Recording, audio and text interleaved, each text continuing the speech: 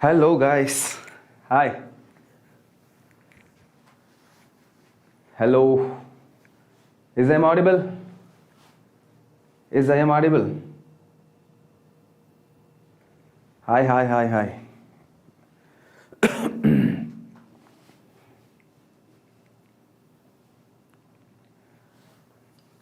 Come on. Is I am audible, guys? Shall we start today's session? Yeah, good evening. Good evening, guys. Digitally, new student, right? Welcome to the family. Hello, Ashwin. Hi, good evening. Doctor மட்டும்தான் தெரியுது, அதுக்கப்புறம் என்னன்னு தெரியல. I think. Hi. Sunday examக்கு படிச்சிட்டேன் சார். Super Ashwin. Very good. Sums எல்லாம் solve பண்ணியிருப்பீங்கன்னு நினைக்கிறேன், அந்த ஹோம்ஒர்க் அது எல்லாமே, right? Hi crazy dude. Digitally I am Divya. Okay. Hi Divya. Hello Swathi. Hello Monika. Very good evening to all. Okay, so sir I have one doubt. Yes doctor, you can ask your doubt. Yeah, come on.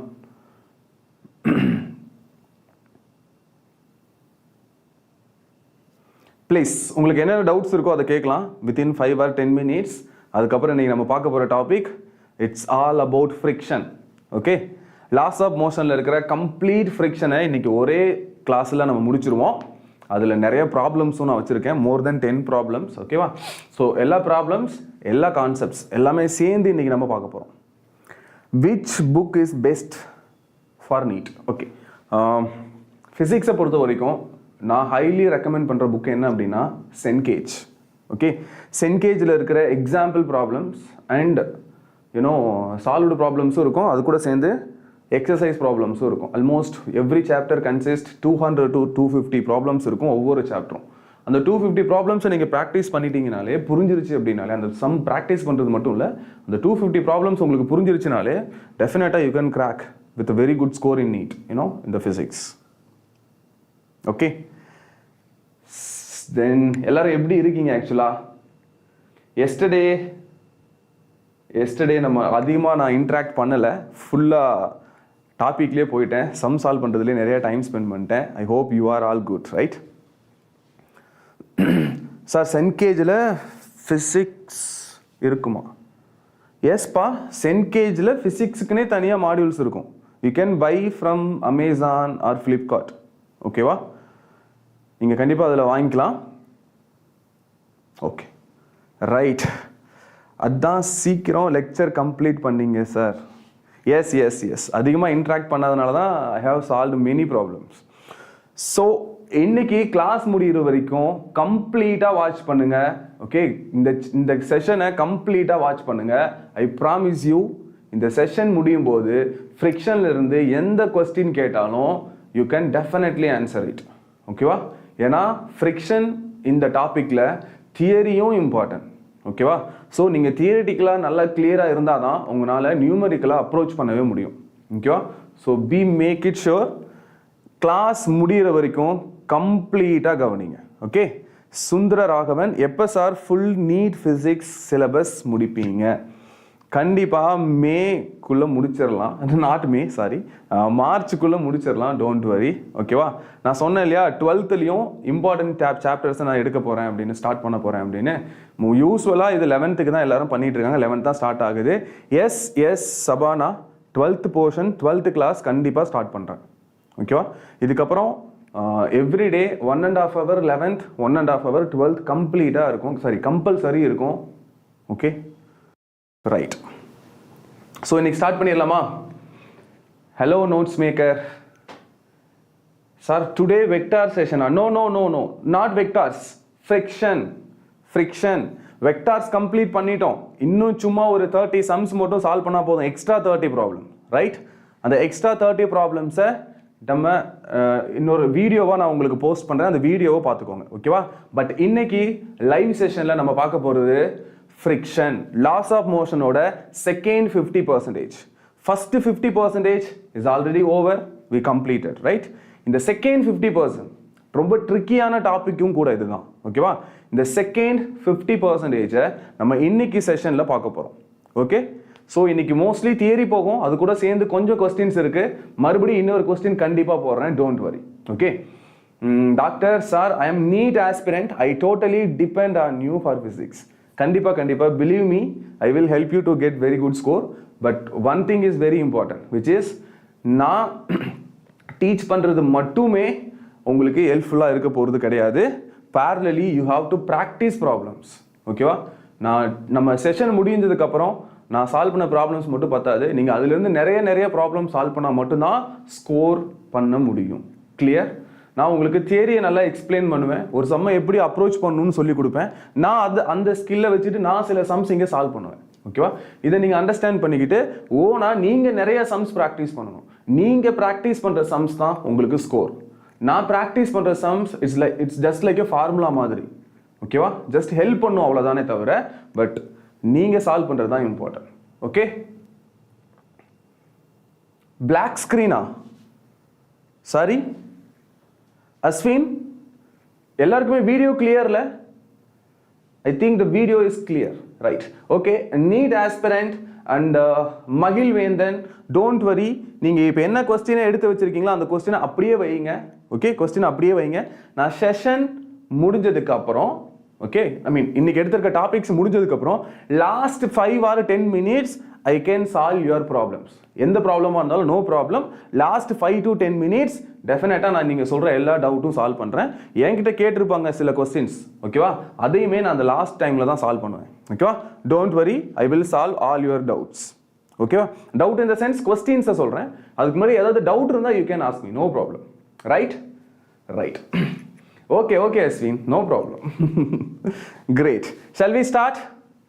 How many lesson complete பண்ணிருக்கீங்க sir இது வரைக்கும்? Okay, in laws of motionல 4 sessions are completed. It is actually 5, not 4. It is actually 5. Okay வா? It is actually 5, not 4. It is 5. Already 4 completed. Okay வா? It is 5. Right. Okay, you can ask your doubts, no problem, but at the end of the session you can ask your doubts. Okay, clear? உங்களுக்கு questions கடைசியா கேளுங்க. இப்போ doubt இருந்தா கேளுங்க, but question solve பண்றது நான் கடைசியா சால்வ் பண்றேன். ஓகேவா? Right. without delay we will start today's session. Okay, today இந்த செஷன் ஸ்டார்ட் பண்ணிடுவோமா? யாருக்கெல்லாம் ஆல்ரெடி ஃபிரிக்ஷன் படிச்சு சார் எனக்கு அதுல ஒண்ணுமே புரியல சார், அந்த மாதிரி டவுட் அந்த மாதிரி இருக்குது, யாருக்கெல்லாம்? கம் ஆன் சார், நான் ஃப்ரிக்ஷன் படிச்சுட்டேன், நான் 11th படித்தேன், 12th படிக்கும்போது கூட 11th ரிவிஷன் பண்ணும்போதும் பண்ணேன். ஒரு சில கொஞ்சம் பேர் ஆல்ரெடி ரிப்பீட்டர் இருப்பாங்க, எங்கள் இன்ஸ்டியூட்லேயும் எடுத்தாங்க சார், பட் எனக்கு ஃப்ரிக்ஷன் ஒன்றுமே புரியல. எங்கே ஸ்டாட்டிக் ஃப்ரிக்ஷன் போடுறாங்க, எங்கே லிமிட்டிங் ஃப்ரிக்ஷன் போடுறாங்க, எங்கே கைனமேட்டிக் ஃப்ரிக்ஷன் போடுறாங்க, டைரக்ஷன் ஏன் மாறுது, இதெல்லாம் எனக்கு புரியல அப்படிங்கிற மாதிரி எத்தனை பேர் இருக்கீங்க? ரைட். பட் நான் உங்களுக்கு அவ்வளோ காம்ப்ளிகேட் பண்ண மாட்டேன், தெரியும் இல்லையா? நான் ப்ராப்ளம்ஸை அவ்வளோ காம்ப்ளிகேட் பண்ண மாட்டேன். Wait, right? நான் இப்போ சொல்ல போகிற சின்ன ட்ரிக்ஸை மட்டும் ஞாபகம் வச்சுக்கோங்க, சின்ன பாயிண்ட்டை மட்டும் ஞாபகம் வச்சுக்கோங்க. ஓகேவா? சின்ன பாயிண்ட்ஸ் நான் இப்போ சொல்லி தர போகிறேன், அதை மட்டும் ஞாபகம் வச்சுக்கோங்க.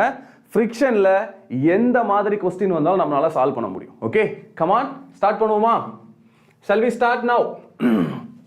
Right. First of all, what is friction? Sir, friction is a force. Okay, friction ங்கிறது ஒரு ஃபோர்ஸ் தான்.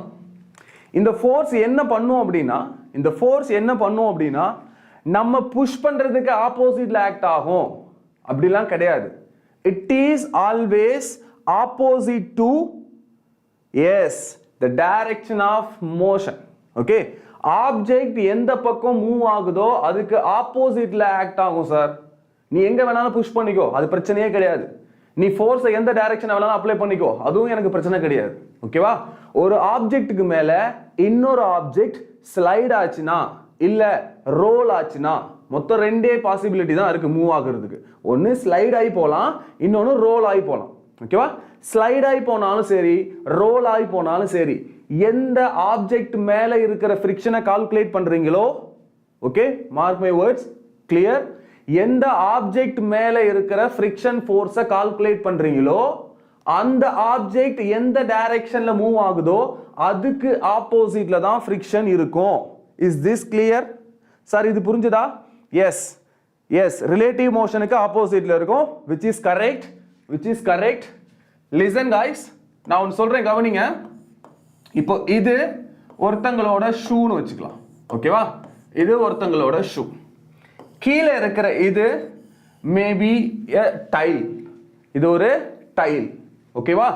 இப்போ இந்த ஷூவை இந்த பர்சன் ரைட் சைடு ஸ்லைடு பண்றாருன்னு வச்சுக்கோங்க. அப்படின்னா மேல இருக்கிற இந்த ஷூ ரைட் சைடு மூவ் ஆகுது. ஷூ என்ன பண்ணுது? ரைட் சைடு மூவ் ஆகுது. இப்போ ஃப்ரிக்ஷன் கவனிங்க, friction on the shoe. Sir shoe மேல இருக்கிற ஃப்ரிக்ஷனை கண்டுபிடிக்கணும்னா இப்போ யார் மேல ஃப்ரிக்ஷனை கண்டுபிடிக்கிறீங்களோ அவங்க தான் நமக்கு ஆப்ஜெக்ட். இப்போ யார் ஆப்ஜெக்ட்? ஷூ தான ஆப்ஜெக்ட். ஷூ எந்த பக்கம் மூவ் ஆகுது? with respect to the ground or with respect to the tile. Sir இந்த டைல்ஸ் பொறுத்த வரைக்கும் இல்ல கிரவுண்ட பொறுத்த வரைக்கும் shoe is sliding forward, which means right side. shoe வந்து ரைட் சைடு போகுதா? அப்போ இந்த டைல் ஆர் இந்த கிரவுண்ட் ஷூ மேல கொடுக்கிற ஃப்ரிக்ஷன் நல்லா நோட் பண்ணு. இந்த டைல் ஷூ மேல கொடுக்கிற friction opposite to its direction of motion. Sir shoe right side move ஆச்சுன்னா ஷூ மேல கீழே இருக்கிற கிரவுண்டோ இல்ல டைலோ ஷூ மேல ஆப்ஜெக்ட் மேல கொடுக்கிற frictional force opposite to its motion. ஷூவோட மோஷனுக்கு ஆப்போசிட்ல கீழே இருக்கவர் கொடுப்பாரு. புரிஞ்சுதா? So friction left side. Friction என்ன பண்ணுது? Left side on the shoe. Clear? Next இப்போ இதுவே क्वेश्चन மாத்துறாங்க. Find the frictional force. Find the frictional force on tile or ground. Ground மேல இல்ல tile மேல இருக்கிற frictionோட direction என்னன்னு கேக்குறாங்கன்னு வச்சுக்கலாம். இப்போ இந்த tile மேலயும் friction create ஆகுமா சார் அப்படின்னா yes, exactly create ஆகும். நான் நியூட்டன்ஸ் third law டீச் பண்ணும்போது உங்களுக்கு ஒரு பாயிண்ட் சொன்ன ஞாபகம் இருக்கா? Forces always forms in pair. Sir force எப்பவுமே ரெண்டா தான் கிரியேட் ஆகும்னு சொன்னேன் இல்லையா? இப்போ ஃப்ரிக்ஷன் ஒன்னு கிரியேட் ஆயிருந்தா இப்போ இதுக்கு ரியாக்ஷனல் ஃபோர்ஸ் ஒன்னு கிரியேட் ஆயிருக்கணும்ல, இதே இதுக்கு இன்னொரு பேர் கிரியேட் ஆயிருக்கணும் இல்லையா? அது யாருன்னா இந்த பக்கம் இருக்கிற ஃப்ரிக்ஷன் ஆன் த ஷூ. இப்போ இந்த ஷூ என்ன பண்ணிருக்கும்னா ரோடு மேலயும் அதாவது இந்த டைல்ஸ் மேல இல்ல கிரவுண்ட் மேல it will give friction just opposite. Is this clear? Friction on the tile is right side. Sir, இது புரிஞ்சுதா? Is this clear? Come on. இது புரிஞ்சுதா? I hope this makes sense. நம்ம ஜெனரலா நினைப்போம், நம்ம ஜெனரலா ஒரு வெஹிக்கிள்ல நம்ம ஒரு பர்టిక్యులர் ஸ்பீட்ல ரோட்ல போயிட்டு இருக்கோம்னு வெச்சுக்கோங்க. இப்போ சடனா நம்ம பிரேக் அடிக்கிறோம்னு வெச்சுக்கலாம். வண்டியோட டயர் மேல ரோடு ஃப்ரிக்ஷனல் ஃபோர்ஸ் கொடுக்குது, அதனால வண்டி கொஞ்சம் தூரத்துல போய் நிக்குது. பட் ரோடு மேல ஃப்ரிக்ஷன் ஃபோர்ஸ் ஆக்ட் ஆகுமா சார் அப்படின்னா கண்டிப்பா ஆக்ட் ஆகும். ஓகே, அதே வண்டியோட வீல் ரோடு மேலயும் ஃப்ரிக்ஷன் கிரியேட் ஆகும். யூசுவலா பைபாஸ் இல்ல நல்ல ஒரு NH மாதிரி ரோட்ல பாத்தீங்கன்னா டயரோட மார்க்ஸ் இருக்குமா? யாராவது சடன் பிரேக் போட்டிருந்தா அதுல டயரோட மார்க் இருக்கும், நோட் பண்ணிருக்கீங்களா? பார்த்திருக்கீங்களா? யூசுவலா பார்க்க முடியும். ஓகே, நிறைய இடத்துல அதை பார்க்க முடியும். நம்ம ஈவன் பைக்ல போகும்போது சடனா பிரேக் அடிச்சாலே ரோட்ல அந்த டயரோட மார்க் விழுதா? சார் ஃப்ரிக்ஷன் வண்டியோட டயர் மேல மட்டும்தான் ஆக்ட் ஆகியிருந்தா டயர் தேயலாம். ஏன்னா டயர் மேல ஃப்ரிக்ஷன் ஃபோர்ஸ் ஆக்ட் ஆச்சு, அதனால டயர் தேஞ்சிருக்கலாம், டயர்ல மார்க் வரலாம். ஓகே, ரோட்ல ஏன் மார்க் வரணும்? ரோடு மேல ஃப்ரிக்ஷன் கிரியேட் ஆகலன்னா அப்ப ரோட்ல எப்படி அந்த மார்க் வந்திருக்கும்? Is this clear? Is this clear? So friction force always, not only friction force, எந்த ஃபோர்ஸா இருந்தாலும் it exit in a pair. ஞாபகம் வச்சுக்கோ. So questionல friction on what அப்படிங்கிறது ரொம்ப இம்பார்ட்டன்ட். ஏன்னா அதை வச்சு தான் உங்களால டைரக்ஷனை கண்டுபிடிக்க முடியும். friction on shoeனா பாத்துக்கோங்க, shoe is moving rightwards. அப்போ ஆப்ஜெக்ட்டோட மோஷனுக்கு ஆப்போசிட்ல தான் அந்த ஆப்ஜெக்ட் மேல friction கிரியேட் ஆகும். ஓகேவா சார்? அப்ப எர்த் வந்து பேக்வேர்ட் மூவ் ஆகுதா சார் அப்படின்னா எர்த் பேக்வேர்ட் மூவ் ஆகல. With respect to the shoe it relates backward. Sir ஷூவை பொறுத்த வரைக்கும் இந்த எர்த் வந்து பின்னாடி போனதா தான் அர்த்தம். Just imagine like this way. நான் ஒரு பாயிண்ட் சொல்றேன், நீங்க அந்த மாதிரி யோசிச்சு பாருங்க. இப்போ இந்த இடத்துல ஒரு ஸ்டோன் இருக்கு, இந்த டைலுக்கு பக்கத்திலேயே ஒரு சின்ன ஸ்டோன் இருக்கு, ஓகேவா? இங்க இருக்கிற ஷூ இப்போ ரைட் சைடு போச்சுன்னா with respect to the shoe the stone is moving backward. Correct தானே? நம்ம பஸ்ல போகும்போது ட்ரீ எல்லாம் பின்னாடி போற மாதிரி இருக்குமா? நம்ம பஸ்ல ஃபார்வர்ட் போயிட்டு இருக்கும்போது ட்ரீஸ் எல்லாம் பின்னாடி போற மாதிரி, பில்டிங்ஸ் எல்லாம் பின்னாடி போற மாதிரி இருக்குமா? அப்போ நம்ம ஃபார்வர்ட் போனோம்னா with respect to us, நம்மளை பொறுத்த வரைக்கும் the trees are moving backward. the same அந்த ஷூ தான் இப்ப நம்ம நினைச்சுக்கலாம். இப்ப நம்ம ஃபார்வர்ட் போனோம்னா இந்த டைல்ஸ் எல்லாம் பின்னாடி தானே போகுது. it is relatively moving backward. is this make sense? Sir இது புரிஞ்சுதா? அப்போ ஷூவை பொறுத்த வரைக்கும் இந்த டைல் பேக்வேர்ட் மூவ் ஆகுது. டைலோட மோஷன் பேக்வேர்ட். இப்போ இவர் மேல இருக்க ஃபிரிக்ஷன் கண்டுபிடிக்கணும்னா என்ன பண்ணணும் சார்? இவரோட மோஷன் பேக்வேர்ட் இருந்தா அப்ப இவர் மேல ஃபிரிக்ஷன் ஃபார்வர்ட் தானே இருக்கணும். அதனால தான் friction forward on the tile. is this clear? is this clear guys? come on tell me, is this clear? இது புரிஞ்சுதா? இது ஒரு சின்ன பேசிக். இது ஒரு சின்ன basic for finding the direction of frictional force. ஓகேவா? ஃபிரிக்ஷனல் ஃபோர்ஸோட டைரக்ஷனை கண்டுபிடிக்கிறதுக்கு இது ரொம்ப ரொம்ப இம்பார்ட்டன்ட். இப்போதான் நம்ம மெயின் டாபிக் உள்ள போக போறோம். Okay come on, will start. நான் இதை எரேஸ் பண்ணிடுறேன், ஜஸ்ட் வெரி இனிஷியல் பாயிண்ட். ஓகேவா? Now so friction is nothing but a force. okay, this force is always acting relatively opposite to its motion. கரெக்ட்டா? அதோட மோஷனுக்கு ஆப்போசிட்ல ஆக்ட் ஆகும். Clear? now listen, the friction generally calculated by sir friction என்னென்ன type of friction இப்போ நான் அடுத்து நான் சொல்றேன். பட் ஆக்சுவலா நார்மலா friction எப்படி சார் கண்டுபிடிக்கணும் அப்படின்னா mu times normal force. mu times normal force. ஞாபகம் வச்சுக்கோ, இது general formula. even if it is static friction or kinematic friction or rolling friction, மூணு டைப் ஆஃப் friction இருக்கு. நான் எக்ஸ்பிளைன் பண்றேன் அதெல்லாம் என்னன்னு. சார் என்ன டைப் ஆஃப் ஃபிரிக்ஷனா இருந்தாலும், இந்த மூணுல என்ன டைப் ஆஃப் ஃபிரிக்ஷனா இருந்தாலும் ஃபிரிக்ஷனல் ஃபோர்ஸ் அப்படினாலே அதோட general formula is mu into normal force. இந்த மியூவுக்கு என்ன பேரு சார் அப்படின்னா coefficient of friction. Coefficient of friction. Okay, so this coefficient of friction இருக்கு இல்லையா, it is a constant. Sir எதை பொறுத்து அது கான்ஸ்டன்ட்னா, யாரு ரெண்டு பேத்துக்கு நடுவுல ஃபிரிக்ஷன் கண்டுபிடிக்கிறீங்களோ, இப்போ இந்த டயக்ராம் பார்த்துக்கோங்க, இது வந்து ஒரு வுட் பாக்ஸ். இந்த வுட் பாக்ஸை ஒரு ரோடு மேல நீங்க ஸ்லைட் பண்றீங்க அப்படின்னா இந்த மியூ நீ எப்படி கால்குலேட் பண்ண முடியும்னா, இந்த வுட் மெட்டீரியலுக்கும் இவர் ஸ்லைட் ஆகிற ரோடு மெட்டீரியல் இருக்கு இல்லையா, இந்த ரெண்டு மெட்டீரியலை ரிலேட் பண்ற ஒரு கேரக்டர் இது. இதை நம்ம கால்குலேட் பண்ண முடியாது ஃபார்முலாவெல்லாம் யூஸ் பண்ணி. ஓகேவா? ரப்பர் வெர்சஸ் தார் ரோடுனா ஒரு மியூ இருக்கும். பிளாஸ்டிக், இதுவே டயர்லாம் ரப்பர்ல இல்லாம ஒருவேளை பிளாஸ்டிக்ல இருந்துச்சுன்னு வச்சுக்கோங்க, இப்ப பிளாஸ்டிக் வீல் வெர்சஸ் தார் ரோடுக்கு வேற ஒரு மியூ இருக்கும். ஓகே, சம்டைம் ஒருவேளை இமேஜின் ரப்பருக்கு பதிலா வீல் எல்லாம் ஒருவேளை பேப்பர்ல செஞ்சிருக்காங்கன்னு வச்சுக்கலாம். இப்ப பேப்பர் வெர்சஸ் தார் ரோடு இருக்கு இல்லையா, அந்த ரெண்டு மெட்டீரியலுக்கு நடுவில் இருக்கிற mu is totally different. Clear? I hope this makes sense. right? So this mu is completely depends nature of the involving materials. Sir எந்த ரெண்டு ஸ்லைடிங் ஆப்ஜெக்ட்ஸ்க்கு நடுவுல நீங்க ஃபிரிக்ஷன் கண்டுபிடிக்கிறீங்களோ அந்த ரெண்டு ஸ்லைடிங் மெட்டீரியல்ஸோட நேச்சரை பொறுத்து இருக்கு, அந்த மெட்டீரியலோட நேச்சரை பொறுத்து இருக்கு இந்த மியூ. புரியுதா? இதை லெபார்டரியில தான் கால்குலேட் பண்ண முடியும், நம்ம வெறும் ஃபார்முலா வச்சு கால்குலேட் பண்ண முடியாது. ஓகேவா? சோ யூசுவலா இந்த வேல்யூவை क्वेश्चनல கொடுத்துருவாங்க, யூசுவலா இது வரும். ஓகேவா? So it's a constant. ஞாபகம் வச்சுக்கோ, கான்ஸ்டன்ட்னாலும் எல்லா மெட்டீரியலுக்கும் அது கான்ஸ்டன்ட் கிடையாது, அந்த ரெண்டு பர்டிகுலர் மெட்டீரியலுக்கு ஒரு வேல்யூ இருக்கும். ஒரு எக்ஸாம்பிளுக்கு இப்போ இது வுட்னு வச்சுக்கோங்களேன், ஒரு எக்ஸாம்பிளுக்கு நான் சொல்றேன், இது வுட், இங்க கீழே இருக்கிறது வந்து ஒருவேளை செராமிக் டைல்னு வச்சுக்கோங்களேன், கீழே இருக்கிறது ஒருவேளை செராமிக் டைல். இப்போ இந்த டைலுக்கும் இந்த வுட்டுக்கும் நடுவில் இருக்கிற மியூ ஒருவேளை 0.5ன்னு வச்சுக்கோங்க. இந்த 0.5 மியூங்கிறது இந்த வுட்டுக்கும் டைலுக்கும் தான், செராமிக் டைலுக்கும் தான்.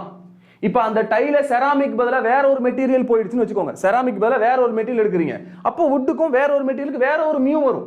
அது 0.55 இருக்கலாம், 0.56 இருக்கலாம், 0.4 இருக்கலாம், 0.3 இருக்கலாம். Clear? Is this clear? Right. So this mu is coefficient of friction. இது எதை டிபெண்ட் பண்ணிருக்கு சார்? ஸ்லைட் ஆகிற அந்த ரெண்டு மெட்டீரியலோட ப்ராப்பர்ட்டிஸ், நேச்சர் ஆஃப் ப்ராப்பர்ட்டிஸை டிபெண்ட் பண்ணியிருக்கு. ஞாபகம் வச்சுக்கோ. And one more thing, this coefficient of friction இருக்கு இல்லையா, இது cannot be more than 1. ஞாபகம் வச்சுக்கோ. Sir mu cannot be more than 1 for any material. For any material, this mu cannot be more than 1. 0.98 கூட இருக்கலாம், 0.99 கூட இருக்கலாம். ஆனா 1 இருக்கவே முடியாது. Even equals to 1 கூட இருக்காது. ரைட்? சோ ஞாபகம் வச்சுக்கோ. இதை ஏன் சொல்றேன் அப்படின்னா, நீ சம் சால்வ் பண்ற, ஏதோ ஒரு சம்ல மியூவை கால்குலேட் பண்றேன்னு வச்சுக்கலாம். உனக்கு வர மியூவோட வேல்யூ 1.2 காமிக்குது சார், அப்படின்னா நீ அந்த சம்ம தப்பா போட்டிருக்கேன்னு அர்த்தம். 1.2 வர முடியாது. Okay?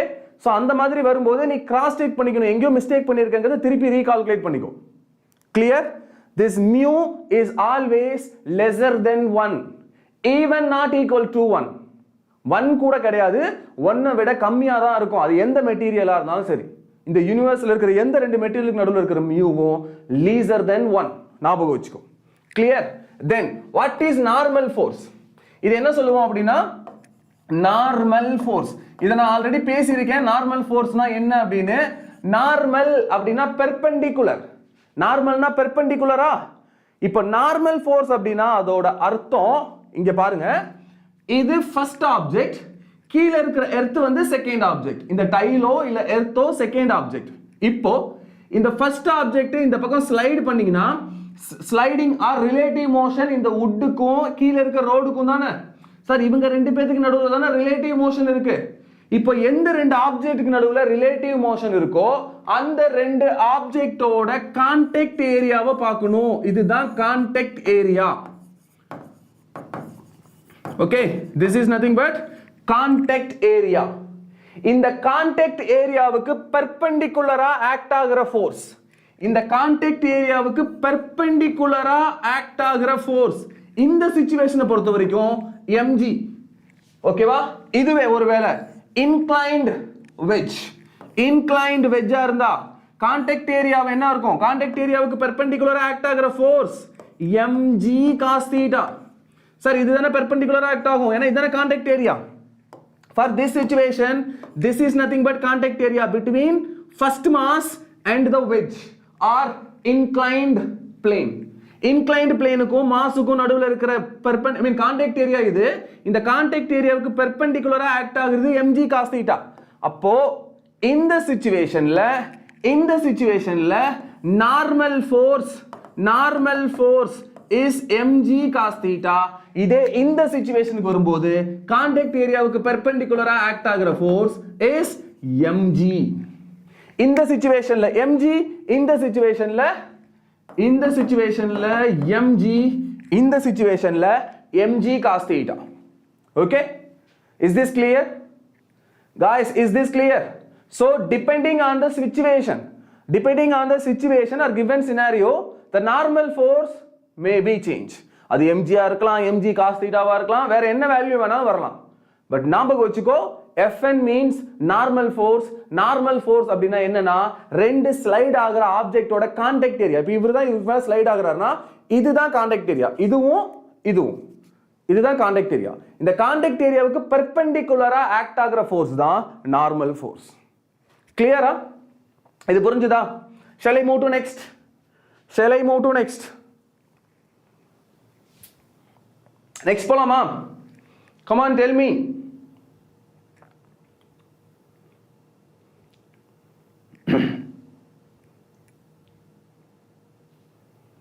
Right, we'll move. Great guys. So generally the friction, for any type of friction, listen, for any type of friction the frictional force is equals to mu times normal force. இப்போ இத ஞாபகம் வச்சுக்கோ. இப்போ ஒவ்வொரு டாபிக்கா பார்க்க போறோம், என்னென்ன types of friction இருக்கு சார் அப்படின்னு பார்க்க போறோம். ஓகேவா? First I tell you, first sliding. Okay, before that sliding we should know about static friction. ஓகேவா? First, static friction. Static friction. Okay. The second one is sliding or kinematic friction. Sliding or kinematic friction. Okay, va? The third type is rolling friction. Rolling friction. Okay, so there are three types of frictions. One is static friction. Second one, sliding friction or kinematic friction. Third one is rolling friction. In the name liye adoda explanation irukku. Sir, static na adu enna condition? Rest condition illaya? So rest condition la act ஆகுற friction தான். But அதுல இன்னொரு சின்ன point இருக்கு. நான் static explain பண்ணும்போது ஃபுல்லா explain பண்றேன். இப்போதைக்கு இத ஞாபகம் வச்சுக்கோ. ஸ்டாட்டிக் ஃபிரிக்ஷன்ங்கறனா ரெஸ்ட்ல இருக்கிற ஃபிரிக்ஷன். ஓகேவா? ரெஸ்ட்ல இருக்கும்போது கிரியேட் ஆகுற ஃபிரிக்ஷன். ஓகே, அதுல இருக்கிற இன்னொரு டெப்தான விஷயத்தை நான் சொல்றேன், வெயிட் பண்ணுங்க. Next sliding friction. ரெண்டு ஆப்ஜெக்ட்டும் ஸ்லைட் ஆச்சுனா மூவ் ஆகணும், பட் ரோல் ஆக கூடாது, சுத்த கூடாது. ரோல் ஆகாம ஃபர்ஸ்ட் ஆப்ஜெக்ட் செகண்ட் ஆப்ஜெக்ட்டும் ஸ்லைட் ஆகும்போது கிரியேட் ஆகுற friction sliding friction or kinematic friction. ஓகேவா? third one is rolling friction. இப்போ இந்த பென் என்னோட கைக்கு மேல இப்படி ரோல் ஆகுதுன்னு வெச்சுக்கோங்க. இப்போ கிரியேட் ஆகுறது rolling friction. ஏனா இவர் இப்ப ஸ்லைட் ஆகல, ரோல் ஆகுறாரு. வித்தியாசம் புரியுதா? ஸ்லைட் ஆகாம ரோல் ஆகுறது. So ரோலிங்ல கிரியேட் ஆகுற ஃபிரிக்ஷன் ரோலிங் ஃபிரிக்ஷன், ஸ்லைட் ஆகும்போது கிரியேட் ஆகுற ஃபிரிக்ஷன் ஸ்லைடிங் ஃபிரிக்ஷன், ரெஸ்ட்ல இருக்கும்போது கிரியேட் ஆகுற friction is static friction. Okay, but எல்லா டைமும் கிரியேட் ஆகாது, அதுக்கு சில கண்டிஷன் இருக்கு, நான் எக்ஸ்பிளைன் பண்றேன், வெயிட். ஓகேவா? சரி, நவ் இப்போ இந்த மூணு டைப் ஆஃப் ஃபிரிக்ஷன் மட்டும் தான் இருக்கு. மூணு டைப் ஆஃப் ஃபிரிக்ஷனை எப்படி சார் கால்குலேட் பண்ணணும் அப்படின்னா, அதுக்கு முன்னாடி இந்த டயகிராம் தெளிவா தெரியுதா பாருங்க. First static friction, no motion அப்படின்னா மூவ் ஆகாம போகுது. ஓகேவா? ரெஸ்ட்ல இருக்கும்போது கிரியேட் ஆகுற ஃபிரிக்ஷன். பட் இதுல முக்கியமான ஒரு பாயிண்ட் இருக்கு, நான் நெக்ஸ்ட் ஸ்டாட்டிக் ஃபிரிக்ஷன் டீச் பண்ணும்போது இத பத்தி கம்ப்ளீட்டா சொல்றேன், வெயிட் பண்ணுங்க. Next is sliding friction. It is very simple. இது வந்து நார்மல் ஒரு ஸ்லைடிங் ஆப்ஜெக்ட். ஓகேவா? இது இப்ப ஸ்லைட் கிரியேட் ஆகுற friction sliding friction. Next it's like what happened?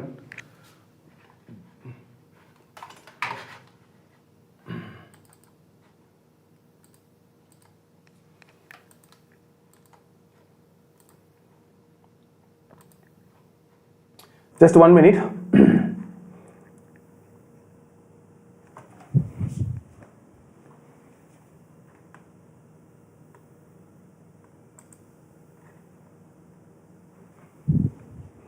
இப்போ visible?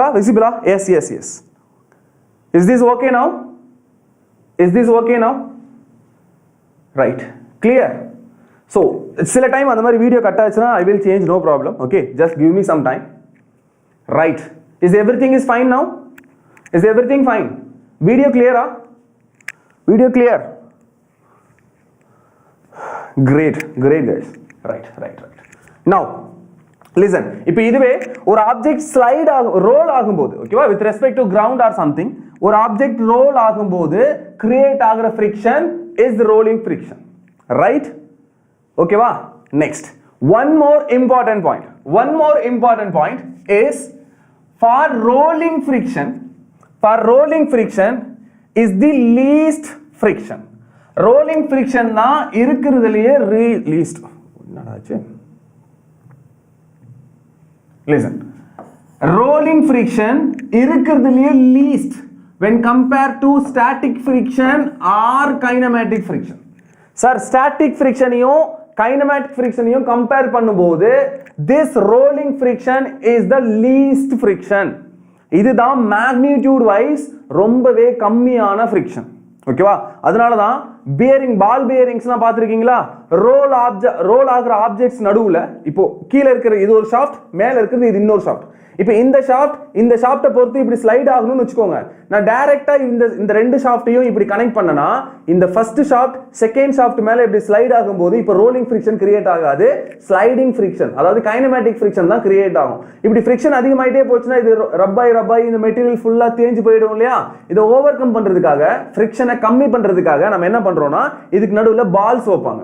இப்போ இந்த செகண்ட் ஷாஃப்ட் ஃபர்ஸ்ட் ஷாஃப்ட்டும் ரெண்டும் இப்படி ஸ்லைட் ஆகும்போது நடுவுல பால் இருந்துச்சுன்னா பால் தான் ரொட்டேட் ஆகும். இப்போ இது pure rolling friction, sliding friction கிடையாது. அப்ப ரோலிங் ஃபிரிக்ஷன் என்ன ஆகும்? ஃபிரிக்ஷன் ரொம்ப கம்மியா கிரியேட் ஆகுமா? அப்ப இவர் ஸ்லைட் ஆகி தேஞ்சு போகிறது ரொம்ப கம்மியா இருக்கும், லைஃப் டைம் வந்து உங்களுக்கு அதிகமா கிடைக்கும். ஓகேவா?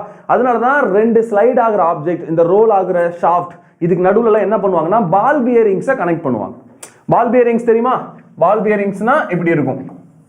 இது ஒரு ஷாஃப்ட், இது மேல இருக்க ஒரு ஷாஃப்ட். இந்த ஃபர்ஸ்ட் ஷாஃப்ட் ரெண்டாவது ஷாஃப்ட்டை பொறுத்து இப்படி ரொட்டேட் ஆகணும். நான் டைரக்டா ரெண்டு ஷாஃப்ட்டையும் கனெக்ட் பண்ணனா ரொட்டேட் ஆகும்போது ஸ்லைட் தான் ஆகும். அப்ப ஃபிரிக்ஷன் அதிகமா கிரியேட் ஆகும். இதை கம்மி பண்றதுக்காக நான் என்ன பண்ணுவேன்? நடுவுல இந்த மாதிரி பால்ஸை வச்சிருவேன், மெட்டல் பால்ஸை. இப்போ இந்த செகண்ட் ஷாஃப்ட்டும் ஃபர்ஸ்ட் ஷாஃப்ட்டும் ஸ்லைட் ஆகும்போது டைரக்டா ஸ்லைட் ஆக மாட்டாங்க. இவங்க ஸ்லைட் ஆனாலும் நடுவுல இருக்கிற அந்த பால்ஸ் என்ன பண்ணும்? ரோல் தான் பண்ணும். அப்ப ரோல் ஆகும்போது it's completely a rolling friction. ஓகேவா? சோ friction ரொம்ப கம்மியா கிரியேட் ஆகும் in rolling friction. so reducing the rubbing. Okay, அதை ரப் பண்றத ரெடியூஸ் பண்றதுக்காக தான் இவங்க ரோலிங் ஃபிரிக்ஷனை சூஸ் பண்ணுவாங்க. Reason is very least friction when compared to any other friction. இவங்க ரெண்டு பேர்த்த கம்பேர் பண்ணும்போது இவங்க மேக்னிடியூட் வைஸ் ரொம்ப குட்டி. ஓகேவா? அதனால இது ரோலிங் ஃபிரிக்ஷன். ஓகே, நெக்ஸ்ட் இந்த ஃபிரிக்ஷன்லாம் எப்படி சார் கால்குலேட் பண்ண முடியும் அப்படின்னா கவனிங்க. ஸ்டாட்டிக் ஃபிரிக்ஷன் கண்டுபிடிக்கணும்னா the formula is, நான் ஃபர்ஸ்ட் என்ன சொன்னேன்? என்ன டைப் ஆஃப் ஃபிரிக்ஷனா இருந்தாலும் ஃபார்முலா என்னது? friction is equals to mu times normal force. muங்கிறது coefficient of friction. Correct தானே? இதே தான் மூணு பேருக்குமே வரும். பட் என்னெல்லாம் சேஞ்ச் ஆகுது பாருங்க. Same mu into normal force தான், பட் ஸ்டாட்டிக் இல்லையா, ரெஸ்ட்ல இருக்கிறதுனால mu s போடுவோம். mu s னா static coefficient, static coefficient of friction. Okay, next kinematic friction கண்டுபிடிக்கணும் அப்படின்னா mu k into fn. இது kinematic coefficient, kinematic coefficient. Okay, next rolling friction கண்டுபிடிக்கணும்னா rolling friction is mu r divided by radius of rotating object. Okay, rotate ஆகுற அந்த பாலோட radius. Okay, இந்த பாலுக்கும் எந்த சர்ஃபேஸை பொறுத்து ரொட்டேட் ஆகுது இவங்க ரெண்டு பேருக்கு நடுவில் இருக்கிற rolling coefficient into normal force. இப்போ இங்க நார்மல் ஃபோர்ஸ் என்னன்னா mg தான். பால் ரொட்டேட் ஆகும்போது mostly it is mg. So normal ஃபோர்ஸ்க்கு பதிலா mg தான் வரும். ஆனா mu r divided by r rolling ஃபிரிக்ஷன்ல அது ஒன்னு மட்டும் தான் மாறும். mu r divided by r. coefficient of rolling coefficient, rolling coefficient is mu r divided by radius of the rolling object. radius of the rolling object divide பண்ணும் ரேடியஸால into normal force. யூசுவலா இந்த ஃபார்முலாவை நீங்க எங்கேயும் பார்க்க முடியாது, மோஸ்ட்லி புக்ஸ்லாம் எங்கேயுமே வராது. ஏன்னா ஸ்கூல் லெவலுக்கு இது வந்து ஹையர். ரோலிங் ஃபிரிக்ஷனை டீப்பா நீங்க ஸ்கூல்ல படிக்க மாட்டீங்க. ஓகேவா? பட் நம்ம அப்படிதான் எதிர்பார்க்கணும்னு சொல்ல முடியாது. மேபி ஒரு சில டைம் ஒருவேளை நீட்ல கேட்கணும் அப்படின்னா இது மேபி வரலாம். ஓகேவா? சோ அதுக்காக தான் நான் இதையும் எடுத்துட்டு வந்திருக்கேன், ஞாபகம் வச்சுக்கோங்க. இது மூணும் தான் 3 types of friction can form between the solids. Sir ரெண்டு சாலிட்ஸ்க்கு நடுவுல கிரியேட் ஆகுறது தான் இந்த ஃபிரிக்ஷன். சார் அப்ப லிக்விட்ஸ் நடுவுல ஃபிரிக்ஷன் கிரியேட் ஆகுமா? எஸ், அதை நம்ம 7th சாப்டர்ல படிப்போம். விஸ்கஸ் ஃபோர்ஸ்னு படிப்போம், அதுக்கு பேரு. அதுவும் ஃபிரிக்ஷன் தான். லிக்விட்ஸ்ல கிரியேட் ஆகுறதுனால அதுக்கு பேரு விஸ்கஸ் ஃபோர்ஸ். இதே ஏர்ல நடந்துச்சுன்னா அதுக்கு பேரு டிராக் ஃபோர்ஸ். டிராக் ஃபோர்ஸ்னு சொல்லுவோம், டிராக் ஃபோர்ஸ். ஓகேவா? ஏர்ல கேஸ்ல நடக்கும்போது drag force is friction force. For liquids viscous force is frictional force. For solids frictional force. That's all. ஓகேவா? சோ இப்போ நம்ம ஃபிரிக்ஷன் தான் படிக்க போறோம். 7th சாப்டர்ல நான் உங்களுக்கு டிராக் ஃபோர்ஸ்னா என்ன, எப்படி கண்டுபிடிக்கணும், விஸ்கஸ் ஃபோர்ஸ் என்னென்ன பண்ணுதுங்கிறது ஒரு பெரிய கான்செப்டே இருக்கு. அதெல்லாம் நம்ம 7th சாப்டர்ல படிப்போம். ஓகேவா? இப்போ ஃபிரிக்ஷனுக்குள்ள இதுதான் பார்க்க போறோம். ஓகே, இந்த ஃபார்முலா புரிஞ்சுதா? Is this clear guys? இந்த ஃபார்முலா புரிஞ்சுதா? சார் எல்லாமே mu into நார்மல் தான். ஆனா நீ ஸ்டாட்டிக் ஃபிரிக்ஷன் கண்டுபிடிச்சனா mu s into normal. Okay, mu s ங்கிறது static coefficient between the objects. கேங்கிறது ஒருவேளை ஆப்ஜெக்ட் ரெஸ்ட்ல இல்லாம ஸ்லைட் ஆச்சுன்னா இப்போ இந்த ஆப்ஜெக்ட்டுக்கும் இந்த கீழ இருக்க கிரவுண்டுக்கும் நடுவுல இருக்கிற கைனமேட்டிக் கோஎஃபிஷியன்ட், அதுதான் mu k. அது क्वेश्चनல கொடுத்து தான் ஆகணும் ஓகேவா இல்ல மத்த வேல்யூ கொடுத்துட்டு இத கண்டுபிடிக்க கூட சொல்லலாம் okay next FR rolling friction வேணும்னா ரொட்டேட் ஆகுற ஆப்ஜெக்ட்டுக்கும் கீழ இருக்க கிரவுண்டுக்கும் நடுவுல இருக்கிற coefficient is mu r divided by radius of the rotating element rotate ஆகுற அந்த எலிமெண்டோட radius into normal force I hope this makes sense is this clear guys இதுல மனப்பாடம் பண்றதுக்கு எந்த ஃபார்முலாவும் கிடையாது it is very general formula frictional force always equals to mu into normal அத மட்டும் ஞாபகம் வச்சுக்கிட்டா போதும் நீங்க என்ன ஃபிரிக்ஷனை கண்டுபிடிக்கிறீங்களோ அந்த mu அங்க போடணும் அவ்வளவுதான் சிம்பிள் நார்மல் ஃபோர்ஸ் மட்டும் நான் என்னன்னு சொன்னேன் normal force is always perpendicular to contact area மறந்துடாத பெர்பெண்டிகுலர் டு கான்டாக்ட் ஏரியா ரெண்டு ஆப்ஜெக்ட் கான்டாக்ட் ஆகுறது இல்லையா அந்த ஏரியாவுக்கு பெர்பெண்டிகுலரா என்ன ஃபோர்ஸ் இருக்கோ அதுதான் normal force clear I will give you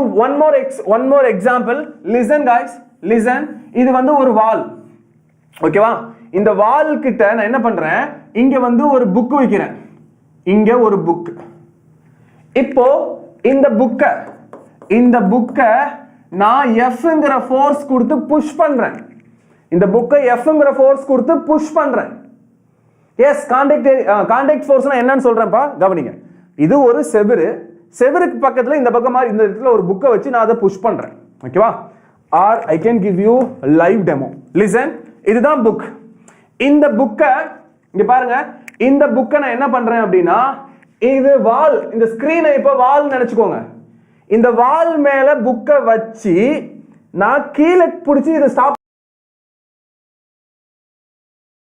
ஒருவேளை இப்படி ஃபோர்ஸ் கொடுத்து ஸ்டாப் பண்ணா okay again the video stopped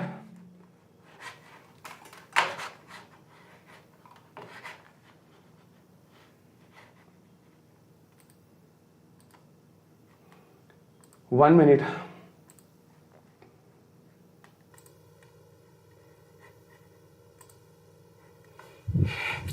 sorry again the interruption is this clear now ipo purida I mean ipo video theriyada video ipo theriyada guys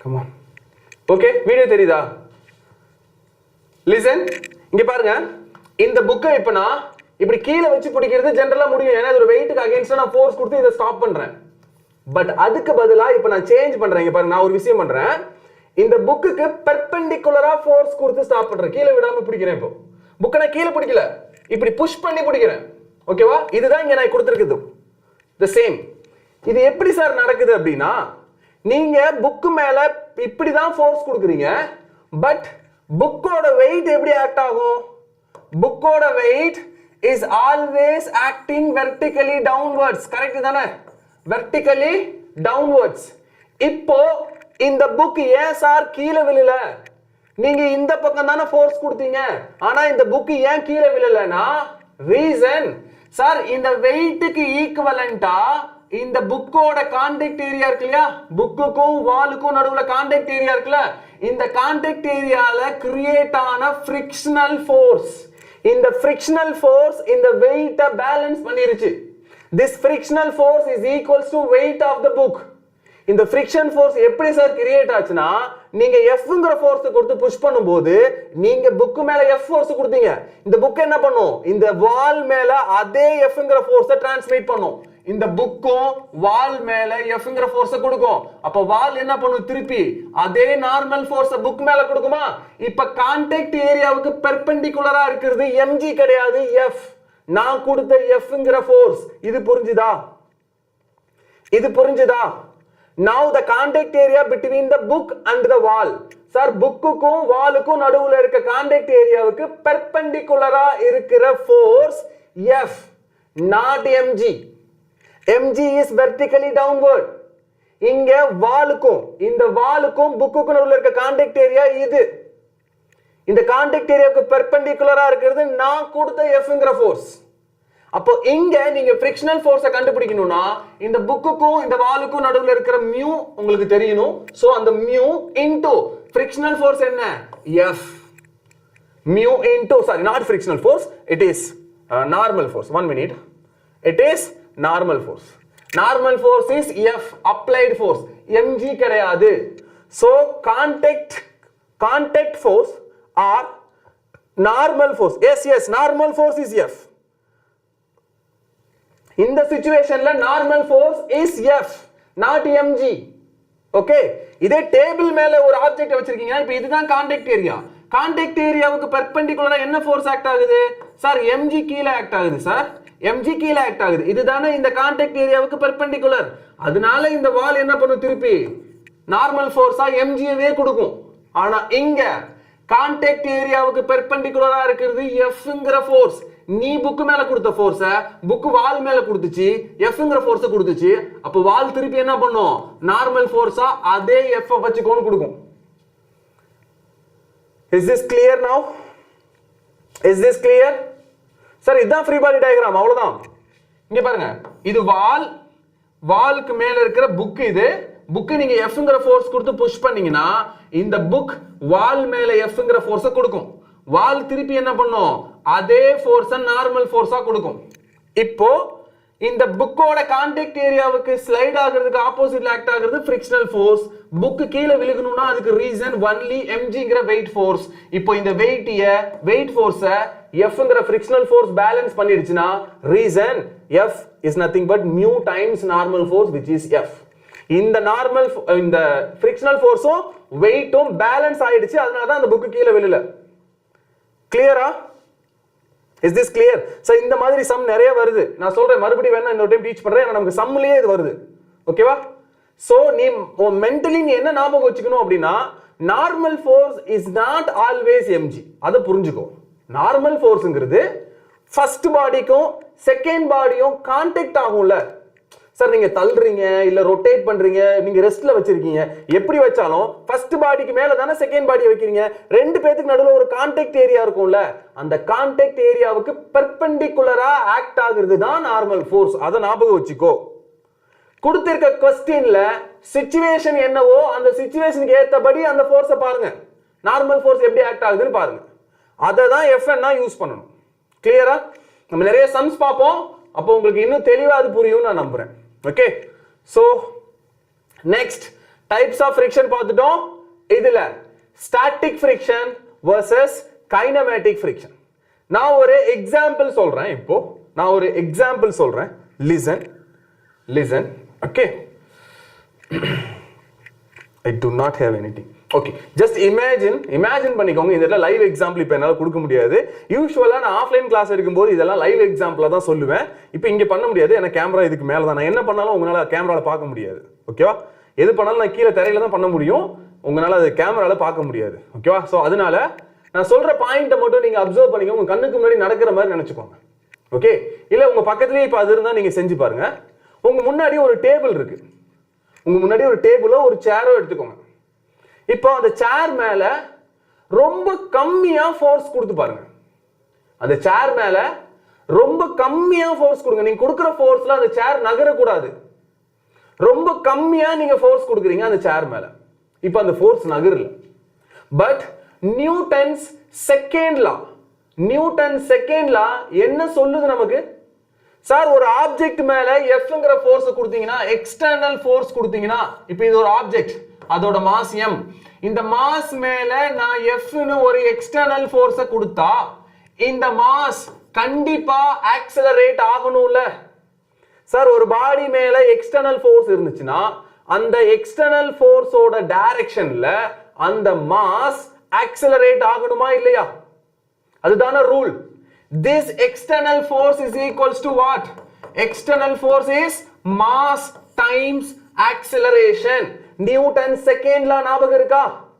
ஒரு பாடி மேல external force இருந்துச்சுன்னா அந்த mass அந்த external ஃபோர்ஸ்க்கு react பண்ணணும்.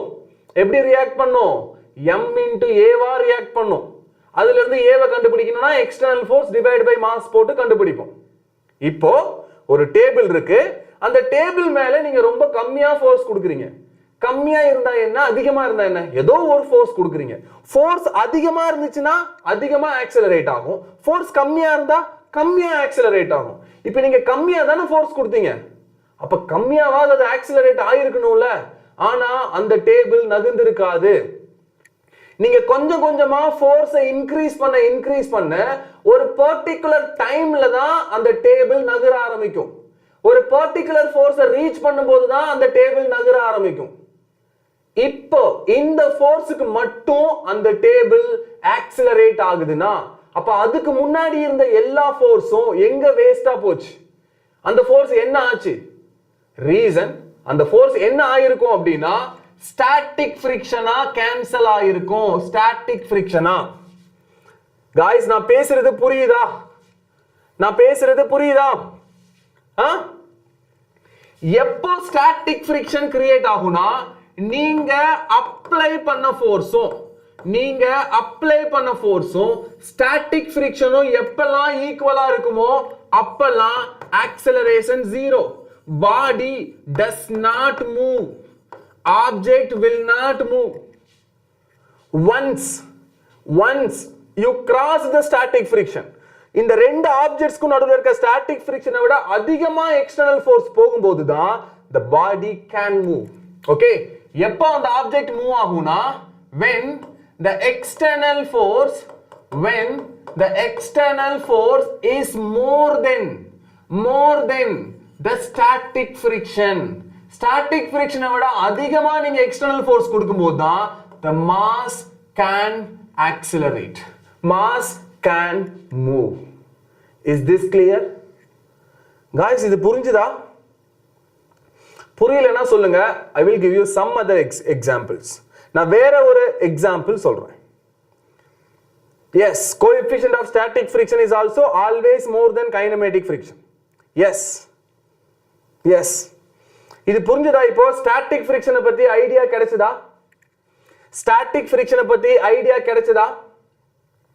அப்படி கிடைக்கலனா சொல்லுங்க. Wait, keep and here I can enter. listen, நான் இதுல ஒரு ஸ்லைட் எக்ஸ்ட்ரா போடுறேன். okay, now I can start. 1 minute guys, 1 minute. நான் மறுபடியும் உங்களுக்கு இதை தெளிவா எக்ஸ்பிளைன் பண்றேன். Right, okay. ஒருவேளை புரியலனா listen, I will give you another example. in live example நான் உங்களுக்கு கொடுக்கிறேன். இங்க பாருங்க, இப்போ இது டேபிள். ஓகே, டேபிளுக்கு மேல இந்த மாஸ் இருக்கு. லிசன், now இந்த மாஸ் மேல நான் இப்போ ஃபோர்ஸ் கொடுக்கிறேன். இங்க பாருங்க, நான் ஃபோர்ஸ் கொடுக்கிறேன். ஃபோர்ஸ் கொடுத்து புஷ் பண்ணிக்கிட்டு தான் இருக்கேன். ஆனா மாஸ் மூவ் ஆகல. இப்போ ஃபார் எக்ஸாம்பிள், ஒரு எக்ஸாம்பிளுக்கு நான் 0.2 நியூட்டன் கொடுக்கிறேன்னு வச்சுக்கோங்களேன். 0.2 நியூட்டன் ஃபோர்ஸ் கொடுக்கிறேன், ஆனா மாஸ் மூவ் ஆகல. 0.3 கொடுக்கிறேன், மாஸ் மூவ் ஆகல. 0.5 அப்படியே 1 நியூட்டன், 2 நியூட்டன், 2.5 நியூட்டன் கொடுக்கும்போது மாஸ் மூவ் ஆகுது. 2.5 கொடுக்கும்போது மாஸ் மூவ் ஆகுது. ஓகே, இதுதான் சினாரியோ. புரிஞ்சுக்கோங்க. ஃபர்ஸ்ட் நான் 0.2 1 2 3 அந்த மாதிரி ஃபோர்ஸ் கொடுத்துட்டே இருக்கேன் அப் டு 2.5 நியூட்டன். எக்ஸாக்ட்டா நான் 2.5 நியூட்டன் கொடுக்கும்போது தான் இந்த மாஸ் மூவ் ஆகுது. 2.5 வரைக்கும் இவர் மூவ் ஆகல. ஓகேவா? இதான் சிச்சுவேஷன். இப்போ இதுக்கு பின்னாடி என்ன சார் நடந்திருக்கும் அப்படின்னா,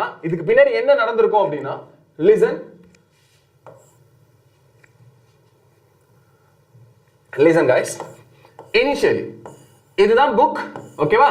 இந்த புக்குக்கு மேல ஃபர்ஸ்ட் நான் அப்ளை பண்ண எக்ஸ்டர்னல் ஃபோர்ஸ், புக்குக்கு மேல ஃபர்ஸ்ட் நான் அப்ளை பண்ண external force for example 0.2 Newton. இப்போ இந்த ஆப்ஜெக்ட் மூவ் ஆகல. ரீசன் சார் ஏன் மூவ் ஆகல அப்படின்னா, அப்போ இந்த ஃபோர்ஸை யாரோ பேலன்ஸ் பண்ணிருக்காங்க. யார் பண்ணிருப்பானா? Static friction. இப்போ இந்த ஸ்டாட்டிக் ஃபிரிக்ஷனும் நீங்க கொடுத்த 0.2 நியூட்டன் அப்படிங்கிற எக்ஸ்டர்னல் ஃபோர்ஸும் சேம். சார் இந்த பக்கம் ஆக்ட் ஆகுற ஃபோர்ஸும் இந்த பக்கம் ஆக்ட் ஆகுற ஃபோர்ஸும் சேம்னா நெட் ஃபோர்ஸ் என்னப்பா? நெட் ஃபோர்ஸ் என்ன? ஃப்ரீ பாடி டயகிராம் பாருங்க. இந்த பக்கம் ஆக்ட் ஆகுது 0.2 Newton, nothing but external force, நான் கொடுத்த எக்ஸ்டர்னல் ஃபோர்ஸ். ஓகேவா? இது இந்த கீழ இருக்கிற டேபிள் புக் மேல கொடுத்த ஃபோர்ஸ் என்னது? Frictional force. This frictional force is also 0.2 Newton. This is nothing but static friction. இப்போ இந்த புக் மேல லெஃப்ட் சைடு ஆக்ட் ஆகுற ஃபோர்ஸும் ரைட் சைடு ஆக்ட் ஆகுற ஃபோர்ஸும் சேம் அப்படின்னா என்ன அர்த்தம்? Net force is 0. சார் ஐயோ என்ன ஆகுது இந்த வீடியோ அப்பப்போ?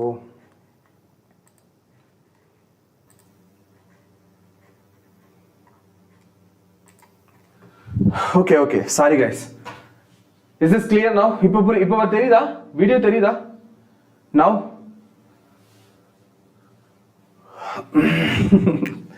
Okay, there is some technical issue. Okay, right. Listen. Okay guys. ஐ ஒரு டக்குனு வீடியோ போச்சுன்னா உடனே ஓடிடாதீங்கடா, கொஞ்சம் வெயிட் பண்ணுங்க, வந்துடும். ஓகேவா? அதுக்குள்ள எங்க 15ல இருந்து 10க்கு போயிடுச்சு live. Okay listen guys. Now நீங்க கொடுத்த external force 0.2 Newton, table book மேல கொடுத்த ஸ்டாட்டிக் ஃபிரிக்ஷனும் இப்போ 0.2 தான் இருந்திருக்கும். அதனால தான் இந்த புக் மூவ் ஆகல. ஓகேவா? அப்படினா லெஃப்ட் சைடு ஆக்ட் ஆகுற ஃபோர்ஸும் ரைட் சைடு ஆக்ட் ஆகுற ஃபோர்ஸும் same, right? So the net force is 0. எப்போ நெட் ஃபோர்ஸ் 0 ஆகுதோ அப்போ ஆக்சிலரேஷன் 0வா? அப்போ the book does not move. இப்போ இவரு மூவ் பண்ண மாட்டாரு, நகர மாட்டாங்க. கரெக்ட்டா? இது ஃபர்ஸ்ட். இப்போ மறுபடி அதே புக் தான் 0.2 கொடுத்தேன், புக் மூவ் ஆகல. இப்போ 1 நியூட்டன் கொடுக்கிறேன், 1 நியூட்டனுக்கு மூவ் ஆகல. ஏன் 1 நியூட்டனுக்கு மூவ் ஆகல? மறுபடி சேம் சிச்சுவேஷன். சார் புக் மேல நீங்க கொடுத்த எக்ஸ்டர்னல் ஃபோர்ஸ் 1 நியூட்டன். ஓகேவா? செகண்ட் கண்டிஷன்ல நான் 1 நியூட்டன் ஃபோர்ஸ் கொடுத்தேன், அப்பயும் புக் மூவ் ஆகல. ரீசன், கீழ இருக்க டேபிள் புக் மேல கொடுத்த ஃபிரிக்ஷனல் ஃபோர்ஸும் இப்போ 1 நியூட்டனா ஆயிருக்கும். இதுக்கு பேரும் ஸ்டாட்டிக் ஃபிரிக்ஷன் தான். இப்போவும் ஃப்ரீ பாடி டயகிராம் போட்டீங்கன்னா புக் மேல இருந்த external force is 1 Newton, book மேல டேபிள் கொடுத்த frictional force is also static friction is also 1 Newton, which means net force on the book is 0. அப்படினா acceleration 0. அப்படினா book மூவ் ஆகாது. இப்பவும் புக்கால மூவ் ஆக முடியாது. கிளியரா? இப்போ கவனிங்க. தேர்ட், இப்போ எக்ஸாக்ட்டா நான் 1 நியூட்டன் கொடுத்துட்டு இருந்த ஃபோர்ஸ் அப்படியே இன்கிரீஸ் பண்றேன். 1.2 1.5 1.8 அப்படி இன்கிரீஸ் பண்ணிட்டே போய் 2 நியூட்டன் 2.1 இப்படி மாறிக்கிட்டே போகுது. இப்ப கரெக்ட்டா 2.5 வரும்போது புக் மூவ் ஆகுது, 2.5 வரும்போது புக் ஸ்லைட் ஆகாது. ஏன் சார் கரெக்ட்டா 2.5க்கு மட்டும் ஸ்லைட் ஆகுதுன்னா the reason is, listen, exactly at 2.5 Newton force நான் எக்ஸ்டர்னலா அப்ளை பண்ணும்போது இந்த புக் மூவ் ஆகுதுன்னா இப்போ இந்த டேபிள் புக் மேல கொடுத்திருக்கிற லிமிட்டிங் ஃபிரிக்ஷன் எப்போ அந்த புக் ஸ்லைட் ஆகுமோ அந்த டைம்ல இருக்கிற ஸ்டாட்டிக் ஃபிரிக்ஷனுக்கு இன்னொரு பேர் limiting friction. Anyways it is static friction, but ஆனா இதுக்கு பேர் என்னது? ஏன்னா இப்பதான் இவர் ஸ்லைட் ஆக ஸ்டார்ட் பண்றாரு. ஓகே, எப்போ இந்த ஆப்ஜெக்ட் மூவ் ஆக ஸ்டார்ட் ஆகுமோ அப்போ நீங்க கொடுத்த force external force, table book மேல கொடுத்திருக்கிற ஃபோர்ஸ் லிமிட்டிங் ஃபிரிக்ஷன். இப்பவும் இந்த ஃபோர்ஸும் ஈக்குவல் தான். ஆனா இந்த டைம்ல இந்த புக் ஸ்டார்ட்ஸ் டு மூவ். இப்போ இவர் மூவ் ஆக ரெடி ஆவாரு. Okay, once we crossed 2.5 Newton. சார் 2.5 விட அதிகமா கொடுக்கிறேன், இப்போ 2.6 கொடுக்கிறேன்னு வச்சுக்கோங்க, 2.6 நியூட்டன் கொடுக்கிறேன். இப்போ கீழ இருக்க இந்த டேபிளால இந்த புக் மேல 2.5 விட கொடுக்க முடியாது. அப்படின்னா இந்த டேபிள் இந்த புக் மேல கொடுக்க முடிஞ்ச மேக்ஸிமம் ஃபிரிக்ஷனே லிமிட்டிங் ஃபிரிக்ஷன் தான், அதாவது 2.5 நியூட்டன் தான். மேக்ஸிமம் ஃபிரிக்ஷன் எவ்வளவு தான் கொடுப்பாங்க? லிமிட்டிங் ஃபிரிக்ஷன் அளவுக்கு தான் இந்த டேபிளால இந்த புக் மேல கொடுக்க முடியும். இப்போ நீங்க 2.6 கொடுக்குறீங்களா? இப்போ இந்த டேபிள் என்ன பண்ணும்? இவர் மேல வெறும் 2.5 நியூட்டன் தான் கொடுக்கும் ஃபிரிக்ஷனல் ஃபோர்ஸா. இப்போ right side acting force is 2.6, left side acting force is 2.5. அப்ப நெட் ஃபோர்ஸ் என்ன சார்? நெட் ஃபோர்ஸ் இஸ் 0.1 நியூட்டனா? நெட் ஃபோர்ஸ் இஸ் 0.1 நியூட்டனா? This 0.1 Newton is equals to mass of the book into acceleration of the book. அதனால தான் இப்போ இந்த book will move. book will move. Is this clear? Is this clear guys? நான் சொன்ன இந்த example உங்களுக்கு புரிஞ்சுதா? நான் சொன்ன இந்த எக்ஸாம்பிள் உங்களுக்கு புரிஞ்சுதா? NEET aspirant, then how it can be 1 sir in second case. Second case la 1 yes ra increase பண்றேன். நான் ஒரு எக்ஸாம்பிளுக்கு சொல்றேன். first 0.2 நியூட்டன் book மூவ் ஆகல. ரீசன் நீ கொடுத்த ஃபோர்ஸும் இந்த டேபிள் புக் மேல கொடுத்த ஃபிரிக்ஷனல் ஃபோர்ஸும் சேமா இருந்திருக்கு. ரெண்டும் சேமா இருந்திருக்கு. அதனால நெட் ஃபோர்ஸ் 0.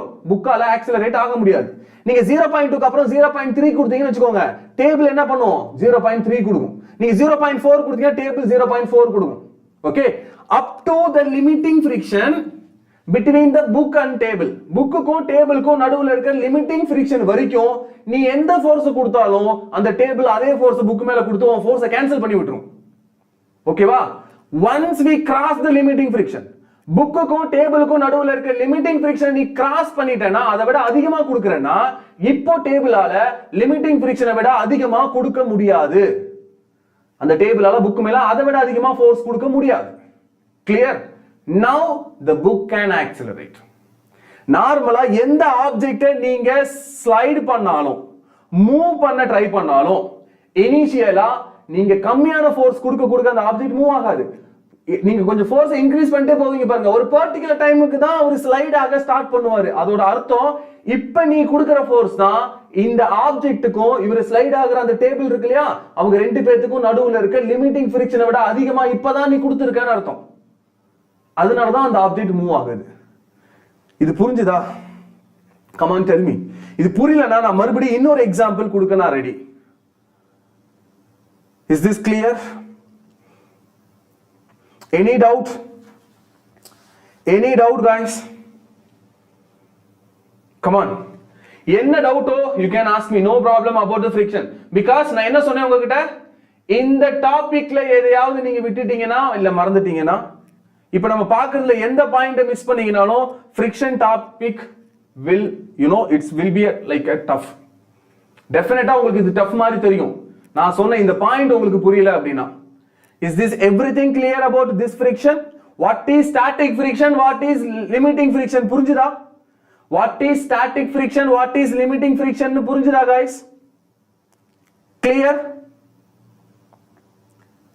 Right. இது ஒரு ஸ்கிரீன்ஷாட் எடுத்துக்கோங்க. Anyhow, இது ஸ்கிரீன்ஷாட் எடுத்துக்கோங்க. Anyhow, I will give you another one small example. மறுபடியும் இதே மாதிரி ஒரு எக்ஸாம்பிள் வச்சு உங்களுக்கு நான் டீச் பண்றேன். இத ஸ்கிரீன்ஷாட் எடுத்துக்கோங்க வேணும்னா. Okay, come on. Next example about limiting friction and static friction. ஒரு example. Okay, if the mass of a block is 5 kilogram, listen, if the mass of a block is 5 kilogram, ஒரு பிளாக்கோட mass வந்து 5 kilogram, it is actually on the table, ஒரு table மேல இருக்கு இல்ல ஒரு ground மேல இருக்கு, எப்படினாலும் ஓகே, ஒரு டேபிளோ இல்ல ஒரு கிரவுண்டோ அதுக்கு மேல இந்த மாஸ் இருக்கு. ஓகேவா? now mu coefficient of static friction, okay, mu s is 0.2. mu s is 0.2 between the table and the mass. ஓகேவா? ஏன்னா டேபிளுக்கு மேல தான் அந்த மாஸ் ஸ்லைட் ஆக போகுது.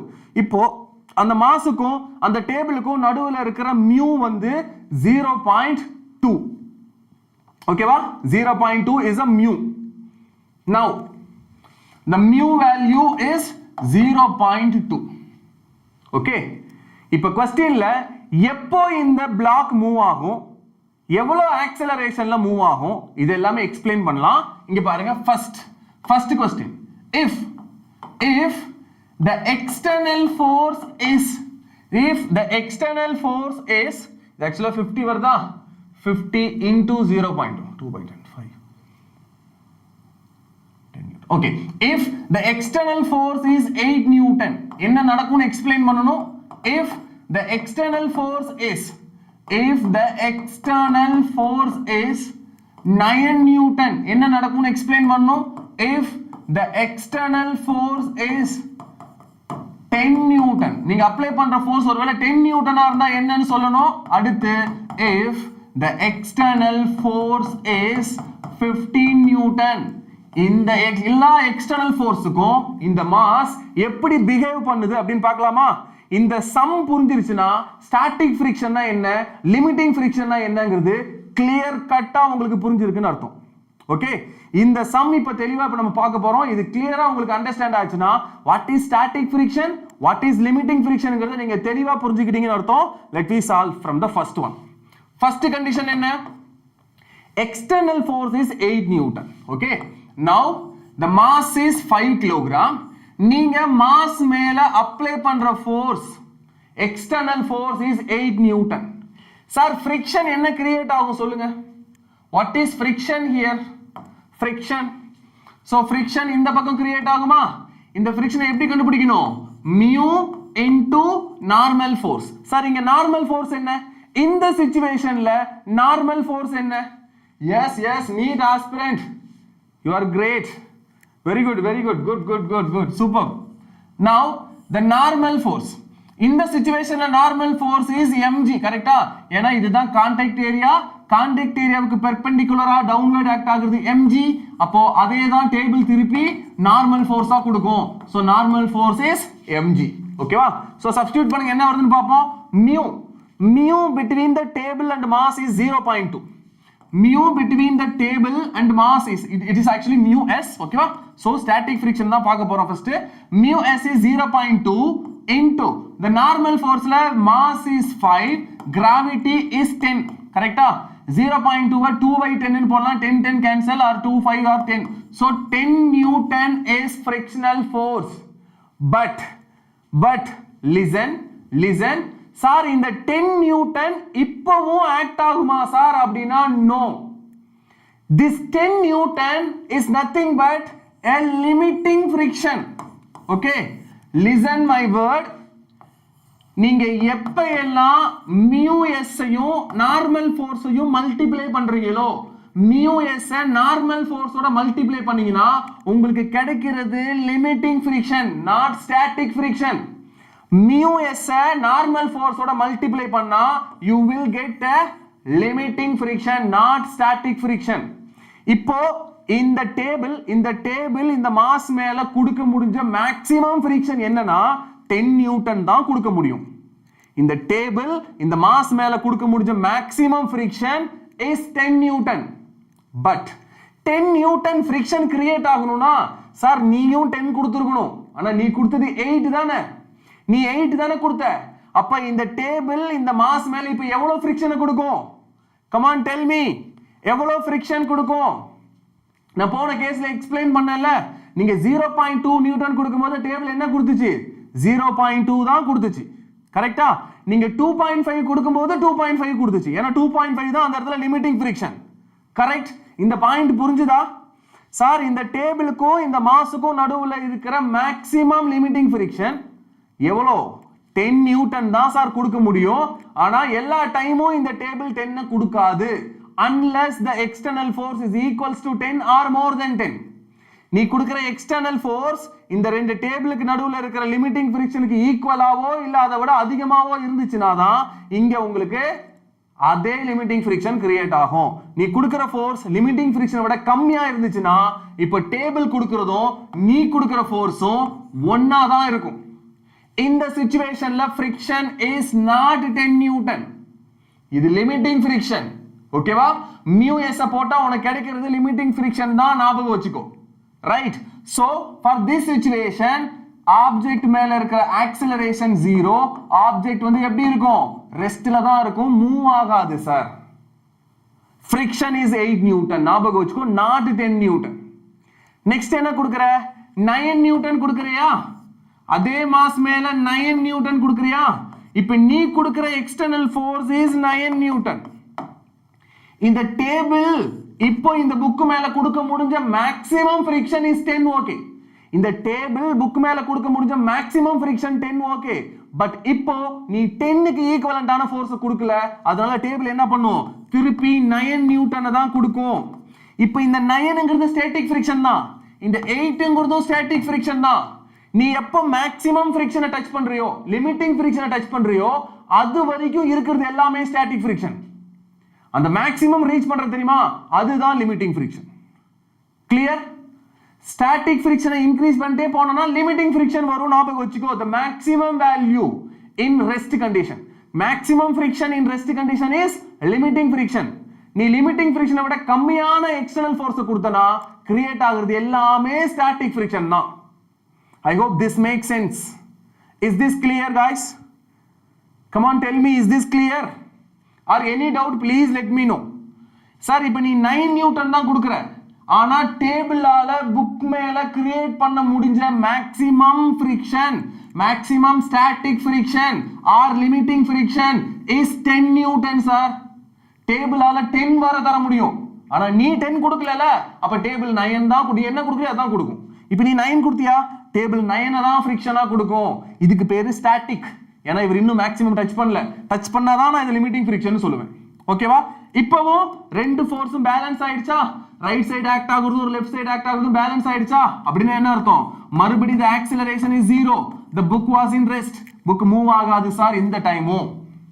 இப்போ third condition, listen, third condition, in third condition the external force is 10 newton. இப்போ கிரியேட் ஆக போற ஃபிரிக்ஷன் லிமிட்டிங் ஃபிரிக்ஷன். ஏனா இந்த டேபிளுக்கும் இந்த புக்குக்கும் நடுவுல கிரியேட் ஆக முடிஞ்ச மேக்ஸிமம் ஃபிரிக்ஷன் என்னவோ அதே ஃபிரிக்ஷனை நீ கொடுத்துட்ட சார். அதே அப்போ ஃபிரிக்ஷன் டேபிள் என்ன பண்ணும்? இப்போ என்ன ஃபோர்ஸ் கொடுக்கறியோ அதான் கொடுப்பேன். இதுக்கு முன்னாடி அப்படிதான், நீ என்ன அப்ளைட் ஃபோர்ஸ் கொடுத்தியோ அதுக்கு ஈக்குவலண்டான ஃபிரிக்ஷனை கொடுப்பேன்.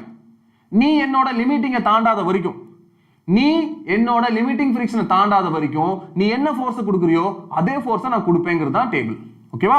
இப்போ நீ என்ன பண்ற? கரெக்ட்டா என்னோட லிமிட்டிங் ஃபிரிக்ஷனுக்கே வந்துட்டியா, 10க்கே வந்துட்டியா, அப்ப நானும் அதே 10 நியூட்டன் தான் கொடுப்பேன். இப்போவும் பிளாக் மூவ் ஆகாது, ஆனா it starts to move. இப்போ மூவ் ஆக ரெடி ஆகும், பட் ஆக்சலரேஷன் 0. மூவ் ஆக ரெடி ஆகும், அவ்வளவுதான். நீ 10 தாண்டுனா மட்டும் தான் பிளாக் மூவ் ஆகும். லிமிட்டிங் ஃபிரிக்ஷனை தாண்டுனா மட்டும் தான் பிளாக் மூவ் ஆகும். கரெக்ட்டா? Now the fourth condition, listen carefully, இது ரொம்ப important. The same 5 kilogram, இப்போ நீ கொடுக்கிற ஃபோர்ஸ் 15 நியூட்டன். 15 நியூட்டன். இப்போ கிரியேட் ஆகிற ஃபிரிக்ஷன் என்னன்னு சொல்லுங்க பார்க்கலாம். இப்போ கிரியேட் ஆகிற ஃபிரிக்ஷன் என்ன? லிமிட்டிங் ஃபிரிக்ஷனா, ஸ்டாட்டிக் ஃபிரிக்ஷனா, இல்ல வேற ஏதாவதா? சார் நீ கொடுத்தது 15 நியூட்டன்ங்கிறது நீ கொடுத்த external force is crossed limiting friction. ஞாபகம் வச்சுக்கோ. ஏன்னா லிமிட்டிங் ஃபிரிக்ஷன் இஸ் 10 only. நீ 10 விட அதிகமான ஃபோர்ஸ் கொடுத்திருக்க, லிமிட்டிங் ஃபிரிக்ஷனை விட அதிகமான ஃபோர்ஸ் கொடுத்திருக்க. இப்போ இந்த பிளாக் என்ன பண்ணும் அப்படின்னா லிமிட்டிங் ஃபிரிக்ஷனை கிரியேட் பண்ணாது. இப்போ இவரால மூவ் ஆக முடியும்ல, ஏன்னா லிமிட்டிங் ஃபிரிக்ஷனை விட அதிகமா கொடுத்திருக்கியா, அப்பனா பிளாக் மூவ் ஆகும்ல. பிளாக் மூவ் ஆச்சுன்னா இப்போ என்ன ஃபிரிக்ஷன் அங்க வரும்? கைனமேட்டிக் ஃபிரிக்ஷன் வரும். then Fk will appear. Sir slide ஆயிட்டாலே கைனமேட்டிக் ஃபிரிக்ஷன் வரும். இப்போ நீ கொடுத்த external force is more than limiting friction. அப்ப கண்டிப்பா இங்க இன்வால்வ் ஆகுறது கைனமேட்டிக் ஃபிரிக்ஷன். இந்த கேஸ்ல ஸ்டாட்டிக் ஃபிரிக்ஷனோ லிமிட்டிங் ஃபிரிக்ஷனோ இப்ப கிரியேட் ஆகாது. இப்ப கிரியேட் ஆகுறது கைனமேட்டிக் ஃபிரிக்ஷன். இத கண்டுபிடிக்கணும்னா உன்னோட கிவன்ல மியூ கே கொடுத்திருக்கணும். இப்போ நான் கொடுக்கிற மியூ கே வந்து 0.1. ஓகேவா? சோ क्वेश्चनல ரெண்டு மியூ வரும் பா சில டைம். மியூ எஸ் வரும், மியூ கே வரும். மியூ எஸ் எப்ப யூஸ் பண்ணணும், மியூ கே எப்ப யூஸ் பண்ணணும்ங்கிறது உங்களுக்கு இப்ப புரிஞ்சிருக்கும்னு நினைக்கிறேன். எப்போ external force more than limiting ஃபிரிக்ஷனோ அப்ப நீ மியூ கே தான் யூஸ் பண்ணணும். எப்போ external force equals to or lesser than எஃப்எல்ஓ அப்பெல்லாம் நீ மியூ எஸ் வச்சு எஃப்எஸ் எஃப்எல் யோசிக்கணும். எஃப்எல் கண்டுபிடிச்சிட்டு எஃப்எல் க்கு ஈக்குவலண்டான எக்ஸ்டர்னல் ஃபோர்ஸ் இருந்துச்சுன்னா ரெண்டுமே சேம், எக்ஸ்டர்னலும் எஃப்எல்லும் சேமா இருந்துச்சுன்னா ஃபிரிக்ஷன் அதேதான். பட் நீ கொடுக்கிற ஃபோர்ஸ் எஃப்எல் விட கம்மியா இருந்துச்சுன்னா friction should be the external force.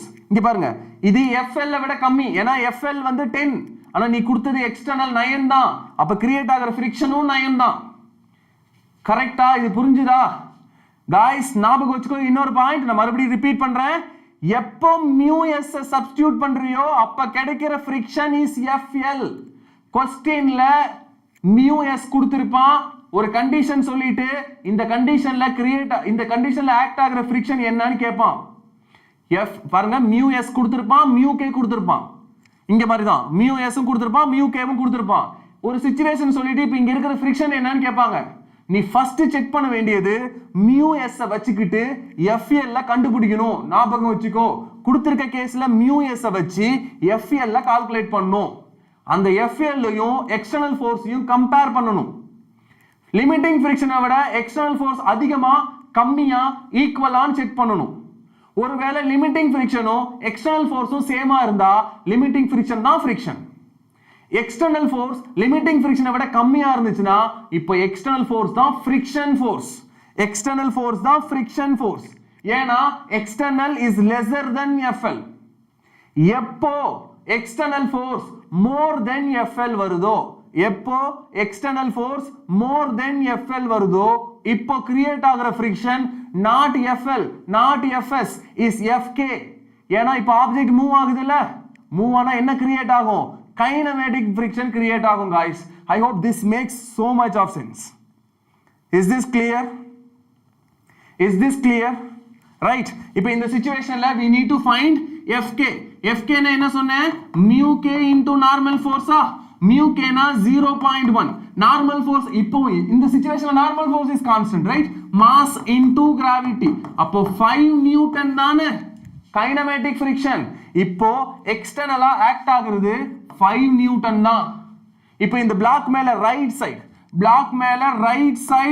15 Newton act ஆகுது லெஃப்ட் சைடு 5 நியூட்டன் ஆக்ட் ஆகுது அப்படினா நெட் ஃபோர்ஸ் என்னப்பா நெட் ஃபோர்ஸ் என்ன 15 5 மேக்ஸிமம் மைனஸ் மினிமம் தானே அப்போ 15 5 10 நியூட்டன் தான் எக்ஸ்டர்னல் ஃபோர்ஸ் இந்த 10 தான் மாஸ் இன்டு ஆக்ஸலரேஷனா இருக்க முடியும் இப்போ மாஸ் வந்து 5 னா 10 equals to 5 into a okay so 10 is equals to 5 into a 5 10 cancel by 2 so a is equals to 2 meter per second square இப்போ இந்த மாஸ் என்ன பண்ணும் 2 meter per second square ல accelerate ஆகும் is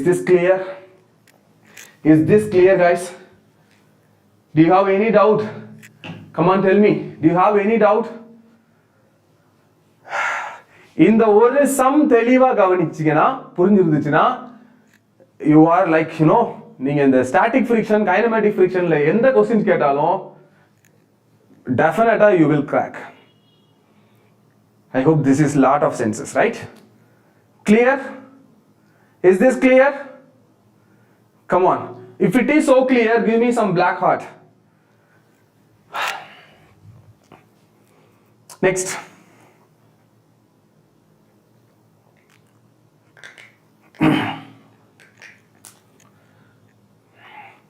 ஓகே இப்போ நான் சில क्वेश्चंस கேட்க போறேன் गाइस அதுக்கு நீங்க இப்ப கமெண்ட்ல ஆன்சர் பண்ண போறீங்க ஓகேவா லிசன் நான் இப்ப சில क्वेश्चंस கேட்க போறேன் இப்போ நம்ம பார்த்த இதே கண்டிஷன்ல இருந்து அந்த கண்டிஷனுக்கு ஏத்த மாதிரி நீங்க எனக்கு இப்போ ஆன்சர் பண்ணனும் ஓகேவா are you ready chat ready come on are you ready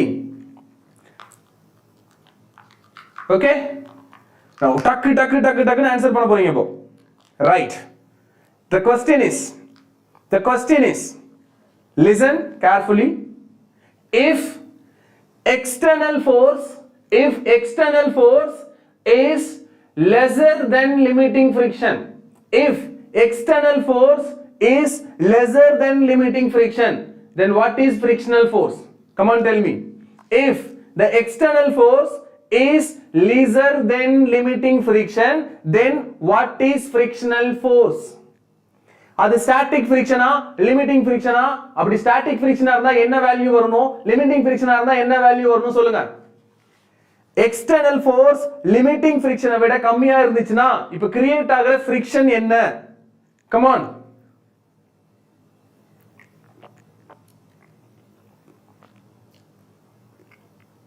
static friction okay what is friction now friction என்னன்னு சொல்லுங்க friction யாருக்கு ஈக்குவலா இருக்கணும் the static friction எதுக்கு ஈக்குவலா இருக்கணும்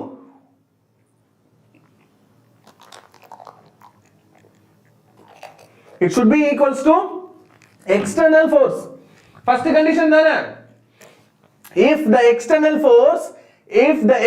force is lesser than limiting friction. அப்போ frictional force எதுக்கு equal? External force க்கு தான் சார் equal. இங்கேயும் அதேதான். External force is lesser than limiting friction. அப்போ create ஆகிற frictionம் external forceம் சேமா இருக்கும். கரெக்ட் தானே? Right. Yes, body will at rest. Super. இந்த தியரி புரிஞ்சுதா? இத சுத்தி என்னென்ன நடக்குதுன்னு புரிஞ்சுதா? நெக்ஸ்ட் கேஸ் சொல்றேங்க. if the external force is equals to limiting friction. இப்போ சொல்லுங்க. if the external force equals to limiting friction என்னென்ன நடக்கும்? if the external force equals to limiting friction என்னென்ன நடக்கும்?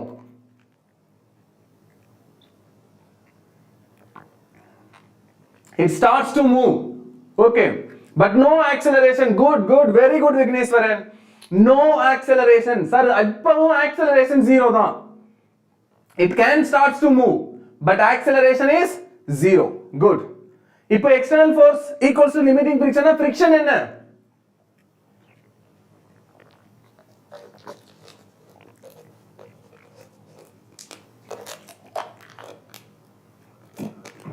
Yes. Now the friction is limiting friction. If the external force is equals to limiting friction, then frictional force is also equals to external force or limiting friction. ரெண்டு ஒண்ணு தான். இப்போ starts to move, ஆனா acceleration 0 தான். இப்போவும் accelerate ஆகாது. once we crossed the limiting friction விட அதிகமா நீங்க force கொடுத்தீங்கன்னா இப்போதான் அந்த பாடி மூவ் ஆகும். பட் எப்படி சார் மூவ் ஆகும் அப்படின்னா with help of external force minus kinematic friction is very important. External force minus kinematic friction is net force. This net force is equals to mass times acceleration. Clear? Okay. Shall we move to next?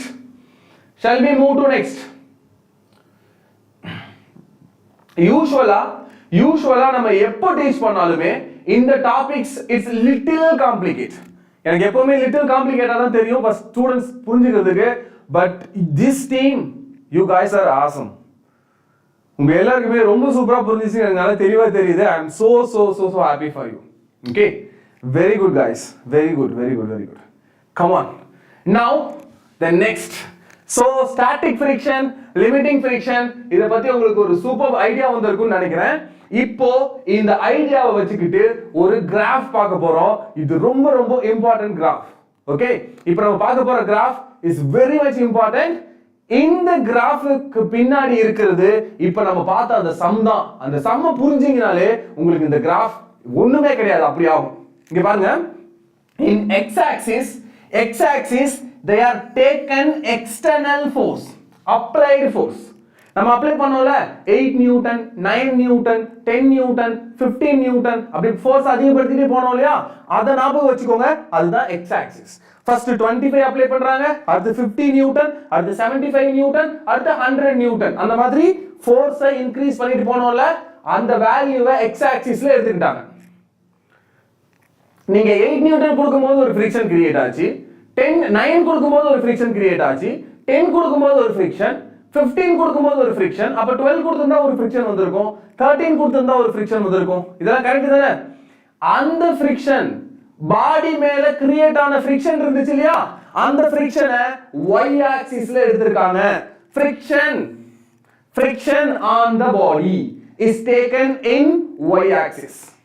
clear? இப்போ நாம கொடுத்த example பாருங்க. First case, நான் 8 Newton கொடுத்தேன், அப்ப எனக்கு create ஆனதும் 8 Newton தான். ரீசன், நீ கொடுத்த எக்ஸ்டர்னல் ஃபோர்ஸ் லிமிட்டிங் ஃபிரிக்ஷனை விட கம்மியா இருந்துச்சா? லிமிட்டிங் ஃபிரிக்ஷனை விட கம்மியா இருக்கும்போது எக்ஸ்டர்னல் ஃபோர்ஸும் the frictional forceம் same, which means the limiting friction தான் கிரியேட் ஆச்சு. அதே தான் சார் இங்கேயும் வந்திருக்கு. இங்க பாருங்க, maximum static friction, which means FL. Sir limiting friction சொன்னேன் இல்லையா? அதுக்கு பேர் தான் maximum static friction. maximum static friction. Voice echo கேக்குதா? வாய்ஸ் எக்கோ கேக்குதா? டோர்ஸ் எல்லாமே க்ளோஸ்டா இருக்கு. இப்போ கிளியரா கேக்குதா? வாய்ஸ் எக்கோ கேக்குதா? டோர் எல்லாமே க்ளோஸ், ரெகுலரா இருக்க மாதிரி தான் இருக்கு ரூம் செட்டப்லாம். லிட்டில் ஓகே, மேபி நான் கொஞ்சம் லவுடா பேசுறேன்னு நினைக்கிறேன், அதனால இருக்கலாம். இதுக்கப்புறம் கொஞ்சம் கம்மியாவே பேசுறேன். ஓகேவா? Listen guys. நவ இங்க பாருங்க, மேக்ஸிமம் ஸ்டாட்டிக் ஃபிரிக்ஷன் அப்படினா limiting friction. Okay, still not clear? Okay, maybe the temperature may be the reason. 1 minute. Maybe the temperature reason. AC off பண்ணிக்கிறேன். ஓகேவா? Shall I move now? இப்போ ஓகேவா guys? Shall I move now? Yes, come on. Listen, I think இன்னும் கொஞ்ச நேரத்துக்கு அப்புறம் ஓரளவுக்கு normal ஆயிடும் due to temperature. ஓகேவா? இதுவே நமக்கு ஒரு சாப்டர் இருக்கு, நம்ம வேவ்ஸ் படிக்கும்போது நான் எக்ஸ்பிளைன் பண்றேன். ஓகேவா? Why the temperature changes the voice, you know, the echo and everything. அப்ப பார்க்கலாம் ஸ்பீட் எல்லாம் எஃபெக்ட் பண்றத. எனிவேஸ் இப்போ நம்ம இந்த சாப்டருக்கு போலாம். லிசன், இங்க பாருங்க, maximum static friction is nothing but limiting friction. ஓகேவா? லிமிட்டிங் ஃபிரிக்ஷன் தான் மேக்ஸிமம் ஸ்டாட்டிக் ஃபிரிக்ஷன். இப்போ இதுல இந்த மேக்ஸிமம் ஸ்டாட்டிக் ஃபிரிக்ஷன் எவ்வளவுனா 100 நியூட்டன் கொடுத்திருக்காங்க. அப்போ நீ 25 கொடுக்கற, நீ 25 external ஃபோர்ஸ்னா we are lesser than limiting friction. we are lesser than limiting friction. Sir நீங்க லிமிட்டிங் ஃபிரிக்ஷனை விட கம்மியா கொடுத்தீங்கன்னா அப்ப அந்த பாடியும் அதே ஃபிரிக்ஷனை தானே கொடுக்கும்.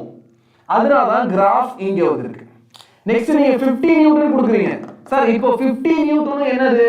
லெஸர் தென் லிமிட்டிங் ஃபிரிக்ஷன் தானே. ஏனா லிமிட்டிங் ஃபிரிக்ஷன் இஸ் 100 நியூட்டன். நீ எப்பலாம் எக்ஸ்டர்னல் ஃபோர்ஸ் லிமிட்டிங் ஃபிரிக்ஷனை விட கம்மியா இருக்கோ அப்பெல்லாம் எக்ஸ்டர்னல் ஃபிரிக்ஷனல் ஃபோர்ஸும் எக்ஸ்டர்னல் ஃபோர்ஸும் சேமா தான் இருக்கணும். இப்போ 25 is lesser than friction. அப்போ நீ கொடுக்கிற அதே ஃபோர்ஸ் தான் ஃபிரிக்ஷன் கொடுக்கும். நெக்ஸ்ட் 50 கொடுக்கிற, அதே 50 தான் ஃபிரிக்ஷன் ஆகும் கிரியேட் ஆகும். 75 கொடுக்கிற, அதே 75 தான் ஃபிரிக்ஷன் ஆகும் கிரியேட் ஆகும். 80 கொடுக்கிற, அதே 80 தான் ஃபிரிக்ஷன் ஆகும் கிரியேட் ஆகும். கரெக்ட் தானே? நீ 100 நியூட்டன் கொடுக்கிற அப்படினா எக்ஸ்டர்னல் ஃபோர்ஸும் லிமிட்டிங் ஃபிரிக்ஷனும் சேம். எக்ஸ்டர்னல் ஃபோர்ஸும் லிமிட்டிங் ஃபிரிக்ஷனும் சேமா இருக்கும்போது இப்போவும் friction is equals to limiting friction தானே. எக்ஸ்டர்னல் ஃபோர்ஸ் தானே. அப்ப நீ எக்ஸ்டர்னல் ஃபோர்ஸ் கொடுக்கிற அதே வேல்யூக்கு லிமிட்டிங் ஃபிரிக்ஷனும் இருக்கு. ஏன்னா லிமிட்டிங் ஃபிரிக்ஷன் அதான் ஆக்சுவலா. once we crossed limiting frictional force, limiting ஃபிரிக்ஷனோட அதிகமா இப்போ நான் 125 நியூட்டன் கொடுக்கிறேன்னு வச்சுக்கலாம். 125 நியூட்டன்ங்கிறது மோர் தென் லிமிட்டிங் ஃபிரிக்ஷன். நீ லிமிட்டிங் ஃபிரிக்ஷனை தாண்டிட்டா ஆப்ஜெக்ட் மூவ் ஆக ஸ்டார்ட் ஆயிடுமா? ஆப்ஜெக்ட் மூவ் ஆயிட்டா அது என்ன ஃபிரிக்ஷன்? Kinematic friction. சோ 125 நியூட்டன்ல கிரியேட் ஆகுறது is just a kinematic friction. It may be 60. ஒரு எக்ஸாம்பிள் சொல்றேன். ஓகேவா? if it is 60 நியூட்டன் வெச்சுக்கோங்க. அப்ப 60 நியூட்டன் தான் கிரியேட் ஆகும்.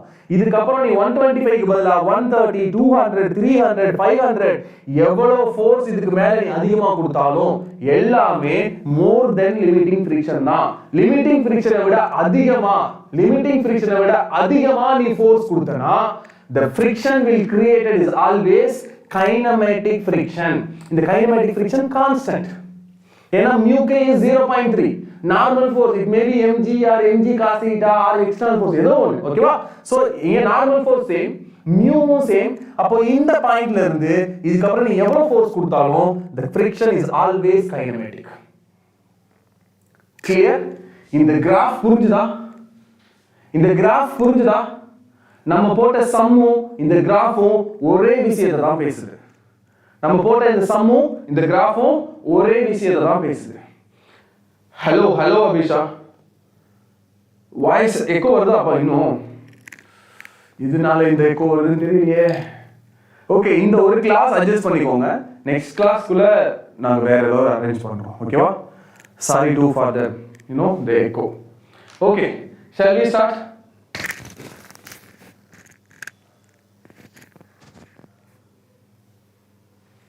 மைக் ரீகனெக்ட் பண்ணா வர்க் ஆகுமா? அப்படிலாம் இருக்கா? ஓகே, நான் செக் பண்ணி பார்க்குறேன்.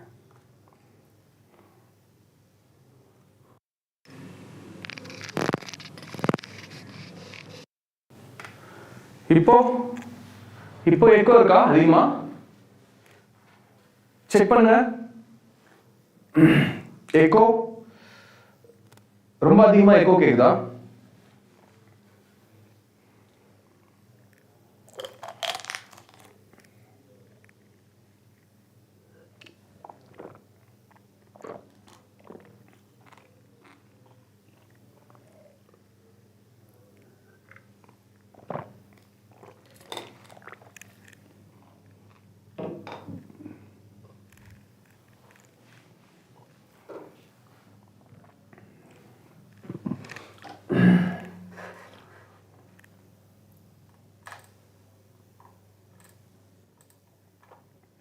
இப்போ ஐ திங்க் இப்போ எக்கோ கம்மியாக இருக்கும்னு நான் நம்புகிறேன். கண்டிப்பாக இப்போ எக்கோ கம்மியாக இருக்கும். ஈவன் எக்கோ சுத்தமாகவே கேட்காதுன்னு நினைக்கிறேன். ரைட்? இப்போ பெட்டர் தானே? பர்ஃபெக்ட். ஐ திங்க் எக்கோ ஃபுல்லாக கட் ஆயிடுச்சா? It's clear. Right. Okay guys, will move. Next நான் சில இம்பார்ட்டன்ட் கேசஸ் உங்களுக்கு எக்ஸ்பிளைன் பண்ணுறேன். எப்படி இந்த மாதிரி கேஸ்லலாம் நம்ம ஃப்ரிக்ஷனை உள்ள இன்வால்வ் பண்ணி சம்ம சால்வ் பண்ணுறதுன்னு பார்க்க போகிறோம். ஓகே, அதுக்கு முன்னாடி angle of repose. Angle of ரீபோஸ்னா ரொம்ப சிம்பிள் தியரி இது. ஓகேவா? ஒரு இன்க்ளைன் வெட்ஜ் இருக்கு. ஓகேவா? இது இன்க்ளைன் வெட்ஜ். இந்த இன்க்ளைன் வெட்ஜுக்கு மேலே ஒரு மாஸ் இருக்குப்பா, ஒரு மாஸ் இருக்கு. நான் என்ன பண்ணுறேன், இந்த இன்க்ளைன் வெட்ஜோட ஆங்கிளை கொஞ்சம் கொஞ்சமாக இன்க்ரீஸ் பண்ணுறேன். இந்த மாஸ் கீழே நகரவே இல்லை. ஒரு பர்டிகுலர் டைமில் எக்ஸாக்டாக ஒரு பர்டிகுலர் தீட்டாவுக்கு, ஓகே, ஃபார் எக்ஸாம்பிள் இப்போ இதுதான் ஆல்ஃபான்னு வச்சுக்கோங்களேன், எக்ஸாக்டாக ஒரு ஆல்ஃபாங்கிற ஆங்கிளுக்கு இந்த பிளாக் ஸ்டார்ட்ஸ் டு ஸ்லைட். இப்போதான் ஸ்லைட் பண்ண ஸ்டார்ட் பண்ணுறாரு. ஓகேவா? or I can explain in this way. Listen, இங்க பாருங்க, இப்படி இருக்கு. First it is actually ஒரு நிமிஷம். First it is actually horizontal. ஓகேவா? First ஹரிசாண்டலா இருக்கு. நான் கொஞ்சம் கொஞ்சமா கவனிங்க, ஃபர்ஸ்ட் ஹரிசாண்டலா இருக்கு. நான் கொஞ்சம் கொஞ்சமா இதோட ஆங்கிளை இன்க்ரீஸ் பண்ணிட்டே போறேன். தீட்டாவை இன்க்ரீஸ் பண்ணிட்டே போறேன். நீங்க அப்படி இதோட மெர்ஜ் பண்ணி பார்த்துக்கோங்க. இப்படி இருக்க ஒரு பிளாக், இது இன்க்ளைனிங். ஹரிசாண்டல் இருந்து கொஞ்சம் கொஞ்சமா இதோட ஆங்கிளை இன்க்ரீஸ் பண்ணிட்டே போறேன். இந்த பிளாக் ஸ்லைடே ஆகல. எக்ஸாக்டா மேபி 30 டிகிரி ஆர் 35 டிகிரி. இப்போ ஒருவேளை 35 டிகிரி வச்சுக்கோங்களேன். 35 டிகிரில தான் இந்த பிளாக் கொஞ்சம் கொஞ்சமா ஸ்லைட் ஆக ஸ்டார்ட் ஆகுது. ஓகேவா? எந்த பர்டிகுலர் தீட்டாவுக்கு இந்த புக் இந்த வெட்ஜ் மேல இன்க்ளைன்ட் பிளேன் மேல எந்த பர்டிகுலர் தீட்டா இருக்கும்போது இது ஸ்லைட் ஆக ஸ்டார்ட் ஆகுதோ அந்த ஆங்கிளுக்கு பேர் தான் ஆங்கிள் ஆஃப் ரீபோஸ். எந்த பர்டிகுலர் ஆங்கிளுக்கு இந்த புக் ஸ்லைட் ஆக ஸ்டார்ட் ஆகுதோ, இந்த பிளாக் ஸ்லைட் ஆக ஸ்டார்ட் ஆகுதோ அந்த தீட்டாவுக்கு பேரு தான் angle of repose. Is this clear? நான் சொன்னது புரிஞ்சுதா? At particular angle, okay, at particular angle the block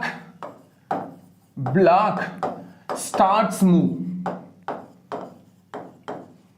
over the wedge. Okay, that angle is angle of repose.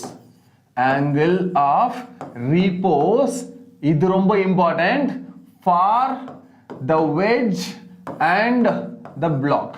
For the wedge and the block. Sir, reason ஏன் sir இப்படி ஒரு point கடைசியில் add பண்றீங்க? For wedge and the block. ஏன் அப்படி சொல்றேன்னா இங்க பாருங்க, மறுபடியும் ரிப்பீட் பண்றேன் அதே பாயிண்ட. இது புக், இது ஒரு வெட்ஜ். ஓகே, இது வந்து ஒரு பிளைவுட்ல இருக்க வெட்ஜ்னு வச்சுக்கலாம். இப்போ 0ல இருந்து அந்த ஆங்கிளை இன்க்ரீஸ் பண்ணிட்டே போறேன். For 20 degree, 30 degree, 31, 32, 33, 34, 35. இப்போ கரெக்டா 35 டிகிரில இந்த பிளாக் ஸ்லைட் ஆக ஆரம்பிக்குதுன்னா 35 degree is angle of repose for this book and the wedge. இந்த பிளைவுட் வெட்ஜுக்கும் இந்த புக்குக்கும் நடுவில் இருக்கிற ஆங்கிள் ஆஃப் ரீபோஸ் இஸ் 35. ஓகே, and the second example is a remote. இப்போ இந்த ரிமோட்டை அதே பிளைவுட் வெட்ஜ் சேம் தான், ஆனா புக்குக்கு பதிலாக வேற மெட்டீரியல் வைக்கிறேன். அப்படின்னா என்ன அர்த்தம்? இது பிளாஸ்டிக் மெட்டீரியல், இந்த மாஸ் நார்மல் ஃபோர்ஸ் எல்லாமே டிஃப்ரெண்ட் இங்க. ஓகேவா? அதனால இங்க ஃப்ரிக்ஷனும் வேற. ஓகே, இப்போ நான் ஆங்கிள் இன்க்ரீஸ் பண்ணிட்டே போறேன். இப்போ இவர் 60 டிகிரி, 40 டிகிரி, 45, மேபி 45 டிகிரிலையோ 47 டிகிரிலையோ தான் இவர் ஸ்லைட் ஆக ஆரம்பிக்கிறாருன்னு வச்சுக்கோங்க. அப்போ இந்த ரிமோட்டுக்கும் இந்த பிளேட்டுக்கும் நடுவில் இருக்க angle is different. Angle of repose is different when compared to book versus the wedge. புக்குக்கும் வெட்ஜுக்கும் நடுவில் இருக்கும்போது ஆங்கிள் ஆஃப் ரீபோஸ் 35. இதே இந்த ரிமோட்டுக்கும் இந்த plywoodக்கு நடுவுல இருக்க angle of repose maybe 45 or 47. அப்ப அந்த ரெண்டு மெட்டீரியலுக்கு அந்த angle of repose மாறுது இல்ல. அதனால தான் சொன்னேன் எந்த பிளாக்கை எந்த வெட்ஜ் மேல வைக்கும்போது எந்த பர்టిక్యులர் தீட்டாவுக்கு அந்த பிளாக் வெட்ஜ் மேல ஸ்லைட் ஆக ஸ்டார்ட் பண்ணுதோ அந்த theta is angle of repose for that particular block and the wedge. Is this clear? இது புரிஞ்சுதா? சார் வெட்ஜுக்கு மட்டும் அந்த angle of repose கிடையாது. அதே வெட்ஜ்ல நீ வேற ஒரு ஆப்ஜெக்ட் வைக்கும்போது அந்த தீட்டாவுக்கு அவர் ஆல்ரெடி ஸ்லைட் ஆகலாம், இல்ல அந்த தீட்டாவுக்கு ஸ்லைட் ஆகாம இன்னும் ஆங்கிளை இன்க்ரீஸ் பண்ணும்போது அவர் ஸ்லைட் ஆகலாம். கரெக்டா கைஸ்? புரிஞ்சதா நான் சொல்றது? புரிஞ்சதா? angle of repose is completely depends angle of inclination and normal force. Listen, in the normal force, frictional force, angle இது எல்லாமே டிபெண்ட் பண்ணிருக்கு சார். நான் புக்கை வைக்கும்போது எனக்கு normal force mg cos alpha different, இதே நான் வேற ஒரு ஆப்ஜெக்ட் வைக்கும்போது that is different. அவங்களுக்கு வேற mg மாஸ் வேற, ஃபிரிக்ஷன் வேற, coefficient of friction is different. கரெக்டா? சோ எந்த ஆப்ஜெக்ட்டை நீங்க வெட்ஜ் மேல வைக்கிறீங்களோ அந்த ஆப்ஜெக்ட்டுக்கும் அந்த வெட்ஜுக்கும் ஒரு angle of repose இருக்கும். அந்த ஆப்ஜெக்ட் தூக்கிட்டு வேற ஒரு ஆப்ஜெக்ட் வச்சீங்கன்னா இப்போ அந்த புது ஆப்ஜெக்ட்டுக்கும் அந்த வெட்ஜுக்கும் நடுவுல வேற ஒரு தீட்டா இருக்கும். கிளியர்? நவ் எப்படி நம்ம அந்த angle of repose பர்టిక్యులர் பிளாக்குக்கு எப்படி சார் கண்டுபிடிக்கணும் அப்படின்னா ஞாபகம் வச்சுக்கோங்க. இப்போதான் இந்த பிளாக் ஸ்டார்ட் பண்ணுது, starts to move அப்படினா it just starts to move. நம்ம முன்னாடி ஒரு கேஸ் பார்த்தோம் இல்லையா, எப்போ ஒரு ஆப்ஜெக்ட் ஸ்டார்ட் ஆகும், மூவ் ஆக எப்போ ஸ்டார்ட் ஆகும்? when the external force is equals to limiting friction. Sir இது புரிஞ்சுதா? when the external force is mg sin alpha, frictional force if it is limiting friction. இது வேற ஒரு டயகிராம், இந்த f விட்டுருங்க, ஓகேவா? when the external force on the block is equals to limiting friction, எப்போ limiting frictionம் external forceம் சேமா இருக்கோ அப்பதான் the block starts to move. முன்னாடி பார்த்தோம் இல்லையா, ஒரு ஆப்ஜெக்ட் மேல ஆக்ட் ஆகிற எக்ஸ்டர்னல் ஃபோர்ஸும் அந்த ஆப்ஜெக்ட்டோட லிமிட்டிங் ஃபிரிக்ஷனும் சேமா இருந்துச்சுன்னா இப்பதான் இவர் ஸ்டார்ட் ஆக ready ஆவாரு. once the external force is more than limiting friction கண்டிப்பா ஆப்ஜெக்ட் ஆக்சலரேட் ஆகும். கரெக்ட் தானே? the same situation. okay, listen now, the limiting friction is equals to the external force. Sir இவர் மேல இருக்க ஒரே external force mg sin alpha, ஓகேவா? r is nothing but normal force or reactional force. reactional force இங்க பாருங்க, இதுதான் contact area. Contact ஏரியாவுக்கு பெர்பெண்டிகுலரா இருக்குது யாரு? mg cos alpha. சோ இந்த mg cos alpha தான் இப்போ யாரா ஆக்ட் ஆவாங்க? நார்மல் ஃபோர்ஸா ஆக்ட் ஆவாங்க. ஓகேவா? So for angle of repose the main condition or very important condition is limiting friction should be equals to the external force which is mg sin alpha. mg sin alpha. Is this clear? guys? எப்போ limiting friction external force க்கு equal ஆகுதோ அப்ப இருக்கிற இந்த தீட்டாக்கு பேர் தான் angle of repose. Clear? Now mg sin alpha is external force. okay, right? what is limiting friction? என்ன formula? mu s. static coefficient போடும்போது தான limiting friction வரும். so mu s into normal force. here normal force is mg cos alpha. அப்போ mu s into mg cos alpha is equals to mg sin alpha. ஓகேவா? so mg sin alpha is equals to mu s into mg cos alpha. now mg will cancel. mg cancel ஆயிடுமா? remaining sin alpha இந்த cos alpha இங்க எடுத்துட்டு வந்தீங்கன்னா sin alpha divided by cos alpha is equals to mu s. sin alpha by cos alpha is nothing but tan alpha. tan alpha is equals to mu s. this is very very important relation or formula. உங்களுக்கு போர்டுலயும் அது வரும், உங்களோட school போர்டுலயும் இந்த derivation வந்து உங்களுக்கு வரும். this derivation பின்னாடி இருக்க theory is very simple. ஓகேவா? ஒரு particular thetaவுக்கு அந்த block அந்த wedge மேல move ஆக start ஆகும்.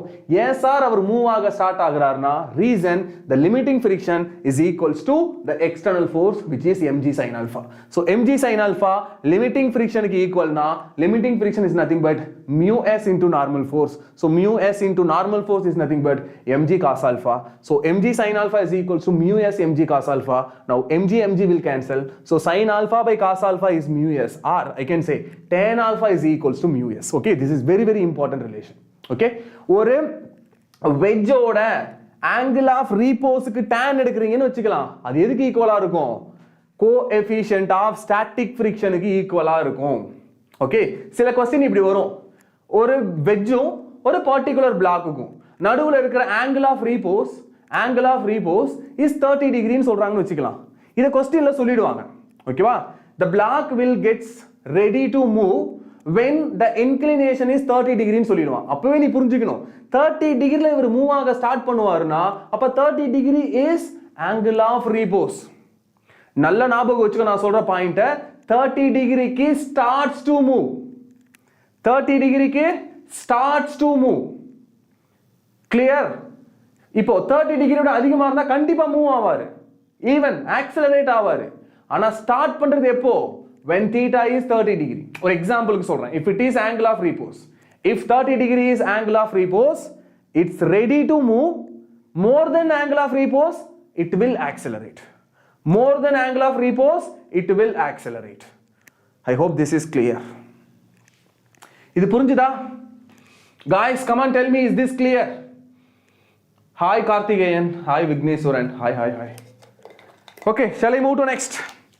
Angle of repose புரிஞ்சுதா? உங்களோட போர்டு எக்ஸாம்ஸ் யாராவது இப்ப ஸ்கூல் படிச்சிட்டு இருக்கீங்கன்னா போர்டு எக்ஸாம்க்கும் இந்த தியரி வரும். ஓகேவா? So keep this in mind.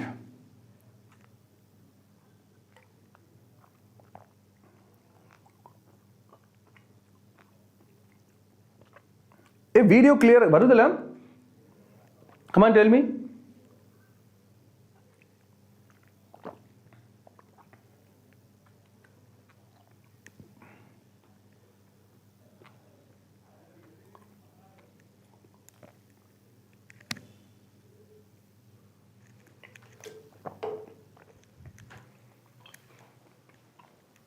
Great. Next class. Next we'll start. Now tan alpha is equals to mu s. It is angle of repose.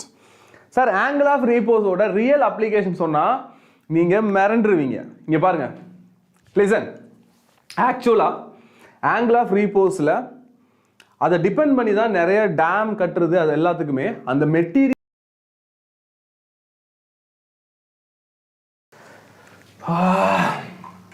1 minute.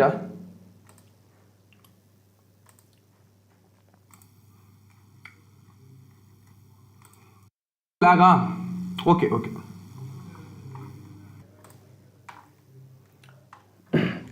இப்போ ஓகேவா? வீடியோ ஓகேவா guys? Come on. Is this okay now? Right. Listen. Now fine. Okay. Listen பா. இங்க பாருங்க. angle of repose இருக்கு இல்லையா? அதுக்கு பின்னாடி ஒரு பெரிய சிவில் இன்ஜினியரிங் இருக்கு. ஓகே? listen. இங்க பாருங்க. நான் ரெண்டு எக்ஸாம்பிள் வச்சிருக்கேன். இப்போ இது நீங்க எப்படி புரிஞ்சுக்கணும்னா இங்க மேல இருந்து ஒரு ஊஃபர் மூலமா ஏதோ ஒரு இந்த சாண்டை வந்து கீழே கொட்டுறாங்க. ஓகேவா? இந்த சாண்டை கீழே கொட்டுறாங்க. கொட்ட இந்த சாண்டுக்கு மேல இருக்கிற இங்க இருக்கு சின்ன டினி பார்ட்டிகல்ஸ். இது மேல இருக்க இந்த சின்ன டினி பார்ட்டிகல்ஸ் எப்போ இங்க இருந்து ஸ்லைட் ஆகி வந்து இங்க போய் சேரும் அப்படின்னா இட் இஸ் டிபெண்ட்ஸ். சார் இவர் கீழே மூவ் பண்ணணும்னா என்ன கண்டிஷன்? this inclination. இங்க ஒரு inclination வருது இல்லையா? in the theta if it is more than angle of repose with respect to this teeny particle and the sand. இந்த மண்ணுக்கும் இந்த மண்ணு மேல ஸ்லைட் ஆகுற இந்த சாண்ட் டினி பார்ட்டிகல்ஸ் இருக்கு இல்லையா? அந்த பார்ட்டிகல்ஸ்க்கு நடுவுல இருக்கிற angle of repose விட இது அதிகமா இருந்தா மட்டும்தான் இங்க நீங்க கொற்ற மண் இப்படி சரிஞ்சிக்கிட்டே கீழே வரும். அப்படி இல்லனா இது இப்படியே இன்க்ரீஸ் ஆயிட்டே தான் போகும். புரியுதா? ரொம்ப ஈரமா இருக்க மண்ணை கொட்டினீங்கன்னா இவர் ஸ்லைட் ஆகுறதை விட கோணா தான் போவாங்க. ஏன்னா அந்த கண்டிஷன்ல இருக்க ரெண்டு மெட்டீரியலுக்கு நடுவில் இருக்கிற angle of repose more angle அதிகமா தீட்டாவா இருக்கும். 60 டிகிரி 70 டிகிரி இருக்கும். அப்ப நீங்க 70 டிகிரிக்கு இந்த இதை எடுத்துட்டு போனாதான் அதுக்கப்புறம் பார்ட்டிகல்ஸ் தான் வெளியில போகும் உருண்டு. அது வரைக்கும் அது ஒரு கோனா தான் ஃபார்ம் ஆகும். இது புரிஞ்சுதா? நெக்ஸ்ட், நார்மலா இந்த டேம் எல்லாம் கட்டுறாங்க இல்லையா, அப்படி கட்டும்போது வெர்டிகலா கட்ட மாட்டாங்க. ஓகே, நார்மலா வாய்க்கால்னு சொல்லுவாங்க இல்லையா, மோஸ்ட்லி வாய்க்கால்னு சொல்லுவாங்க இல்லையா, அதோட இடம்லாம் கீழே பார்த்தீங்கன்னா இப்படி ஸ்லாண்டா இருக்கும். இப்படி ஸ்லாண்டா வச்சிருப்பாங்க கட் பண்ணி. ரீசன் சார், நீங்க வெர்டிகலா வச்சிருந்தீங்கன்னா இப்படி இங்க பாருங்க, இப்படி வெர்டிகலா வச்சிருந்தீங்கன்னா angle of repose, I mean this angle is more 70 degree 80 degree, even it is 90 degree 90 degree கூட இருக்க முடியும். வெர்டிகலா எக்ஸாக்ட்டா வெர்டிகலா தான் 90 டிகிரி, கொஞ்சம் கொஞ்சம் கம்மியாச்சுன்னா 87 85 அப்படி இருக்கும்.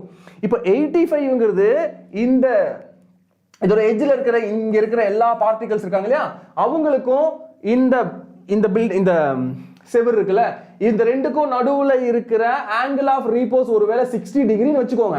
இப்போ இந்த பார்ட்டிகல் பொறுத்த வரைக்கும் நீங்க மோர் தென் 60 டிகிரி வச்சிருக்கீங்க, மோர் தென் ஆங்கிள் ஆஃப் ரீபோஸ் வச்சிருக்கீங்க. அப்போ யாருமே இதை கீழே இடிக்க வேணாம். இவர் கொஞ்ச நேரத்தில் இவர் இந்த ஆங்கிள் ஆஃப் ரீபோஸ் ரீசன்னாலே இவர் கொஞ்சம் கொஞ்சமா உடஞ்சு கீழே வர முடியும். இது உடஞ்சிக்கிட்டே போகும், நாளாக உடஞ்சிக்கிட்டே போக ஆரம்பிச்சிடும். இதை பண்ணக்கூடாதுன்றதுக்காக தான் என்ன பண்ணுவாங்க, இந்த மாதிரி ஸ்லாண்டா வைப்பாங்க. இப்போ ஆங்கிள் ஆஃப் ரீபோஸ் சார் இங்க இருக்கும்போது 87 85 டிகிரி இப்படியே மட்டும் இருந்திருந்தா, ஆனா நான் இப்போ எக்ஸ்ட்ரா இங்க கொஞ்சம் அந்த டேலஸ் போட்டு ஆட் பண்ணியிருக்கேன்னா இப்போ இந்த ஆங்கிள் எப்படி இருக்கு, 45 50 டிகிரியோ இருக்கு. இப்போ ஒருவேளை இந்த மெட்டீரியலோட ஆங்கிள் ஆஃப் ரீபோஸ் 70 டிகிரின்னு வச்சுக்கோங்க, நீங்க 45 தான் கொடுத்துருக்கீங்க, அப்போ இவர் உடஞ்சி கீழே வர மாட்டாரு.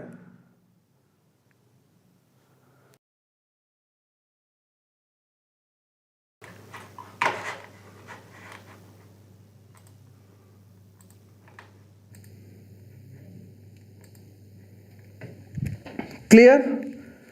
இதுதான் ஆக்சுவலா ரியல் அப்ளிகேஷன். ஓகேவா? ஆங்கிள் ஆஃப் ரீபோஸ்க்கு பின்னாடி இருக்க ஒரு பெரிய விஷயமே இதுதான். Clear? Guys, is this clear? Do you have any doubt? Do you have any doubt? Okay. Sir, one help. நீங்க தமிழ் மீடியம் தான் படிச்சு சொல்றீங்க, கொஞ்சம் தமிழ்ல சொல்லுங்க. தமிழில் தான்ப்பா பேசுகிறேன் நான், கார்த்திகேயன். எப்படின்னா எக்ஸாம்பிளுக்கு ஸ்பீடுனா வேகம்ல, இது மாதிரி சொல்லுங்க சார் தமிழில் ப்ளீஸ். ஓகே கார்த்திகேயன், நான் சொல்கிறேன். ஓகேவா? டோன்ட் வரி. Karthikeyan, which school you are from? எங்கே இருக்கீங்க, எங்கேருந்து வந்திருக்கீங்க? Actually you are which district and which school?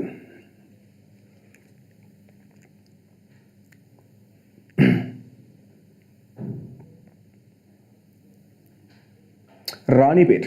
Okay okay Karthikeyan, I'm just asking. Okay okay, நான் இதுக்கப்புறம் அந்த மாதிரி சில சென்டென்ஸ் வரும்போது நான் அதை உங்களுக்கு தமிழ்லையும் சொல்கிறேன். Don't worry. ஓகே, டெஃபினட்டாக. Okay, give me 2 minutes, don't go anywhere, give me 2 minutes. Okay, will move the next. இப்போ நெக்ஸ்ட் நம்ம என்னென்ன பார்க்க போறோம் அப்படின்னா, சேம் ஃப்ரிக்ஷனல் ஃபோர்ஸை யூஸ் பண்ணி அங்க என்ன காம்பனன்ட்ஸ் வருது, ஓகே, என்னென்ன டிஃப்ரெண்ட் கேசஸ் வரும், எங்கெல்லாம் ஃப்ரிக்ஷன் ஃபோர்ஸை எப்படி அப்ளை பண்ணணும், அந்த மாதிரி சில டாபிக்ஸ் இப்போ நம்ம பார்க்க போறோம். ஓகேவா? வெயிட், நான் நிறைய டாபிக்ஸ் இப்போ நான் டீச் பண்ண போறேன். எப்படி அப்ளை பண்ணணுங்கிறத கேஸா சொல்லி கொடுப்பேன். அதுக்கப்புறம் நம்ம சம் சால்வ் பண்ணுவோம். நான் சொல்லி கொடுக்குற கேஸை நீங்க புரிஞ்சுக்கிட்டாலே உங்களுக்கு ஒரு சம் வரும்போது நான் எந்த கேஸ்ல சொன்னனோ அதுல ஏதோ ஒரு கேஸா தான் அந்த சம் இருக்கும். அப்ப அந்த கேஸை எப்படி சார் சால்வ் பண்ணாரு, என்னென்ன யூஸ் பண்ணாங்க, என்னென்ன ஃபோர்ஸஸ் அங்க வந்துச்சு, அதே தான் இந்த சம்முக்கும் வரணும் அப்படிங்கிற மாதிரி நீங்க யூஸ் பண்ணணும். ஓகேவா? எஸ், ஃபில்ம் மேக்கர், என்ன டவுட்? ஃபில்ம் மேக்கர், உங்க டவுட் சொல்லுங்க என்னன்னு.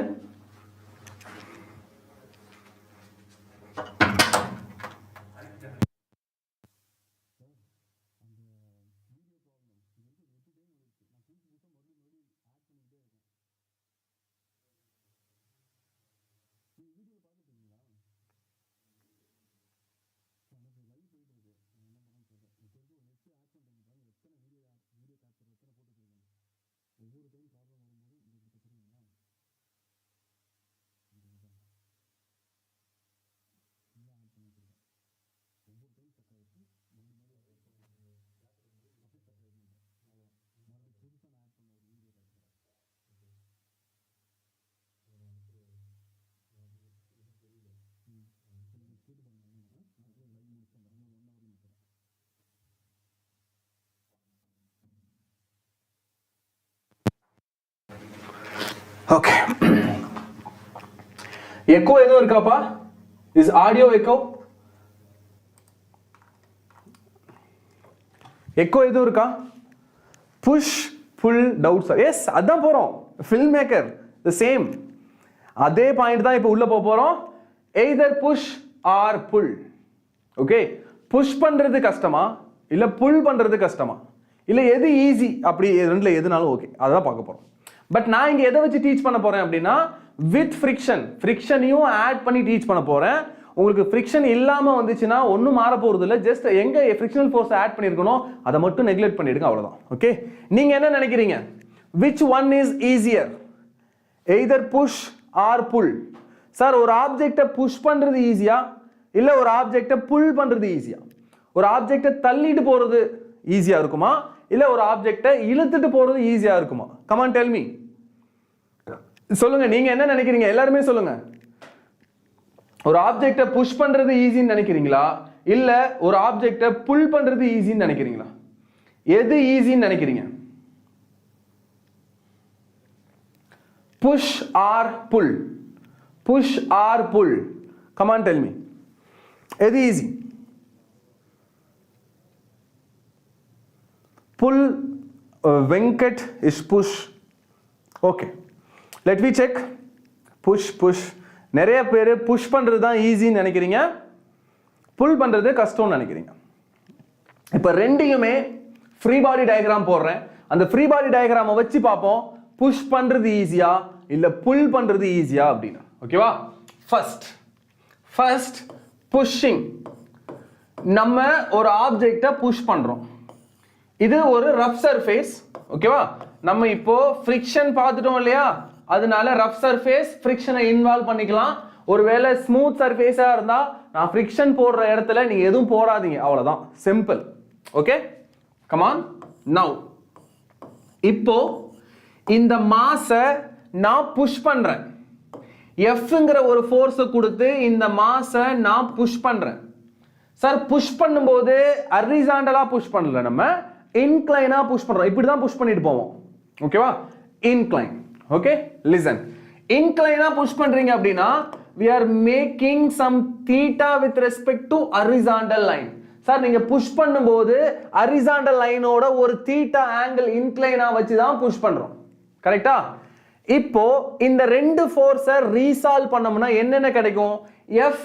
இந்த F தீட்டாவு கிட்ட வந்துச்சுன்னா இங்க இருக்கிறது F cos தீட்டாவா? F cos தீட்டா. வெர்டிகலி டவுன்வர்ட்ஸ் ஆக்ட் ஆகுறது F sin தீட்டா. அது மட்டும் இல்லாம இந்த ஆப்ஜெக்ட்டோட வெயிட்டும் டவுன்வர்ட் ஆக்ட் ஆகுமா? mgயும் டவுன்வர்ட் ஆக்ட் ஆகும். Listen, I repeat. Sir, push பண்ணும்போது இருக்கிற ஃபோர்ஸை நான் ரெண்டா ரீசால்வ் பண்றேன். இந்த ஃபோர்ஸை தீட்டாவுக்கு எடுத்துட்டு வந்தா ஃபோர்ஸ் இன்டு காஸ் தீட்டா. தீட்டாவுக்கு பெர்பெண்டிகுலரா போகும்போது ஃபோர்ஸ் இன்டு சைன் தீட்டா கீழே ஆக்ட் ஆகுது. ஃபோர்ஸ் இன்டு சைன் தீட்டா கீழே ஆக்ட் ஆகுது. ஃபோர்ஸ் இன்டு காஸ் தீட்டா ஹரிசாண்டலா ஆக்ட் ஆகுது. இப்போ ஃப்ரீ பாடி டயக்ராம் போடுங்க. Free body diagram.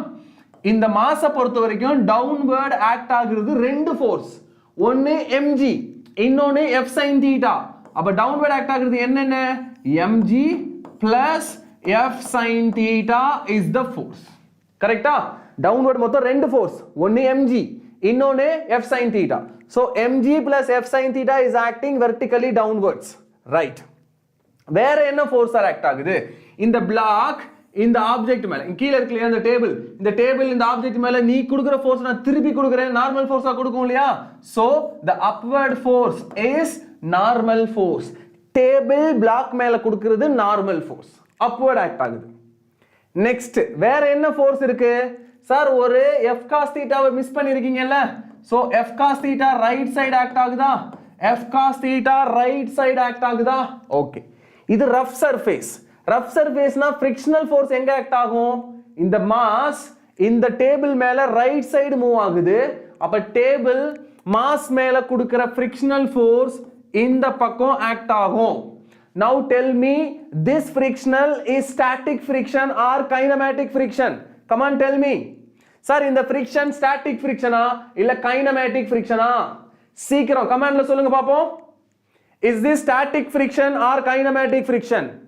நான் क्वेश्चन உங்களுக்கு க்ளீனா எக்ஸ்பிளைன் பண்ணிட்டேன். நம்ம புஷ் பண்றோம், புஷ் பண்ணிட்டு போறோம், இத தள்ளிட்டு போறோம். தள்ளிட்டு போறோம் அப்படின்னா என்ன அர்த்தம்? the mass will move, right? mass move ஆகும்ல. how it is static friction ma? Varshini, no, it is not static friction. video capture என்ன ஆச்சு? yes, yes, yes, yes. this is not static friction, this is kinematic friction. it is not static friction, it is kinematic friction. okay, video delay agudhu appo no problem, within 2 seconds or 3 seconds I will make it fine. okay sir, idu move agudhu, push பண்ணிட்டு போறீங்க அப்படினா slide ஆகுது தானே? Slide ஆனா என்ன friction வரும்? kinematic friction வரும். so kinematic friction is acting leftwards. correct ah? kinematic friction is acting leftwards. இப்போ இந்த block right side accelerate ஆகுதுனா அதுக்கு reason, if the block is accelerating right side, which means acceleration is right side na yaar maximum? right side force is maximum when compared to left side force. correct தானே? sir, acceleration எந்த பக்கம் இருக்கோ அந்த பக்கம் இருக்கிற force பெருசு, அதுக்கு ஆப்போசிட்ல இருக்க force சின்னது. correct தானே? இப்போ இந்த block வந்து accelerate ஆச்சுனா யார் பெருசு? f cos theta is maximum. so maximum force minus minimum force which is kinematic friction is equals to mass of the block into acceleration. is this clear? is this clear guys? sir, எந்த பக்கம் accelerate ஆகுறாங்களோ அந்த பக்கம் இருக்கிற force maximum, அதுக்கு ஆப்போசிட்ல இருக்க force minimum. so அப்ப maximum force minus minimum force is always equals to mass into acceleration. இது புரிஞ்சுதா? is this clear? is this clear? come on, tell me, இது புரிஞ்சுதா guys? is this clear? right, fine. come on, now what is normal force? upward act ஆகுற normal force என்னதுப்பா? this normal force is equals to the downward force. ஏனா இந்த block கீழேயோ இல்ல மேலேயோ போகாது, இந்த நிலத்தை உடைச்சிட்டு கீழே போகாது, மேலேயும் போறது இல்ல. அப்பனா என்ன அர்த்தம்? the upward force and downward force are same, which means the normal force is equals to downward force, அதாவது mg plus f sin theta is normal force.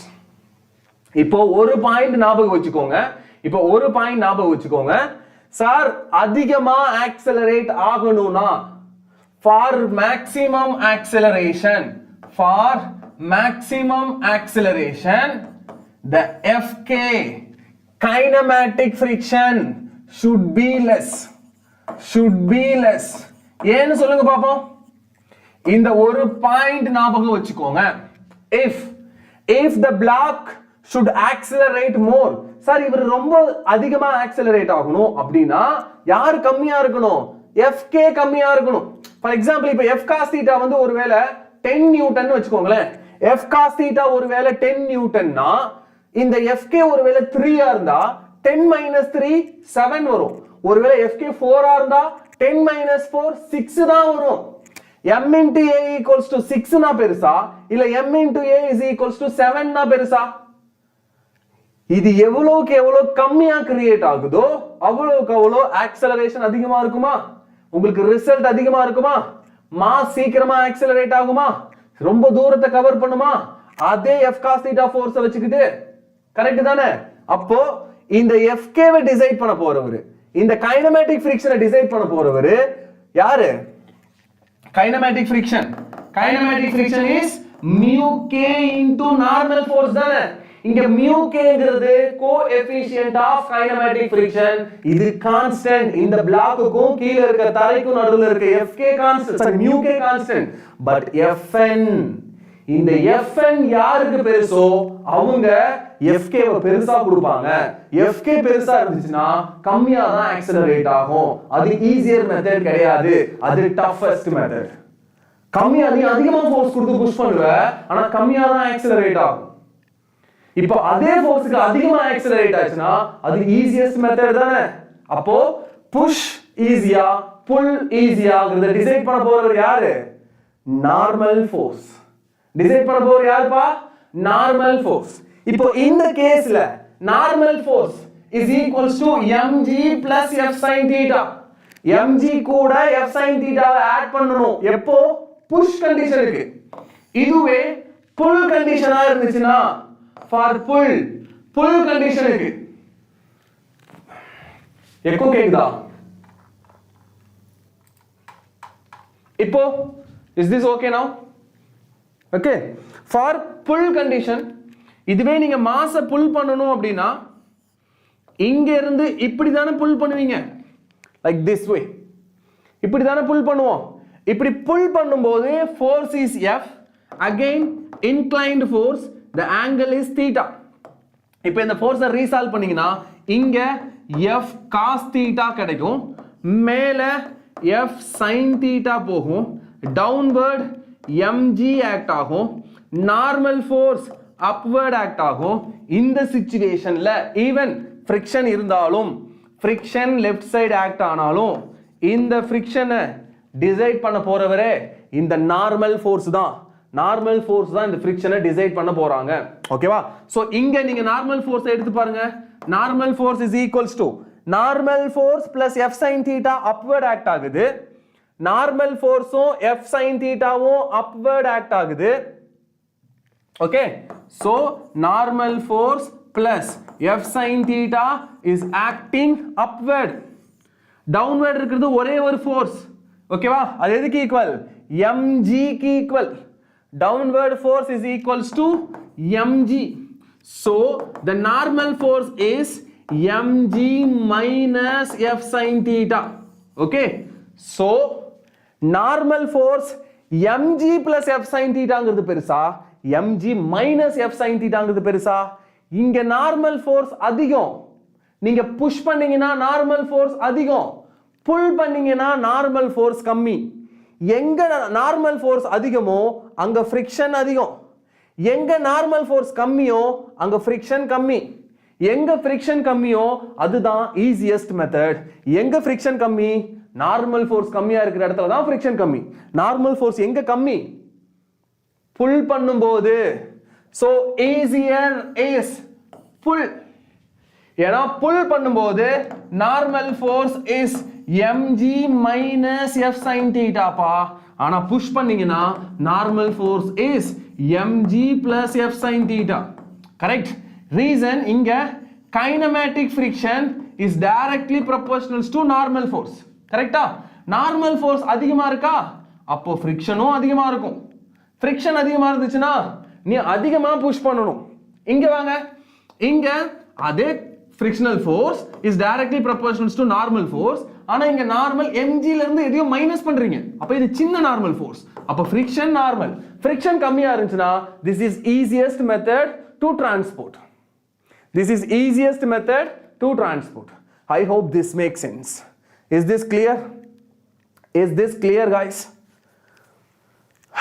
is this clear come on இப்போ நான் சொன்ன இந்த எல்லா பாயிண்ட்டுமே ஞாபகம் வச்சுக்கோங்க நான் just explain பண்ணேன் அவ்வளவுதான் yes Vigneshwaran you said already okay நான் ஜஸ்ட் எக்ஸ்பிளைன் பண்ணிருக்கேன் எங்க நார்மல் ஃபோர்ஸ் எப்படி ஆக்ட் ஆகுது அதோட வேல்யூஸ் என்னன்னு எக்ஸ்பிளைன் பண்ணிருக்கேன் பட் நான் இங்க யூஸ் பண்ண இந்த எல்லா கால்குலேஷனையும் நீ புரிஞ்சுக்கணும் அவ்வளவுதான் உங்களுக்கு क्वेश्चन எப்படிலாம் வரணும்னா எக்ஸாக்ட்டா நார்மல் ஃபோர்ஸ் யாரு இல்ல யாரு ஹெவியஸ்ட் மெத்தட் யாரு ஈஸியஸ்ட் மெத்தட்ங்கிறது क्वेश्चनா இருக்க முடியாது ஏன்னா அது நார்மலா எல்லாருக்குமே தெரியும் இவங்க என்ன क्वेश्चन கேட்பாங்க அப்படினா क्वेश्चन மோஸ்டா என்ன கேட்பாங்க அப்படினா okay the question mostly normal force என்னன்னு கேட்காம ஃப்ரிக்ஷனல் ஃபோர்ஸ் இந்த கேஸ்ல ஃப்ரிக்ஷனல் ஃபோர்ஸ் என்ன இந்த கேஸ்ல ஃப்ரிக்ஷனல் ஃபோர்ஸ் என்ன சார் ரெண்டுலயும் ஒரே ஃப்ரிக்ஷனல் கேக்குமா ரெண்டுலயும் ஒரே ஃப்ரிக்ஷனல் வருமானா no for pushing the frictional force is different for pulling the frictional force is different push பண்ணும்போது frictional force ஓட வேல்யூ இங்க பாருங்க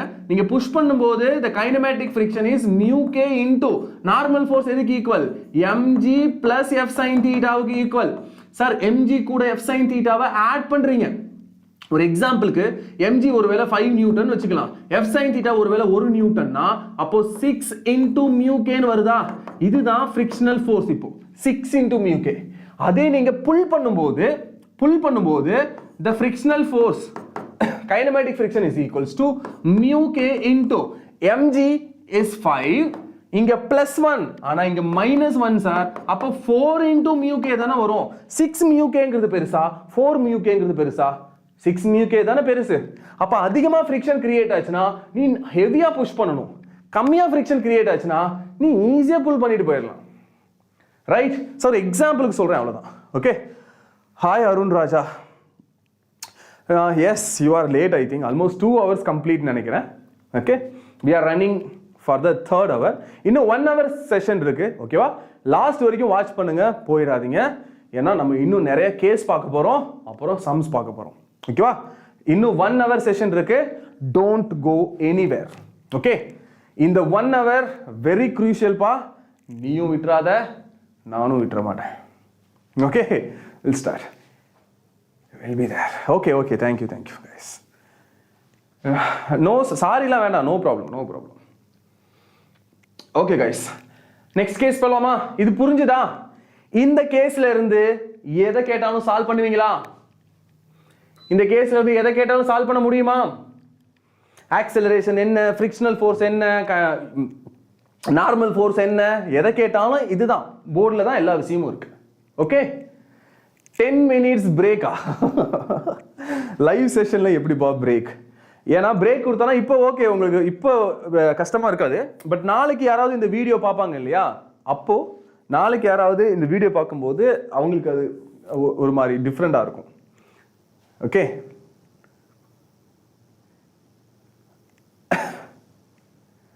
எஸ் பிளாக் ஹார்ட் போடுங்க பார்ப்போம் எனர்ஜி கொஞ்சம் கம்மியாயிடுச்சுன்னு தான் நினைக்கிறேன் பட் நார்மலாக அப்படி கம்மியெல்லாம் ஆகாது யூஸ்வலாக ஓகே நெக்ஸ்ட்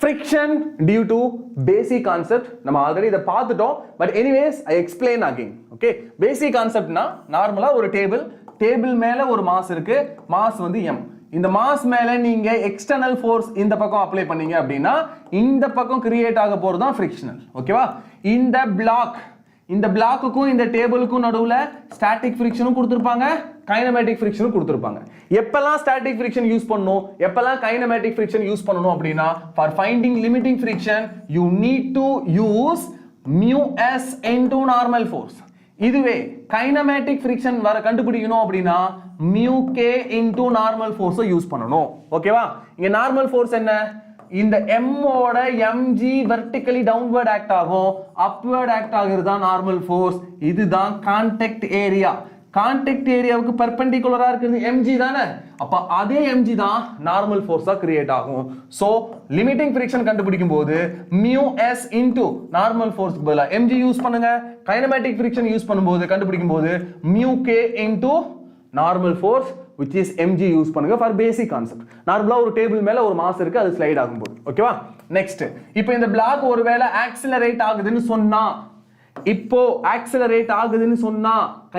கண்டிப்பா என்ன ரீசனா இருக்கணும் this external force is more than limiting friction sir இது இருந்தாதான் இது இருக்கும் கரெக்ட் தானே இப்பதானே பார்த்தோம் ஒரு ஆப்ஜெக்ட் மூவ் ஆக ஸ்டார்ட் ஆகணும்னா limiting friction is equals to external force move ஆகணும்னா ஆக்சிலரேட் ஆகணும்னா பேசிக் ரூல் என்ன the external force should more than the limiting friction then the external force minus limiting friction okay it should be equals to mass into acceleration or the acceleration is external force minus limiting friction divided by mass okay so இதான் basic rules இது எல்லாமே நம்ம already பார்த்துட்டோம் இதை எப்ப use பண்ணனும் sir அப்படினா எப்ப எல்லாம் external force lesser than limiting frictionோ எப்பெல்லாம் external force lesser than limiting frictionோ அப்போ acceleration 0 object restல தான் இருக்கும் மூவ் ஆகாது கரெக்ட் தானே இப்போ கிரியேட் ஆகுற friction limiting friction கிடையாது static friction இந்த static frictionம் external forceம் சேமா தான் இருக்கும் கரெக்ட்டா is this clear right great so இதுதான் basic concept by friction okay next important topic same இதே ஃப்ரிக்ஷன் அப்ளை பண்ணி chain R rope versus table. ஒரு டேபிள் மேல இருக்க செயினோ இல்ல ஒரு டேபிள் மேல இருக்க ரோப்போ எப்ப கீழே விழும், எப்ப கீழே விழாது. கீழே விழாம இருக்கணும்னா என்ன கண்டிஷன், கீழே விழணும்னா என்ன கண்டிஷன், அதை தான் இப்போ நம்ம பார்க்க போறோம். ஸ்டார்ட் பண்ணலாமா? Shall we start?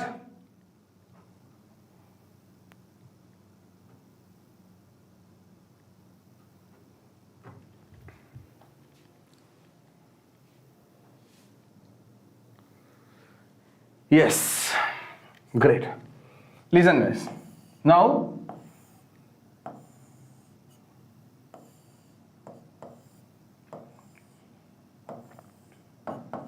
இது வந்து ஒரு டேபிள், ஓகேவா?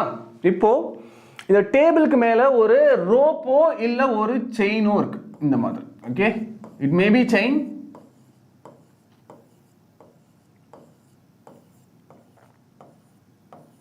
ஆக்சுவலா total length of the chain, total length of the chain is capital L. Listen carefully, நான் என்னென்ன பாயிண்ட் சொல்றேங்கிறத ஞாபகம் வச்சுக்கோங்க. total length of the chain is capital L. ஓகேவா?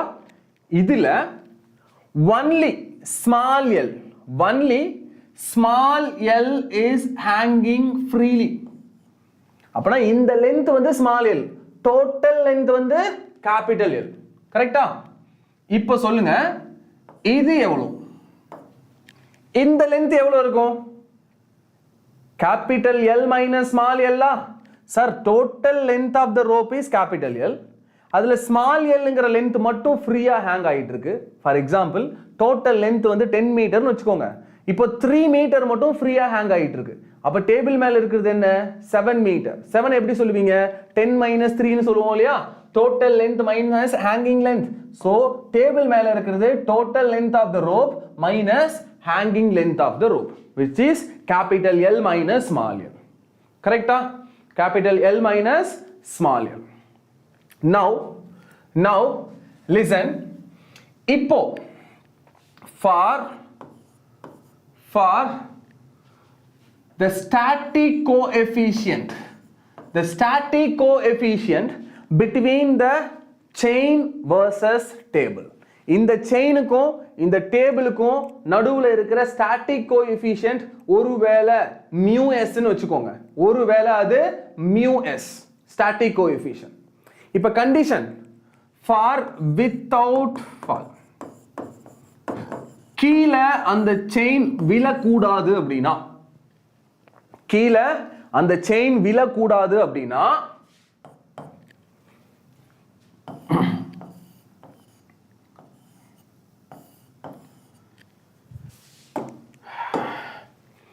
இதுக்கு சிமிலரா நான் ஒரு டயகிராம் போடுறேன். இங்க ஃப்ரீயா ஹேங் ஆயிட்டு இருக்கிற அந்த பீஸோட மாஸ், இந்த ரோப்பை மட்டும், இந்த செயினை மட்டும் இந்த மாஸ்ன்னு நினைச்சுக்கோங்க. மேல இருக்கிற இந்த செயினை இந்த மாஸ்ன்னு நினைச்சுக்கோங்க. இந்த கம்ப்ளீட் செயினை இந்த மாஸ், இந்த செயினுக்கு இந்த மாஸ். இப்போ இந்த மாஸ் டவுன்வர்ட், ஃபார் எக்ஸாம்பிள் இவர் ஒருவேளை m1, இவர் ஒருவேளை m2 வச்சுக்கலாமே. டவுன்வர்ட் இவர் என்ன ஃபோர்ஸ் கொடுப்பாரு? m1 into gங்கிற ஃபோர்ஸ் கொடுத்து கீழே இழுப்பாரா? இவங்க ரெண்டு பேத்துக்கு நடுவுல ஒரு ரோப் இருக்க மாதிரி நினைச்சுக்கோங்க. இவர் m1 into g ல கீழே இழுத்தாருன்னா அப்ப இவர் மேல ஆக்ட் ஆகுற டென்ஷன் ஃபோர்ஸ் இந்த பக்கம் ஆக்ட் ஆகுமா? இப்போ இந்த m2 இந்த பக்கம் போக கூடாதுன்னா இந்த பிளாக் இந்த ரோப் மேல இல்ல இந்த மாஸ் மேல கொடுக்கிற frictional force, this frictional force should be equals to m1 into g. கரெக்ட்டா? நான் சொன்ன பாயிண்ட் புரிஞ்சுதா? சார் இது ரெண்டும் ஒண்ணு கிடையாது, பட் இது ரெண்டையும் நம்ம ஒரே மாதிரி புரிஞ்சுக்க முடியும். இங்க ஃப்ரீயா ஹேங் ஆயிட்டு இருக்கிற இதோட மாச மட்டும் m1 ன்னு நினைச்சுக்கோங்க. டேபிள் மேல இருக்கிற இந்த ரோப்போட மாச m2 ன்னு நினைச்சுக்கோங்க. ஓகேவா? இப்போ இந்த ரோப்போட மாஸ் கீழே இழுக்கும். எதை வச்சு இழுக்கும்? இதோட மாஸ் இன்டு கிராவிட்டிங்கிற ஃபோர்ஸை வச்சு கீழே இழுக்குமா? அதே ஃபோர்ஸை வச்சு தான் இந்த மேல டேபிள் மேல இருக்கிற இந்த ரோப் நகர்ந்தாகணும். இவன் எனக்கு கண்டிஷன் என்ன? இவர் நகரக்கூடாது, இவர் இந்த பக்கம் போகவே கூடாது. அப்படின்னா செயின் கீழே விழக்கூடாதுன்னு அர்த்தம். ஓகேவா? இந்த செயின் போகவே கூடாது, நகரவே கூடாது. அப்படின்னா டவுன்வர்ட் ஆக்ட் ஆகிற ஃபோர்ஸுக்கு ஈக்குவலண்டான ஃபிரிக்ஷனல் ஃபோர்ஸ் இந்த டேபிள் இந்த செயின் மேல கொடுக்கணும். இந்த டேபிள் இந்த செயின் மேல கொடுக்கிற ஃபிரிக்ஷனல் ஃபோர்ஸ், இந்த பக்கம் கொடுக்கிற ஃபிரிக்ஷனல் ஃபோர்ஸும் இந்த செயின் கீழே இழுக்கிற மாஸ் இன்டு கிராவிட்டி, அப்படிங்கிற weight forceம் எப்போ சேமா இருக்கும், weight force எப்போ சேமா இருக்குமோ அது வரைக்கும் இந்த செயின் டேபிள்ல இருந்து கீழே விழாது. ஒருவேளை இந்த mgங்கிற force more than the frictional force, இப்போ இந்த mg இந்த பக்கம் ஆக்ட் ஆகுற force more than the frictional force ஆ இருந்துச்சுன்னா chain will fall. Okay, இதுவே mg is lesser than the frictional force. Sir frictional force விட இந்த mg கம்மியா இருந்தா அப்பவும் விழாது. இந்த ஃபோர்ஸ் கம்மி, இந்த ஃபோர்ஸ் அதிகமா இருக்குன்னு வச்சுக்கலாம். இப்போ இந்த செயின் கீழே விழ முடியாது. இதுவே இந்த ஃபோர்ஸ் அதிகமா இருந்து frictional force கம்மியா இருந்தா இந்த செயின் என்ன பண்ணும், மேல இருக்க செயினையும் இழுத்துக்கிட்டு கீழே விழுந்துரும். ஓகேவா, அதான் இந்த condition. If the downward force is maximum than the frictional force, downward force is maximum than the frictional force, அப்ப செயின் கம்ப்ளீட்டா டேபிள்ல இருந்து கீழே விழுந்துரும். எப்போ downward ஆக்ட் ஆகுற ஃபோர்ஸும் frictional forceம் ஈக்குவலா இருக்கோ, இல்ல downward ஆக்ட் ஆகுற ஃபோர்ஸ் frictional force விட கம்மியா இருக்கோ, சோ ஈக்குவலா இருந்தாலும் பிரச்சனை இல்ல. இல்லனா this mg is lesser than the frictional force ஆ இருந்தாலும் எனக்கு பிரச்சனை கிடையாது. The chain will not fall down. இது புரிஞ்சுதா? செயின் கீழே விழாம இருக்கிறதுக்கு இந்த ரெண்டுமே தான் condition. Is this clear?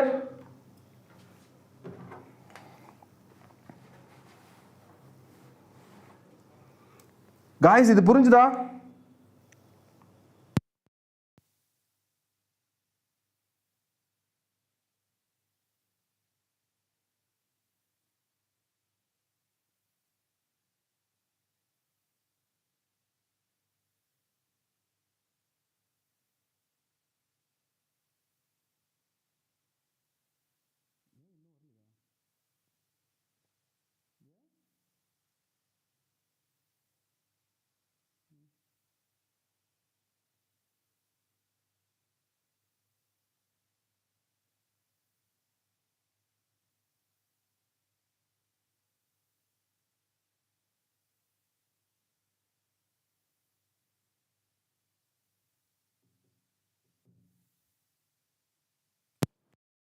Okay, now yes. Usually இது ரொம்ப சின்ன டாபிக் தான், but anyways I need to take this topic also. ஓகேவா, ஈஸி டாபிக் தான். ஸோ இந்த கண்டிஷன் அப்ளை பண்ணிடுங்கோ. எங்க போச்சு? Okay, listen. So this is the main condition. Downward force should be lesser or equals to the frictional force. Frictional force க்கு ஈக்குவலா இருக்கும். இப்போ frictional forceனா என்ன வேல்யூ போடுவோம்? Frictional force is always equals to mu times, okay, the frictional force is always equals to mu times normal force. Listen, இங்க இருக்கிற mass வேற, இங்க இருக்கிற மாஸ் வேற.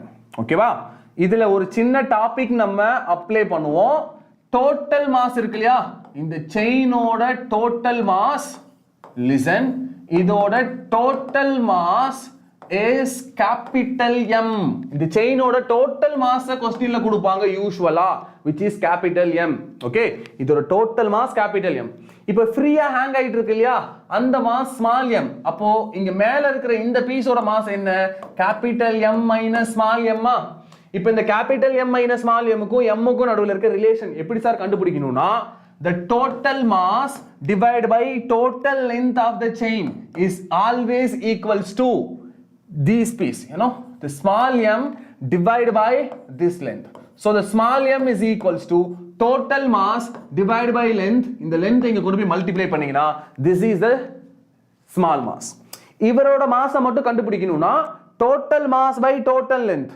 Total mass by total length is always equals to the required piece ஓட mass அப்புறம் divide by அவரோட length.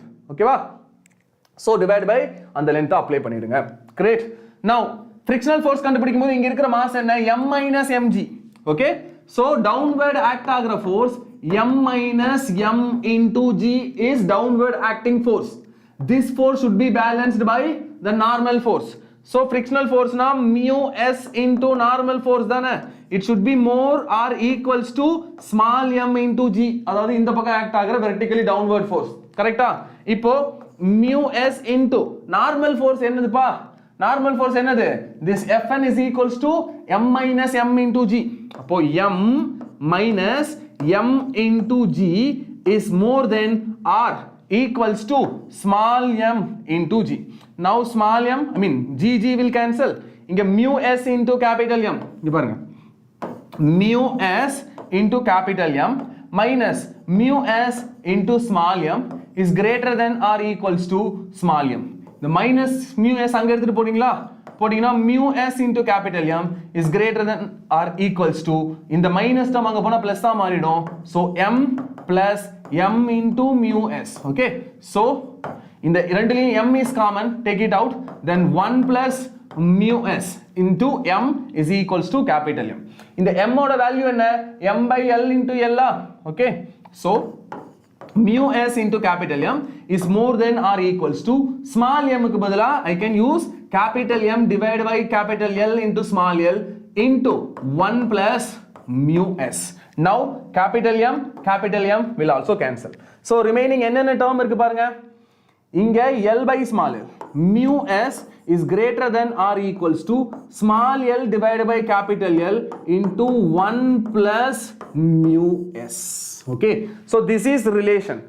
இத வச்சு என்னெல்லாம் கண்டுபிடிக்கலாம் சார் அப்படினா, mu s வேணும்னா mu s கண்டுபிடிக்கலாம், இல்ல small l வேணும்னா small l கண்டுபிடிக்கலாம். யூசுவலா small l தான்ப்பா தேவைப்படும். So this small l, okay, is lesser than or equals to mu s. Okay, இங்க பாருங்க, small l இங்க வச்சுக்கிறேன், இந்த capital இங்க போனா இங்க மல்டிப்ளை பண்ணுமா? So mu s into capital L divided by 1 plus mu s இங்க வந்தா டிவைட் பண்ணுமா? So 1 plus mu s. So this is very very important relation for this concept. இதுல என்ன பண்ணனும்னா, இந்த ஃபார்முலாவை ஞாபகம் வச்சுக்கிறது தான் சூட்டபிள் மெத்தட் இதுக்கு. ஓகேவா? இந்த ஃப்ரீயா ஹேங் ஆகுற லெந்த் எவ்வளவு லெந்த் வரைக்கும் இருக்கலாம் அப்படினா is lesser than or equals to this value. இந்த length இங்க வர ஆன்சருக்கு ஈக்குவலா இருந்தாலும் பிரச்சனை கிடையாது, இங்க வர ஆன்சரை விட கம்மியா இருந்தாலும் பிரச்சனை கிடையாது. ஆனா இந்த பக்கம் வர ஆன்சரை விட இந்த லெந்த் பெருசா போயிடுச்சுனா இந்த ஸ்டேட்மெண்ட்டுக்குள்ள போய்டும். அப்ப கண்டிப்பா அந்த செயின் கீழே விழுகிறத யாராலையும் தடுக்க முடியாது. ஓகேவா? So minimum length required to protect free fall, அந்த மாதிரி क्वेश्चंस வருவாங்க. சோ மினிமம் எவ்வளவு லெந்த் வரைக்கும் இருக்கலாம் சார்? அப்படி சாரி, மேக்ஸிமம் லெந்த் டு ப்ரொடெக்ட்னு கேட்பாங்க. சோ மேக்ஸிமம் லெந்த்னா இட் இஸ் ஈக்குவல்ஸ் டு இதை விட கம்மியா. ஃபார் எக்ஸாம்பிள் இங்க பாருங்க, ஒருவேளை L by 3 வருதுன்னு வச்சுக்கலாம். அப்ப இந்த small l total length by 3 times வரைக்கும் இருக்கலாம். L by 3 விட அதிகமா இந்த லெந்த் போயிடுச்சுனா ரோப் கண்டிப்பா மேல இருந்து கீழே விழுந்துரும் அப்படிங்கிறது தான் அதோட அர்த்தம். இது புரிஞ்சுதா guys? Come on, tell me, is this clear? Is this clear? Next concept போட்டுமா? Chain versus table. புரிஞ்சுதா? எல்லாருக்குமே இது புரிஞ்சுதா? நான் நெக்ஸ்ட் போகலாமா? சொல்லுங்க. நெக்ஸ்ட் டாபிக் போட்டா?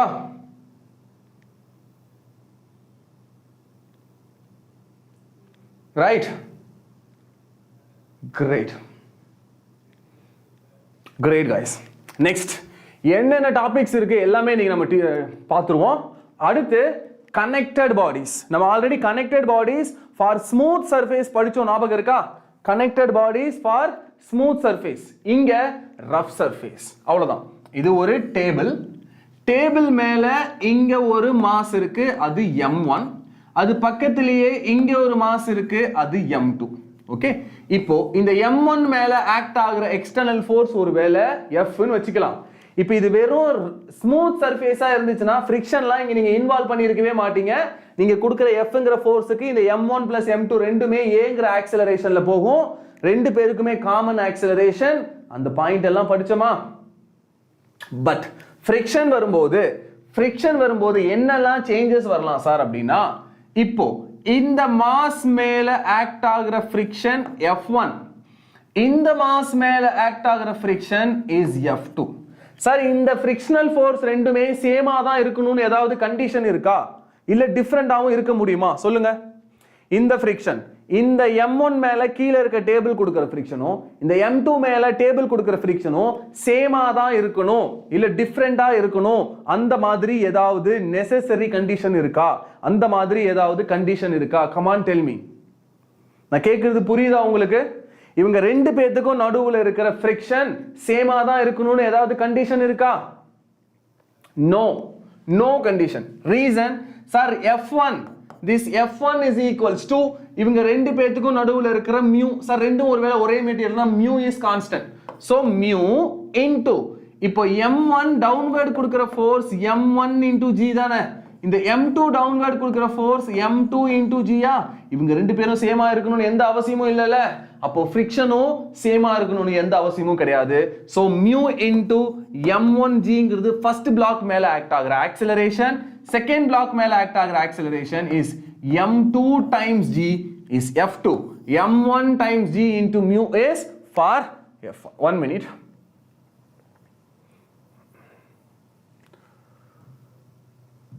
Right. So F2 is equals to M2G times mu. Reason இவர் மேல ஆக்ட் ஆகுறது M2G ங்கற friction. Clear-ஆ? Next. Acceleration ரெண்டு பேரும் ஒரே மாதிரி போணுமா டிஃபரண்டா? என்ன நினைக்கிறீங்க? Is the acceleration is constant for the both bodies or the acceleration may be different? Sir ரெண்டு பேருக்கும் வேற வேற acceleration வரும்னு நினைக்கிறீங்களா இல்ல ரெண்டு பேருக்கும் acceleration same அப்படினு நினைக்கிறீங்களா? Come on, tell me.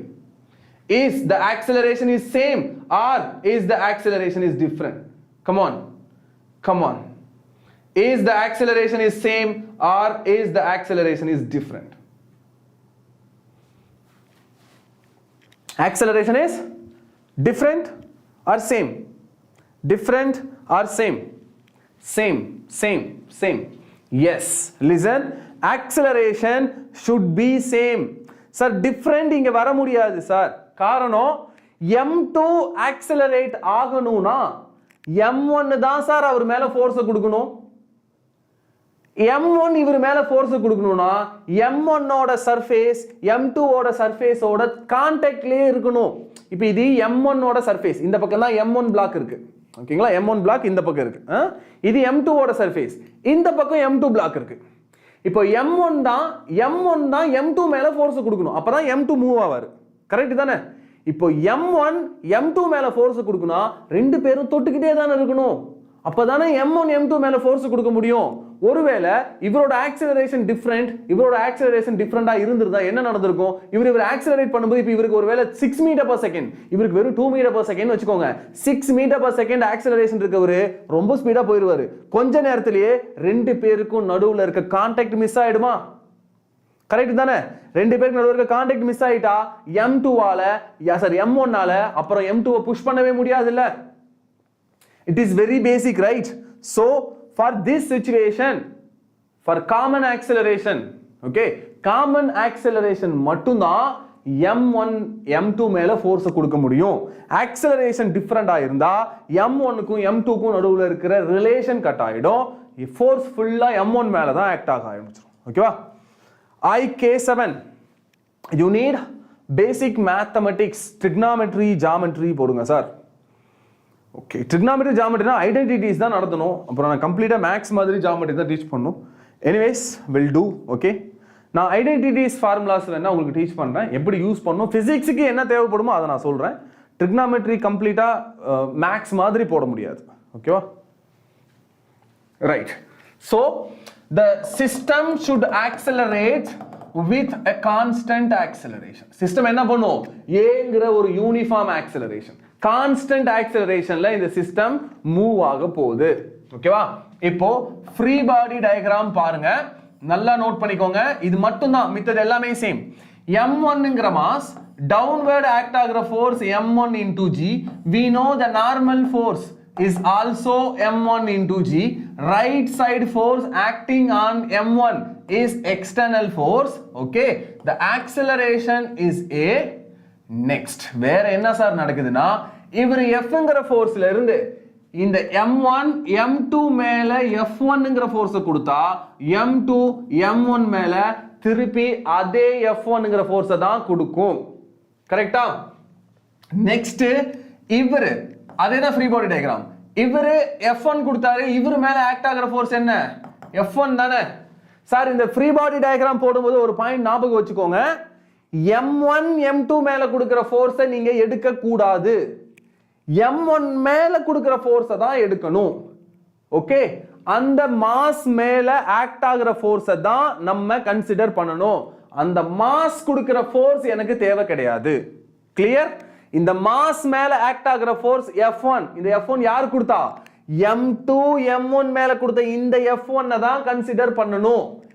M1 M2 மேல இருக்கிற ஃபோர்ஸை கன்சிடர் பண்ண கூடாது. கொடுத்தீங்கன்னா இவர் மேல ஆக்ட் ஆகுற ஃபோர்ஸ் அப்புறம் இவர் கொடுத்த ஃபோர்ஸ் ரெண்டையும் ஆப்போசிட் இத கன்சிடர் பண்றோம். ஓகேவா? ஒன்னு மாஸ் மேல ஆக்ட் ஆகுறத கன்சிடர் பண்ணுங்க, இல்ல மாஸ் கொடுக்கறத கன்சிடர் பண்ணுங்க. ஓகே? மாஸ் மேல ஆக்ட் ஆகுறது இல்ல மாஸ் கொடுக்கிற ஃபோர்ஸை கன்சிடர் பண்ணணும். இங்க பாருங்க, நான் கன்சிடர் பண்ணிருக்கிறது எல்லாமே மாஸ் மேல ஆக்ட் ஆகுறது. இப்ப நிறைய பேர் திங்க் பண்ணுவீங்க என்னன்னா, சார் மாஸ் மேல ஆக்ட் ஆகுறது தானே, அப்ப ஏன் M1G கன்சிடர் பண்ணீங்க?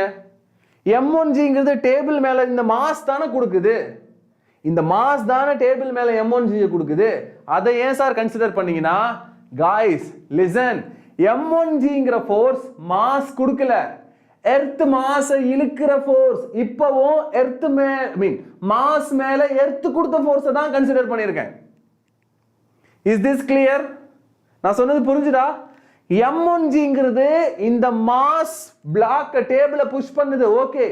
பட் இவரு டேபிள் மேல கொடுத்த ஃபோர்ஸ் கிடையாதுப்பா. இவரு ஒன்னும் புஷ் பண்ணல, இவரை இழுக்குறாங்க, எர்த் இழுக்குது, அதை இழுக்க விடாம டேபிள் தடுக்குது, அவ்வளவுதான். அதனால மாஸ் கொடுத்த மாதிரி தெரியலாம், ஆனா இது மாஸ் கொடுத்த ஃபோர்ஸ் கிடையாது, மாஸ எர்த் இழுத்துக்கிட்டு இருக்க force. Anyways M1G is also force acting on the mass. M1G is also acting on the mass. I hope this makes sense. Is this clear? அதனால தான் இதை கன்சிடர் பண்ணிருக்கேன். So keep this point in mind. என்ன consider பண்ணணும்?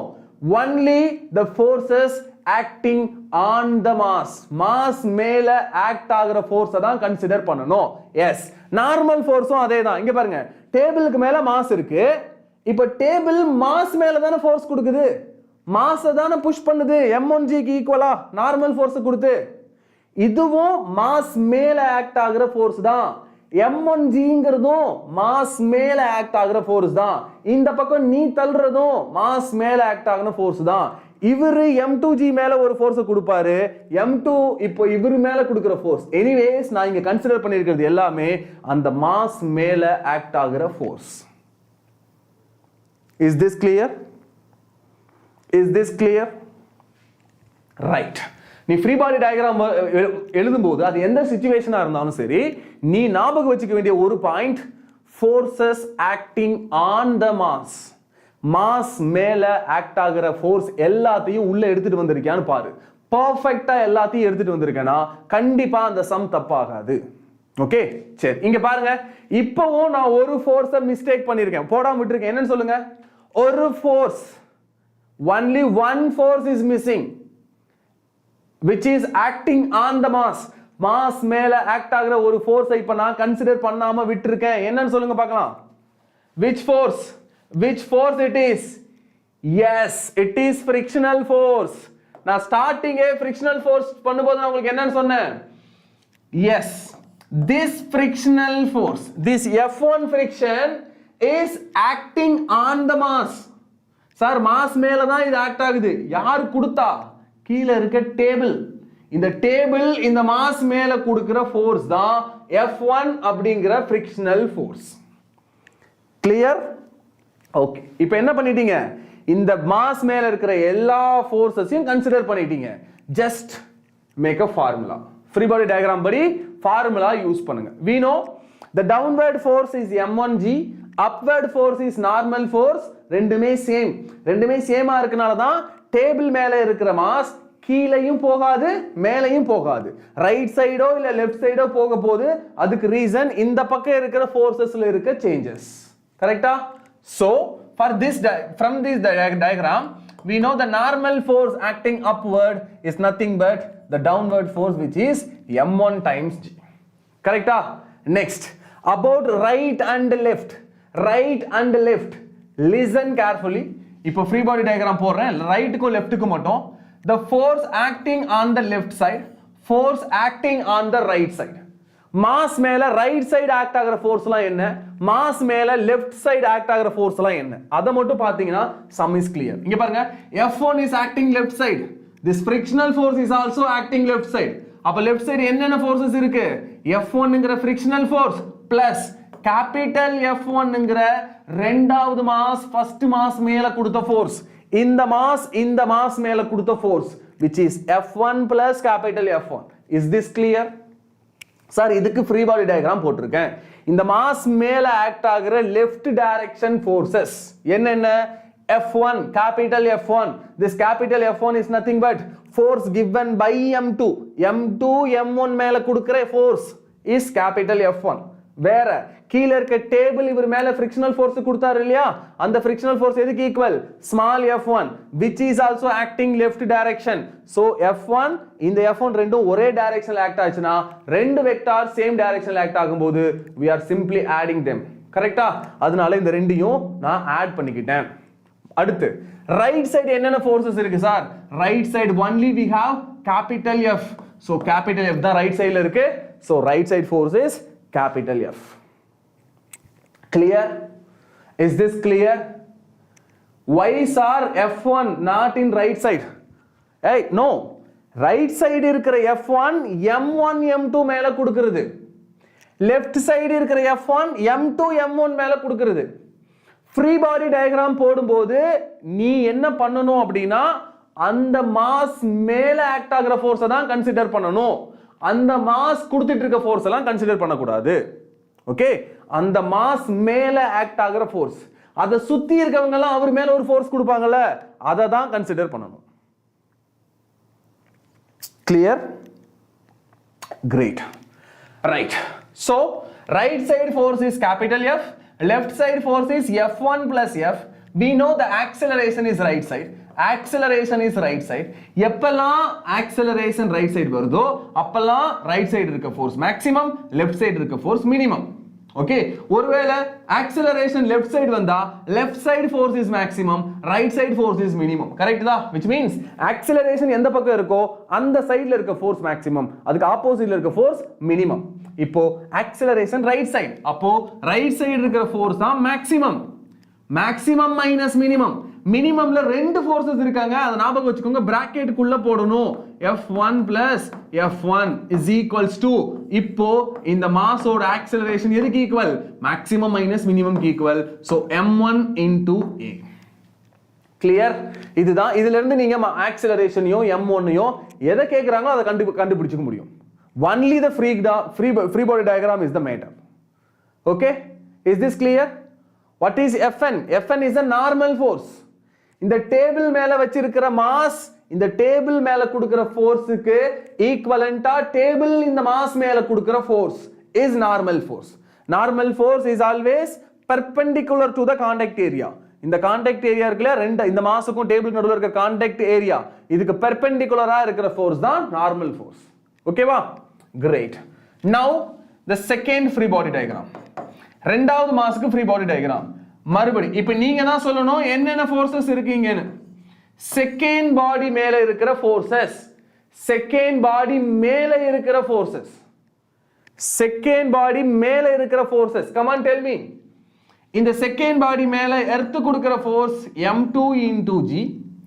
இந்த table இந்த mass மேல கொடுக்கிற ஃபோர்ஸும் m2 into g க்கு ஈக்குவலன்ட்டான நார்மல் ஃபோர்ஸ். நெக்ஸ்ட் இந்த செகண்ட் பாடி மேல ஃபர்ஸ்ட் பாடி கொடுத்த ஃபோர்ஸ் is F1. இந்த டேபிள் செகண்ட் பாடி மேல கொடுத்த frictional force is F2. Sir வேற ஏதாவது ஃபோர்சஸ் இங்க இருக்கா? any other forces involved here? any other forces? come on tell me. வேற ஏதாவது ஃபோர்சஸ் இங்க இன்வால்வ் ஆயிருக்கா? any other forces? come on, any other forces? guys, any other forces is involved? any other forces is involved? any other forces? no. oblique Krishnan, no. loss of motion la friction போயிட்டு இருக்கு. friction is almost we are at the end. முடிக்க போறோம். ஓகேவா? நான் என்ன சொன்னேன், இந்த section முடியும் போது ஃபிரிக்ஷன்ல எந்த क्वेश्चन கேட்டாலும் நீங்க சால்வ் பண்ணுவீங்க. right? Great. Right. இப்போ free body diagram போடுங்க.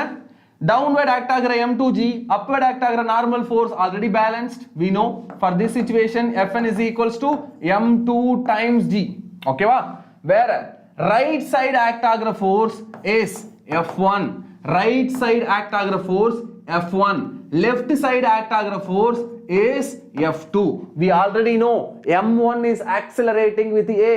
Sir, m1 accelerate ஆச்சுனா m2 accelerate ஆகணும்ல, ஏனா m2 இங்க இருந்து நகர்ந்தாதானே m1 இந்த பக்கம் வரவே முடியும். So both should have same acceleration. So m2 is also accelerating right side with A. Okay. K7 என்ன கேக்குறீங்க sir? Volume, diameter of circle, sphere, triangle போடுங்க சார். ஓகேப்பா. எஸ், அது பண்ணலாம். மென்சுரேஷன் தானே? that will do. ஓகே. நான் பண்றேன். அது சர்க்கிளோட ஃபார்முலா, ஓகே, பாராபோலா ஃபார்முலா, இதெல்லாம் டெஃபினட்டா சொல்றேன், don't worry. Okay,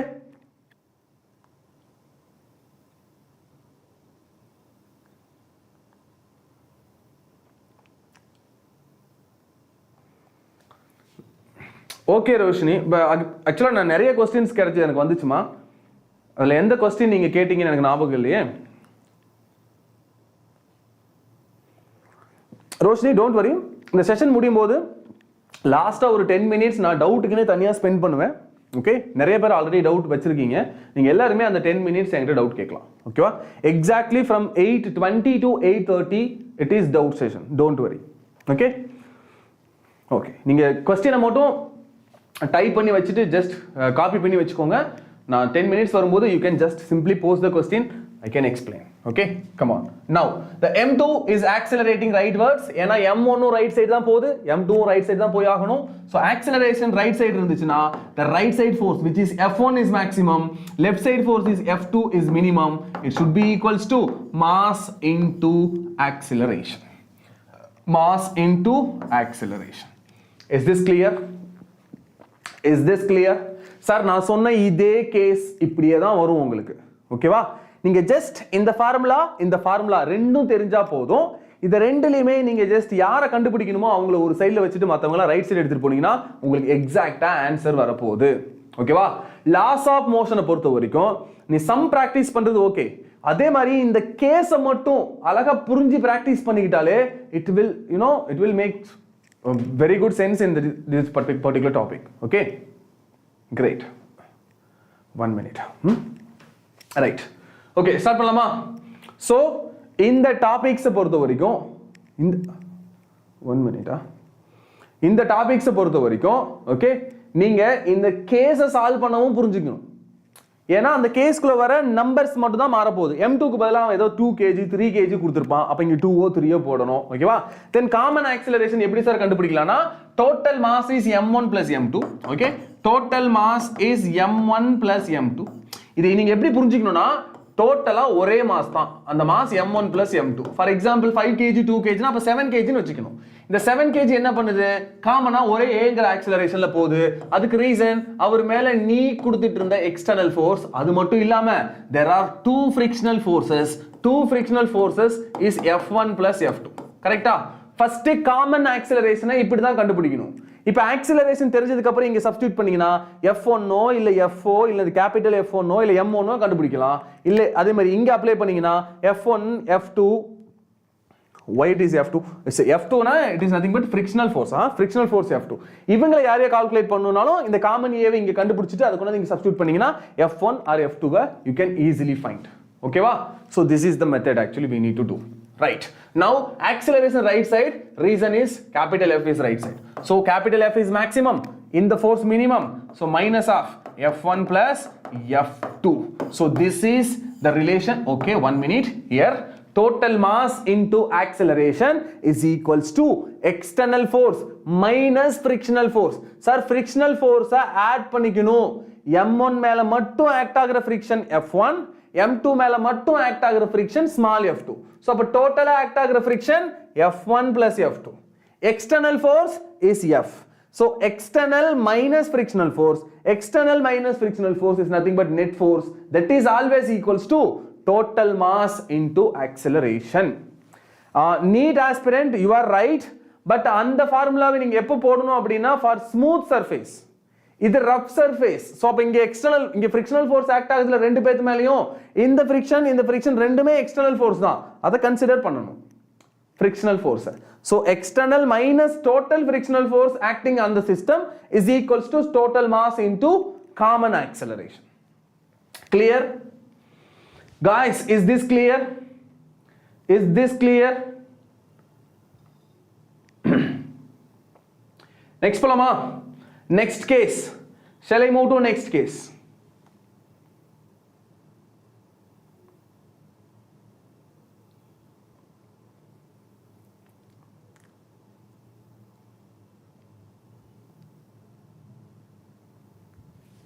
Okay, great guys. Right.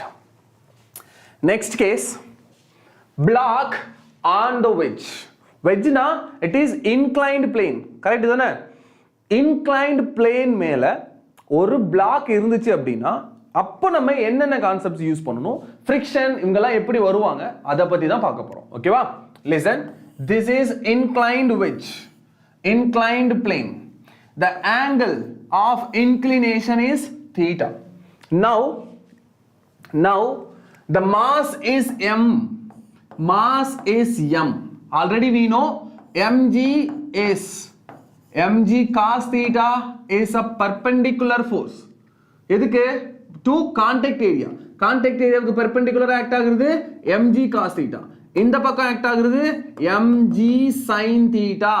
இந்த இடத்துல wedge is not a rough, it's not a smooth surface, it is a rough surface. Okay, wedge ஒருவேளை rough surface னு क्वेश्चनல கொடுத்துட்டாங்கன்னா you should know the rough surface in the sense there will be frictional force. Frictional force என்னவா இருக்கும்? Frictional is equals to mu into normal force. It is always mu into normal.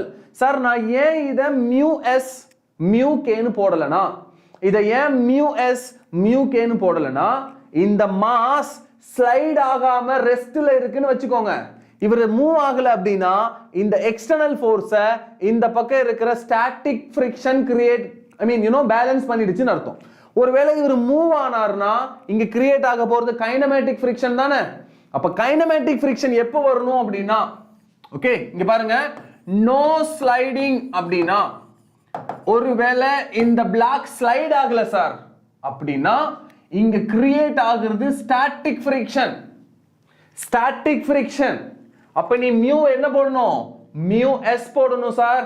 இவர் move ஆகலனா create ஆகிற ஃப்ரிக்ஷனை mg sin theta balance பண்ணிடுச்சு. இந்த பக்கம் act ஆகிற எக்ஸ்டர்னல் ஃபோர்ஸ் ஃப்ரிக்ஷனல் ஃபோர்ஸ்க்கு equal.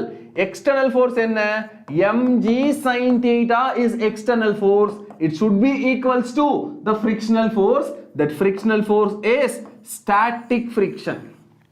Okay sir, static friction தானா இல்ல limiting friction ஆவும் இருக்கலாமா சார்னா? ஆக்சுவலா இது limiting friction தான். ஓகேவா?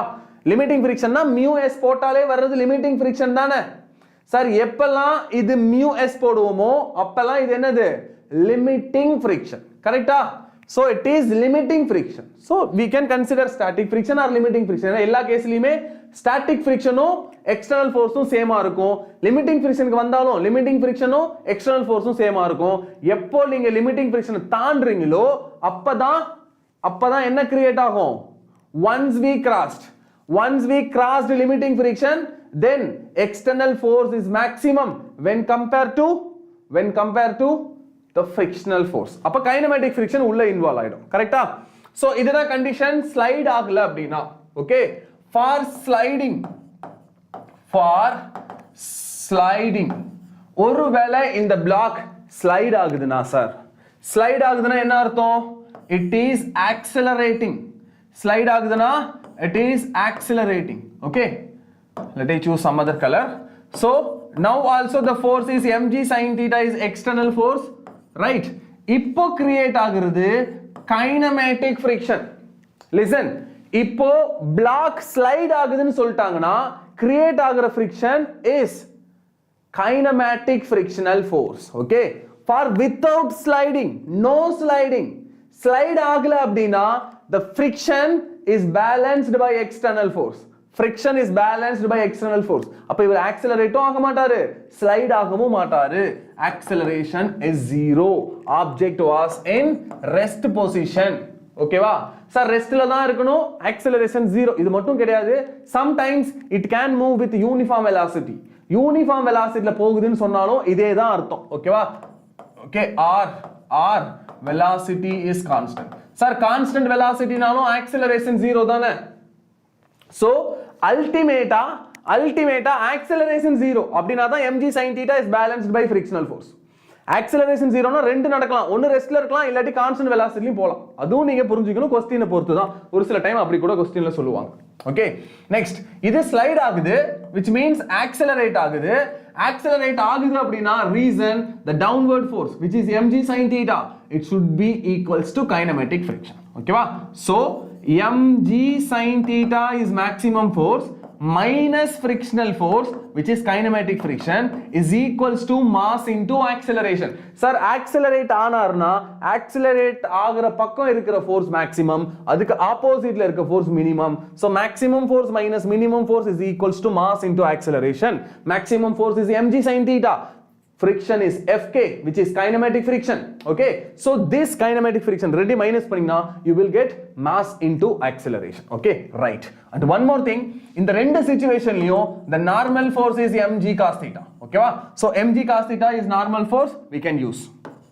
so mg sin theta it should be equals to static friction நால mu s into mg cos theta. so we can cancel mg also we can cancel. sin by cos theta we know that is tan theta. this tan theta is equals to mu s. கரெக்ட்டா? இந்த கேஸ்ல இதுதான் angle of repose னு பார்த்தோம். Slide ஆகல அப்படினா this is nothing but angle of repose. Slide ஆக start பண்ண போறாரு அப்படினா limiting friction is balanced by mg sin theta. இது ஒருவேளை லிமிட்டிங் ஃபிரிக்ஷனா இல்லாம லிமிட்டிங் ஃபிரிக்ஷனை விட கம்மியா இருந்துச்சுனா இது ஆங்கிள் ஆஃப் ரீபோஸ் கிடையாது. Okay, right. இந்த கேஸ்ல it is accelerating. Santhosh Kumar one டேக்கு 2 லெக்சர் எடுங்க சார் ப்ளீஸ். ஓகே, இன்னைக்கு வந்து கண்டினியூஸா ஒரே டாபிக் தான், இதை ரெண்டா ஸ்ப்ளிட் பண்ண வேணாம், ஒரே ஷார்ட்ல இதை முடிச்சிடணும் அப்படின்னு தான் இது ஒரே லெக்சரா போட்டிருக்கேன்.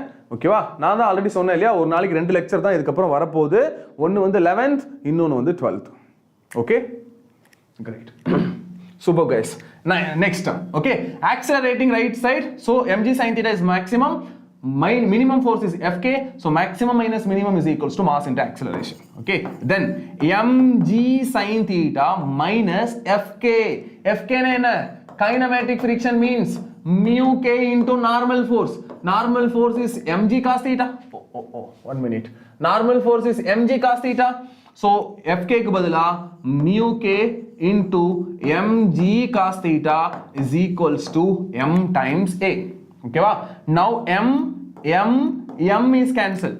what is acceleration? acceleration is g common வெளியில எடுத்துருங்க of sin theta minus cos theta. Sir இது ரொம்ப important formula. this is very important. okay, listen, இதுல நீ என்ன புரிஞ்சுக்கணும் அப்படின்னா, ஸ்மூத் சர்ஃபேஸா இருந்துச்சுன்னா, இந்த வெட்ஜ் ஒருவேளை ஸ்மூத் சர்ஃபேஸா இருந்துச்சுன்னா the acceleration is equals to g sin theta னு படிச்சோமா?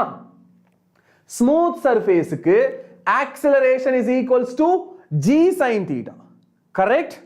but for the rough surface the acceleration is g of sin theta minus mu k into cos theta. 1 minute. yes, mu k விட்டனா, so mu k into cos theta. yes, mu k into cos theta. mu k into cos theta. listen, yes, sin theta minus mu k into cos theta is equals to acceleration for rough surface. for smooth surface acceleration equals to g sin theta. clear? சரி, இப்போ நான் உங்களுக்கு ஒரு homework கொடுக்க போறேன். நான் smooth surface எடுத்த lecturer எடுத்து பாருங்க. அதுல ஒரு பிளாக் மேல இருந்து கீழே வர்றதுக்கு என்ன டைம் எடுக்கும், மேல இருந்து கீழே வரும்போது என்ன, இங்க இருந்து இங்க வரும்போது என்ன டைம் எடுக்கும், கீழே வரும்போது என்ன வெலாசிட்டி, அதுக்கெல்லாம் ஃபார்முலா பார்த்தோம், ஞாபகம் இருக்கா? அந்த ஃபார்முலால ஆக்சலரேஷனுக்கு நம்ம g sin தீட்டாவை யூஸ் பண்ணியிருப்போம், ஏன்னா அது ஸ்மூத் சர்ஃபேஸ். அதே ஃபார்முலா இங்கேயும் டெரைவ் பண்ண முடியும். ரஃப் சர்ஃபேஸ்ல ஒரு பிளாக்கை ரிலீஸ் பண்ணா கீழே வரும்போது என்ன வெலாசிட்டி ஆகும், கீழே வரும்போது என்ன டைம் எடுக்கும் அப்படிங்கிறதெல்லாம் இங்கேயும் நம்மளால யூஸ் பண்ண முடியும். பட் இந்த கேஸுக்கு நீங்க ஆக்சலரேஷன் என்ன போடணும்? Acceleration is g of sin theta minus cos theta times mu k போடணும். அதே ஃபார்முலா அதே ப்ரொசீஜர் தான் இங்கேயும், சேம் கைனமேட்டிக் ஈக்குவேஷன் தான் யூஸ் பண்ண போறீங்க. ஆனா அங்க ஆக்சலரேஷனுக்கு பதிலா g sin theta போட்டிருப்பீங்க, இங்க ஆக்சலரேஷனுக்கு பதிலா g of sin theta minus mu k cos theta போடணும். இத போட்டு மேல இருக்க பிளாக் இங்க வர என்ன டைம், மேல இருக்க பிளாக் இங்க வரும்போது என்ன வெலாசிட்டி அப்படிங்கறதெல்லாம் கால்குலேட் பண்ணி நீங்க கமெண்ட் பாக்ஸ்ல சொல்லணும். ஓகேவா? ஃபார் ரஃப் சர்ஃபேஸ் ஒரு பிளாக் டாப்ல இருந்து பாட்டம்க்கு வரும்போது என்ன டைம் எடுக்கும், என்ன வெலாசிட்டி எடுக்கும், அதோட ஃபார்முலாவை டெரைவ் பண்ணி you have to post in this channel, in the video of comment box. Is this clear? Yes, K7 Roshni, இன்னும் நிறைய பேர் என்கிட்ட கொஸ்டின் கேட்டிருந்தீங்க. So you can ask your doubts now. Okay, this is doubt session, you can ask your doubt now. Perfect. இன்னும் we have so many classes now. Wait, actually நம்ம இங்க தான் இருக்கோம், we are at here. Okay, இன்னும் இவ்வளோ slides இருக்கு. So டெஃபினட்டா we should go another one session. வேற வழி இல்லை, no problem, we'll go, no issue.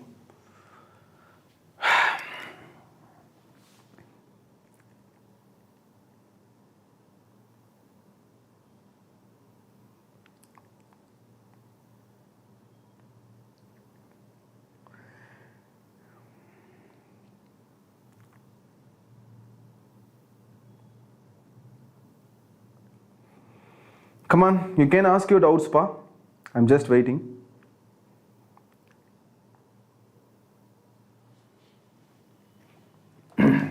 Okay.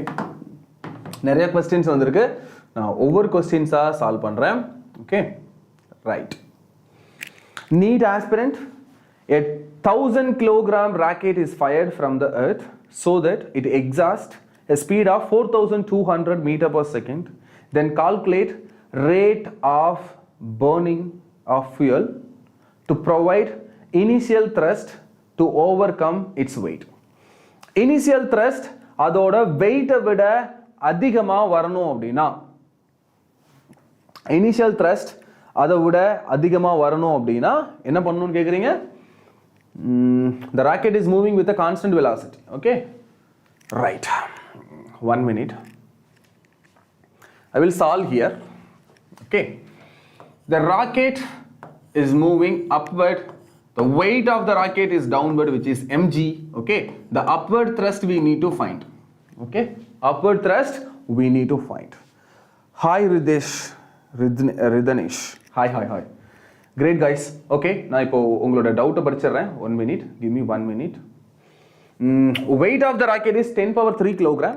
Okay, so 10 power 3 into 10 is downward acting force. Okay va, downward force is 10 power 3 into 10. Bhuvana, yes pa, na kandipa இந்த வாரத்துல இருந்து 12th 11th parallel start பண்ணுவேன். I'm sure, I promise you. Okay, don't worry. Then exhaust speed, இவர் exhaust பண்ற கேஸோட speed வந்து 4200 meter per second. Okay, so this question belongs to the exhaust velocity is constant. நான் kinetic equation, sorry, not kinetic equation, Newton second law சொல்லும்போது உங்களுக்கு ஒரு formula சொல்லிருப்பேன். If mass is constant, then mass into change in velocity divided by the change in time taken should be equals to net force, the external force. Or ஒருவேளை mass constant இல்ல, mass variable இருந்துச்சு அப்படினா the velocity is constant into dm by dt is nothing but change of mass with respect to time. Sir, இந்த change of mass with respect to time தான் உங்க questionல the mass burning rate ன்னு கொடுத்திருக்காங்க. Rate of mass burning, which means dm by dt கண்டுபிடிக்கணும். Mass burn ஆக the total mass of the rocket will reduce with respect to time. So எவ்வளோ mass burn ஆகுது for the constant velocity of 4200 meter per second? Here the upward thrust is Ft. This upward thrust should be equals to weight of the rocket. Weight of the rocket க்கு ஈக்குவலா இருக்கணும் அவங்களே சொல்லிட்டாங்க. So the thrust is nothing but m times g.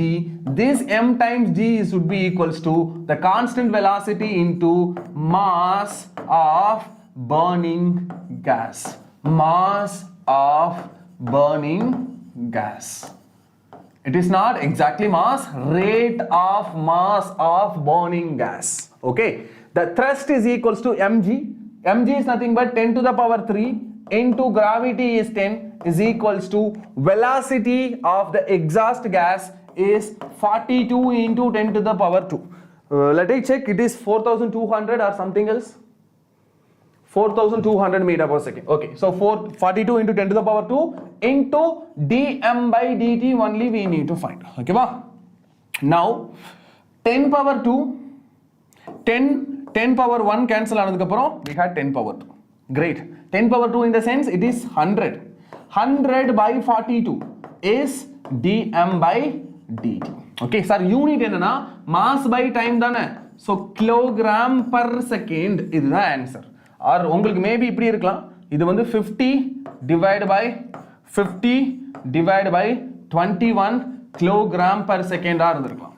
Okay, or 50 by 21 is close to 0.6 or 0.7. So answer may be 0.7 kilogram per second, 0.68 kilogram per second அந்த மாதிரி இருந்திருக்கும். ஓகேவா? NEET aspirant. So answer should be 50 by 21 or 100 by 42. I hope this makes sense. Right? So hey K7 doubt கேள்றானா இன்னும் ஜிம்முக்கு போறீங்களா sir? நோப்பா, நான் ஜிம்முக்கு போய் ஆல்மோஸ்ட் 2 years ஆச்சு. அதுக்கு முன்னாடி பயங்கரமா ஜிம்முக்கு போயிட்டு இருப்பேன். I used to be gym trainer also, but இப்போ இல்லை, ரொம்ப வருஷம் ஆச்சு. Not ரொம்ப வருஷம், it is 2 years I think. I am from 60 school. Sir, ஏன் ஸ்கூல் விட்டு போனீங்க?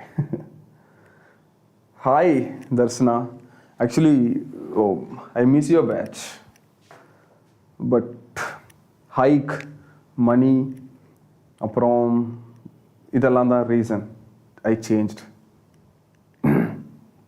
Okay, sorry, hope கொடுத்துட்டு நான் உங்களெல்லாம் விட்டு வந்ததுக்கு. பட் எனிவேஸ் நான் வந்தப்பவே சொன்னேன் நான் நிறைய நாள் இருக்க மாட்டேன், சீக்கிரமாக கிளம்புவேன் அப்படின்னு. ஐ திங்க் நான் சொன்னேன். Great guys. Next any other question guys? I think Roshini ஏதோ ஒரு கொஸ்டின் கேட்டிருந்தீங்களேப்பா. Roshini, assume the block is always remaining horizontal, hence the acceleration of the block is b. Oh sorry Roshini, அதுக்கு முன்னாடியே உங்கள் கொஸ்டின் நீங்கள் அனுப்பியிருக்கீங்களோ? Roshini, please send me your question.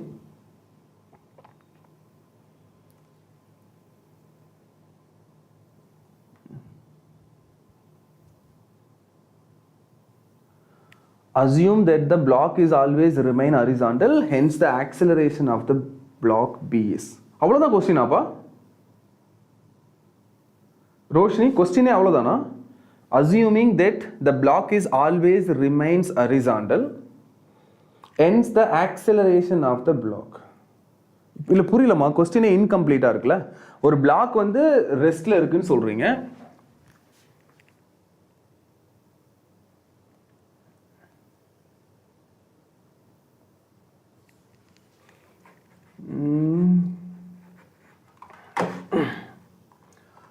Roshni, please give me the proper question pa. I think question inga incomplete ah iruka I think. Okay, adukku munadi NEET aspirant nee ungaloda question marubadi vandarren. X is equals to 3060. Okay, I can write here x is equals to 3060. Okay, then y is equals to 4080. Y is equals to 4080 minus something 4.9 into t square. Okay, 4.9 into t square. Great. Where x and y are in the meter second, the angle of projection with the vertical y axis. Okay. Okay, great. Right. Okay. So, இது x ஓட component கொடுத்துட்டாங்க, இங்க y value கொடுத்துட்டாங்க. கேட்குறது angle of projection. Angle of projection என்னன்னு கேட்குறாங்க. ரைட்டா? Great. Listen, x இங்க இருக்கு. இப்போ எனக்கு velocity about x வேணும். அப்பனா என்ன பண்ணுவேன்? dx dt பண்ணுவனா? Velocity about x axis is always equals to dx by dt. dx by dt னா என்னப்பா? இந்த 36 டைமை பொறுத்து டிஃபரன்ஷியேட் பண்ணீங்கன்னா you will get 36. Sir, vx is nothing but u cos theta. Cos theta velocity தானே ux, vx. Okay? So u cos theta is 36. அதான் அதோட meaning. ஓகேவா? x ஓட ஃபங்க்ஷன் இருக்கு. அது dx by dt பண்ணீங்கன்னா you will get vx, velocity about x axis, which is 36. Okay? 36 meter per second or kilometer per hour, whatever it is. Next, y component we had. From y component, dy dt பண்ணீங்கன்னா velocity of y component கிடைக்கும். Velocity of y component னா யாரு? u sin theta. அதான velocity of y component. ஓகேவா? இப்போ velocity of y component calculate. It is not u sin theta. Okay, wait. ஏனா u sin theta when time is 0 செகண்ட்ல தான் u sin theta. அதுக்கு அப்புறம் டைம் மாற மாற velocity மாறிக்கிட்டே இருக்கும் இல்லையா? அதனால it is not u sin theta. It is velocity about y axis at any time. எந்த டைம்ல இருந்தாலும் இதுதான். கரெக்ட்டா? Now 48t dt பண்ணீங்கன்னா you will get 48 minus 4.9 into t square பண்ணீங்கன்னா 2 into 4.9 it is 9.8. 9.8 into t. Okay? இப்போ velocity of y component when time is 0. Sir, ஏன் 0 time போடுறீங்கன்னா நான் கண்டுபிடிக்கிறது initial time. When time is 0, இனிஷியலா இருக்கிற vertical velocity u sin theta தானே. அப்ப நீங்க டைரக்ட்டா u sin theta கண்டுபிடிக்க முடியும். இங்க 0 போடிங்கனா you will get 48. Now the final answer என்னென்ன கிடைச்சிருக்குனா u cos theta is u cos theta is 36, u sin theta is 48. அப்போ u sin by u cos அப்படினா sin theta by cos theta is equals to 48 by 36. 12 ஆல cancel பண்ணீங்கன்னா 3 4 by 3. Sir tan theta எப்போ 4 by 3 வரும்? tan theta எப்போ 4 by 3 வரும்? when it is 4 by 3 tan theta 3 4 tan theta when theta is 53 degree. ஓகேவா? if the theta is 53 degree then the tan theta is equals to 4 by 3. So the angle of projection is 53 degree. Right? Silky கொஞ்சம் ஈஸியா இருக்கா? கேசவன் இல்லப்பா, இங்கே water இருக்கு, no problem. Thank you for your concern.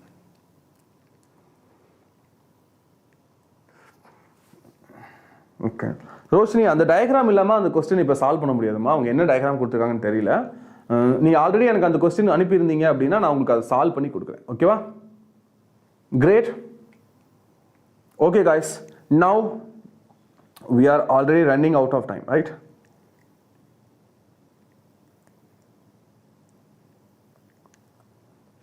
நம்ம channel I am from Ooty, but நான் இப்போ இங்கே இருக்கிறது Chennai.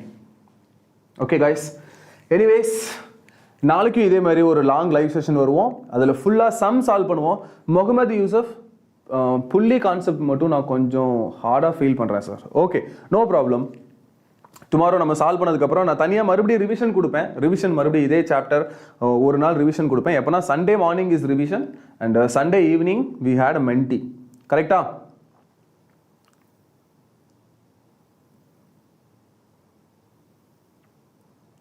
Okay guys, bye. So Sunday menti irukku, don't forget. Sunday morning we had a revision as well as we have menti in the evening also. Okay va? So until bye, tomorrow we'll meet in the live session.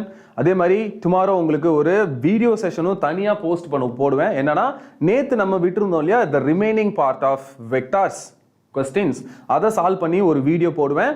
அதே மாதிரி இப்போ விடுற remaining பார்ட்டை evening நம்ம லைவ்ல meet பண்ணுவோம். ஓகேவா? From Monday 12th 11th start பண்ணுவோம். கெமிஸ்ட்ரிக்கு நான் வீடியோ போட ஆல்ரெடி வீடியோ ரெக்கார்டும் பண்ணியாச்சு. பட் அதுக்குள்ளே கெமிஸ்ட்ரி ஃபேக்கல்ட்டி ஒருத்தவங்க வரப்போகிறாங்க அப்படிங்கிற இன்ஃபர்மேஷன் வந்திருக்கு. ஸோ அதனால தான் நான் வெயிட் பண்ணிட்டு இருக்கேன். ஓகேவா? ஸோ வந்தாங்கன்னா அதுக்கு முன்னாடி நான் ஒரு வீடியோவை போடுறது it's not good a proper method. Okay, that's why. Okay guys, bye. we'll see on the tomorrow. Time manage பண்ண டிப்ஸ் கொடுங்க. ஸோ எக்ஸ்ட்ரா கிளாஸ் அந்த மாதிரி எக்ஸ்ட்ரா டாபிக்ஸ் இதெல்லாம் போடணும் தான் ஐ வில் ட்ரை. ஆக்சுவலி நான் ஃபுல்லாக வெறும் அகாடமிக் தான் பார்த்துட்ருக்கேன். வெளியில் வேறு விஷயங்கள் அந்தளவுக்கு நான் கலெக்ட் பண்ணுறது இல்லை. முடிஞ்ச அளவுக்கு நான் இந்த மாதிரி எக்ஸ்ட்ரா பாயிண்ட்ஸ் நான் என்னென்ன நடக்குது அதெல்லாம் உங்களுக்கு நான் போட ட்ரை பண்ணுறேன். ஓகேவா? Okay guys. Magizhvendhan, yes yes yes, one minute. Magizhvendhan ஒரு கொஸ்டின் எனக்கு கேட்டிருந்தீங்க. டவுட் சொல்லியிருந்தீங்க. பட் கொஸ்டின் என்னப்பா Magizhvendhan? Please type the question again. Magizhvendhan, sorry I forget. மற்றவங்க எல்லா கொஸ்டின் சால்வ் பண்ணிட்டேன்.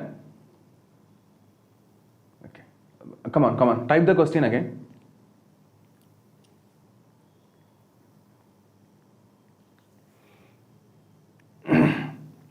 No problem, I will be here. No problem, I will be here. Don't worry. Type the question. Yeah, I'm here.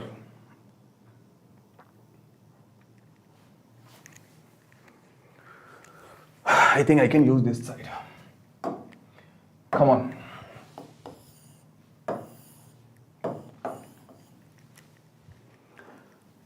Makhilvendan. The velocity of particle moving in positive direction of x-axis. என்னப்பா அவ்வளோதான் கொஸ்டினா? The velocity of the particle moving in positive direction of x-axis. Is this question?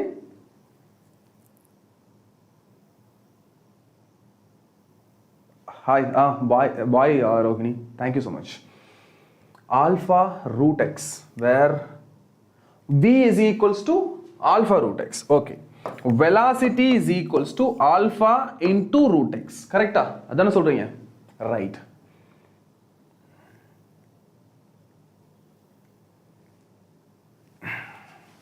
Alpha is positive constant. Okay. T is equals to 0. The particle is located at when x equals to 0. Okay. Great. Question full type பண்ணுங்கப்பா. ஒரே இதா type பண்ணிருங்க. Which is best?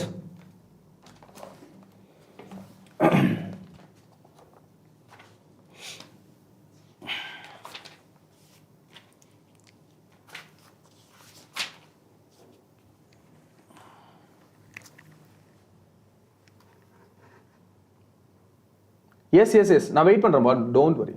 நான் wait பண்றேன்.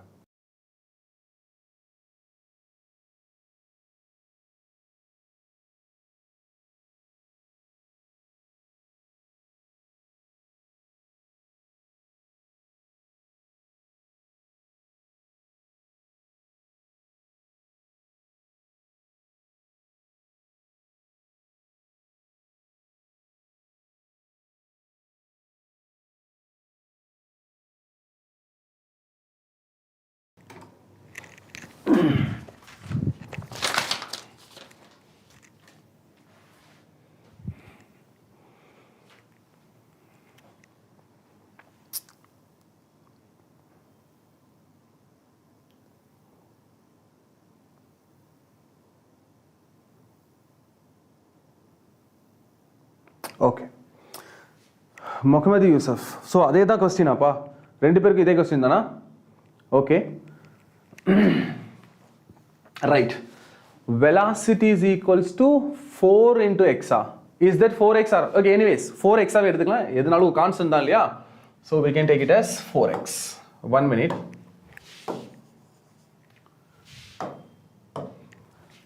Velocity is equals to 4 times x.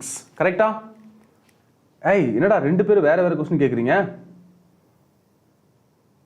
Okay Mohammed, இப்போ உங்களுடைய question நீங்க கேட்டதுனால உங்க கொஸ்டின் ஆன்சர் பண்ணிடுறேன். Velocity is equals to 4 times x. உங்களுக்கு என்ன வேணும்? Velocity and acceleration when the time is equals to 2 seconds. Okay, listen. இது velocity versus displacement function ல இருக்கு. Velocity versus displacement function. Listen, I will give you one topic. You know, the acceleration we can tell dv by dt. Acceleration dv by dt னு சொல்லலாம். இல்லனா velocity into dv by ds னு சொல்லலாம். Velocity with respect to displacement அப்படினு சொல்லலாம். ஓகேவா? Reason, இங்க velocity அப்படினா என்ன அர்த்தம்? velocityக்கு பதிலா ds by dt போடுவோமா?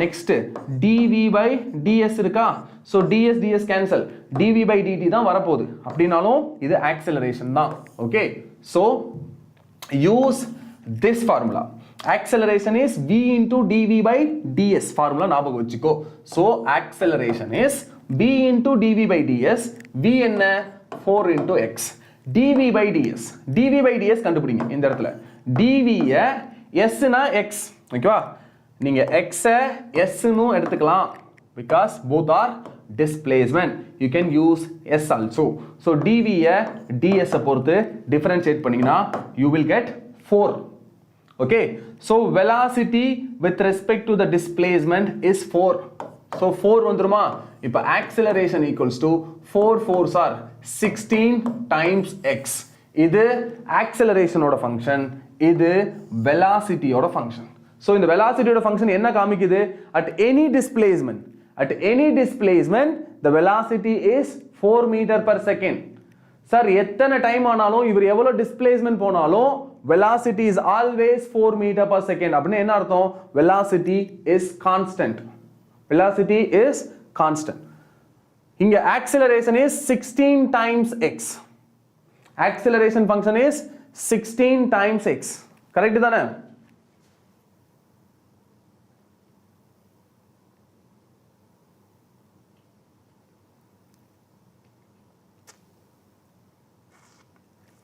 okay